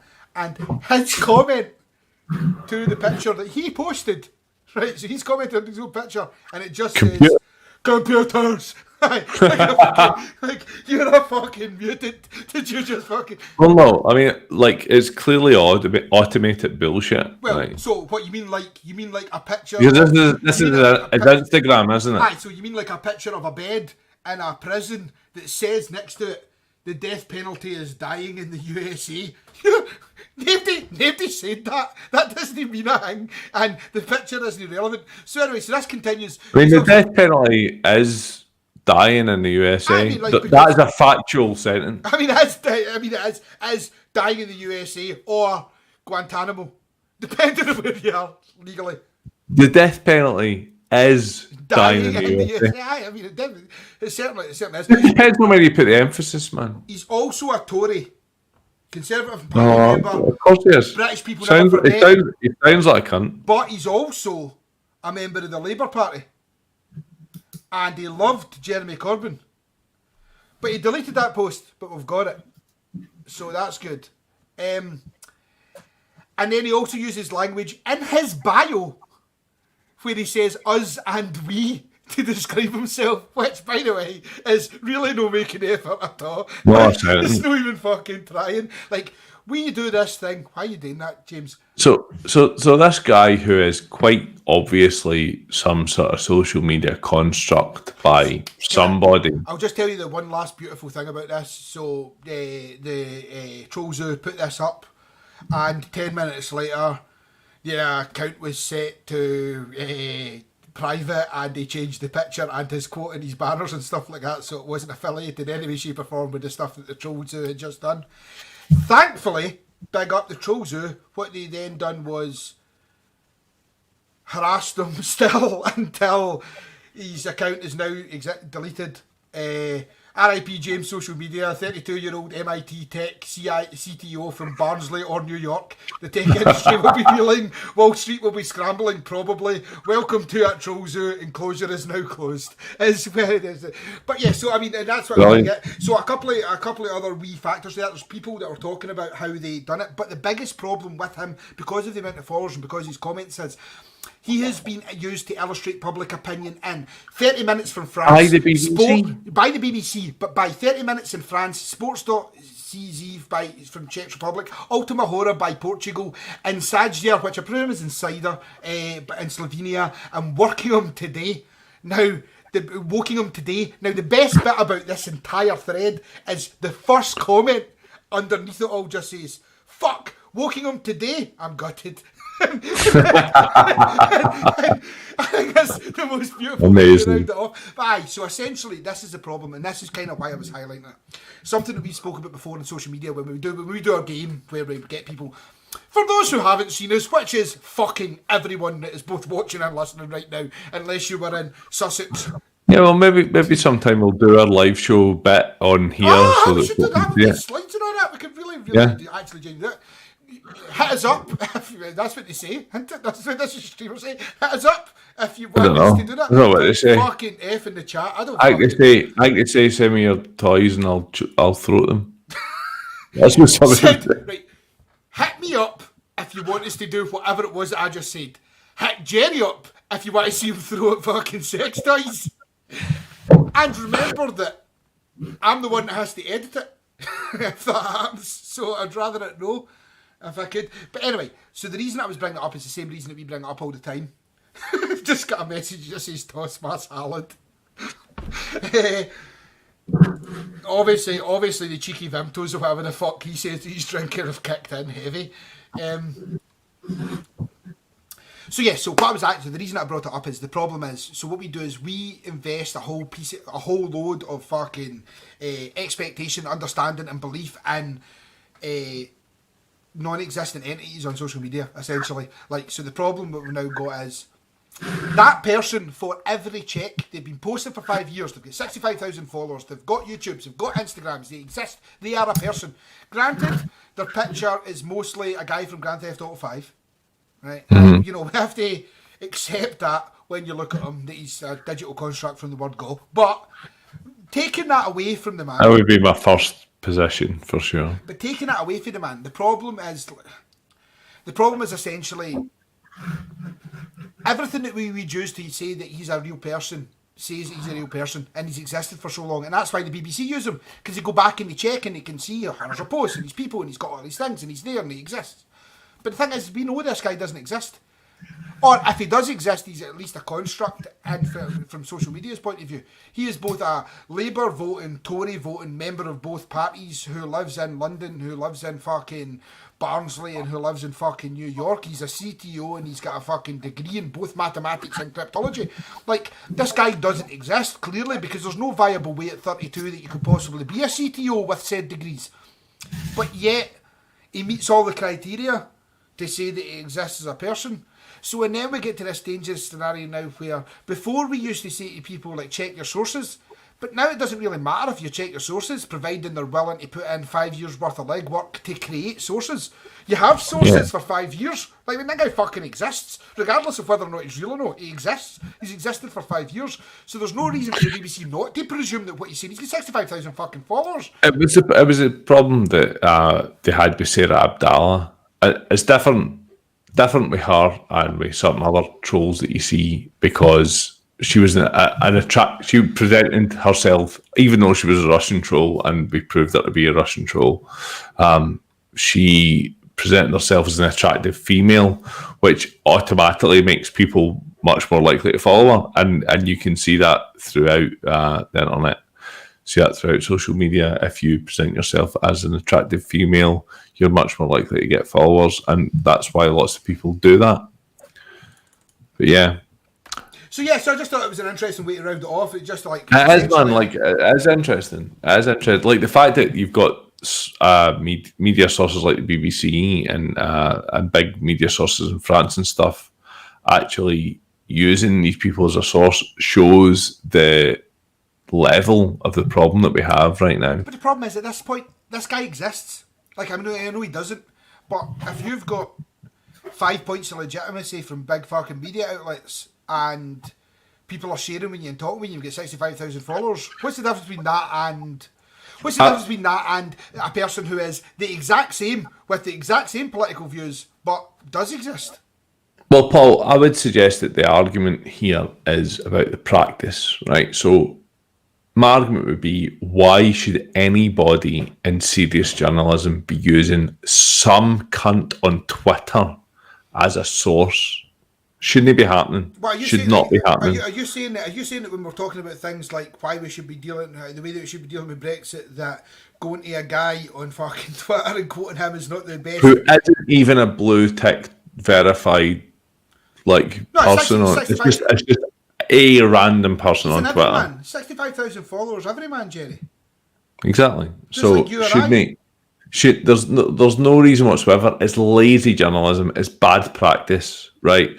And if we don't even have our professional journalists following good practice, then how can we expect our ordinary citizens to have decent media literacy? We need to fix that. The problem is investigative journalists. Journalists is literally their job is to not just follow or do the quote, but due diligence. What we expect is due diligence. Like if an investigative journalist puts out a piece in the Telegraph, for example, I will read that piece on going in the idea that the investigative journalist has, at least within their best ability, produced the story that they can produce based on the information that they've got in front of them. If we are being presented with if you're being presented with a person who they're just pulling off social media, then there is no due diligence. The due diligence is exactly what you and I could do. Exactly. I'll pull off social media. Eh? I said I'll pull off social media. Right. Like Donald Trump. Hey. At the same time. Right. Evidently the whiskey's got fucking strong. No, I'm kidding. Right, no. Seriously though, it's a bad situation for us to be in. I'll just take a moment and say that because this is a live stream, so we get to do this that we don't usually get to do. Our friend Ryan, and I know Jerry's also seen this, I believe, has just told us that he's currently dunking spicy onion rings into a cup of soup with chopsticks, and I know that Ryan wears a kimono a lot. Right? That's a poor choice of utensil, just saying. What, for dunking? What, for dunking onion rings into soup? A very poor choice of cutlery. To dunk onion rings into soup, chopsticks, it's fraught with potential fucking mishap. Oh my god, right, so I know everybody's listening, I know they're thinking to themselves, news and politics, but I'm going to ask Jerry the killer question here. What utensil would you use to dunk fucking onion rings into cup of soup, Jerry? I will tell you quite happily.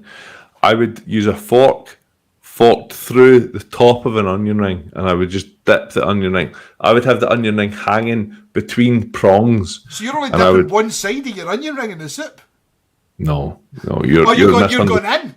You're going in. Done. So what I've done, I've got a couple of prongs underneath the lip of the onion ring, and I've got a couple of prongs to the side of the lip of the onion ring. It's held in position. That's a restrained onion ring. And I'm just dropping it in there. Oh, the whole thing's getting dropped in. Yeah, didn't the elbow. Like a soup it's my arm. Mary Poppins mug of soup. Mind that time I mixed the booze with my arm? In Cali Uni, yes, I remember that. Where it was. So they've now been shut down by everything. I think I'm still barred. But yeah, I can't remember. I was going to say something to camera. Remember, it's the onion ring crisps. No onion rings is in. No battered onion rings. So you wouldn't be able to blend it with the prongs. Okay. Right. You could hook them up and just dip them in. Just put it. You could hold it onto like the thin part of the fork. just drop it in. Just dunk it right in, then pour them in your mouth. Yeah, that's probably what I'd go for. Anyway, that's how I would eat my spicy onion rings. I can't even remember what we were talking about anymore. But I will say this. I will say thanks for sticking with us. I apologise for fucking watching this, right? No, I mean, but 4 hours, 17 minutes. Paul, I'm thinking more of the listeners. Aye, that's what I mean. But I mean, like, people are going to go and listen back to this as a podcast, and that's going to be awful for most of them. There's mad cunts that have been watching this for 4 hours. Like, I can't imagine there's anybody that doesn't know us that's watched this. And if there is, fair play to you. Fair play. Like, no. Can we please retract that? There is nobody watching this that Disney knows, because if there is, why? What horrible sequence of events played out? You're going to be honest with you, anybody who's watching this who does know us has a want about them also. There's about 1 in 3 of them that are expecting 1 of the 2 is to wank go. Oh, I mean, I'll do that. Right, no, like, right, fucking hell. Anyway, right, so, on that note, It's been an absolute fucking pleasure. We'll get this done. We're going to do more of these. We're going to do these all the time because we've got all the equipment for it now. Tell us www.notanotherfightnewscast.com. We are at PGMcast on Twitter, at PGMcast on Facebook. If you want to give us a donation, you can go to patreon.com/PGMcast. If you want to give us a coffee, / surely. it's / because it's a browser and it's not a fucking it's not a file location. Go / that shit. No. To be honest, like I don't do HTML and all that shit, man. That's for fucking idiots. But yeah, you can also donate to us on the Ko-fi button on our website. Listen to all our podcasts. Give us a 5. Like see above everything. Like me and Jerry will say iTunes reviews financially and all that. But give us 5 stars. Like as we've said before, right? I'm give us a 5-star financially. Just about managing. Just about managing, right? So what to do is say to Jerry, right? So because Jerry said this before, he set the standard.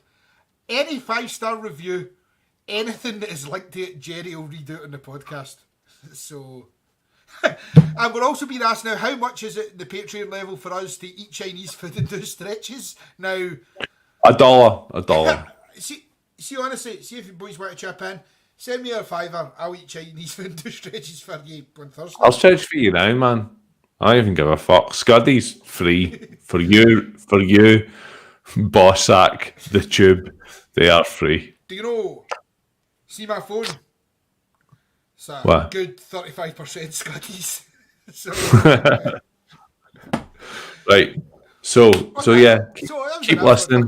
Keep listening, please. And keep giving us reviews. Everything else doesn't fucking matter. It's been an Share absolute pleasure to go stuff. by. Fucking look, Andy, it was good to fucking see you here. We're going to do this more often. We're going to do this all the time. Not all the time. I need to like work in that and go to school and stuff. I don't need to go to school. I don't want to You're going to go to school? We're going to do this during our lockdown, essentially. You know what I mean? Like, aye, man. Like between now and March, this is a thing for sure. And even after that, we bought the equipment. I've got the studio chair here. We've got fucking equipment for days to be able to do this now. The plan is that this is what we're going to do because we can't sit in the studio together because we nippy or something. I don't know. Fucking people fucking moan about it, but that's what people moan about. That's literally what this was proof of concept. So I promise we'll be a bit leaner and a bit more organised. By the way, can we finish right now because it's 4:20? So yeah, we'll leave right now. So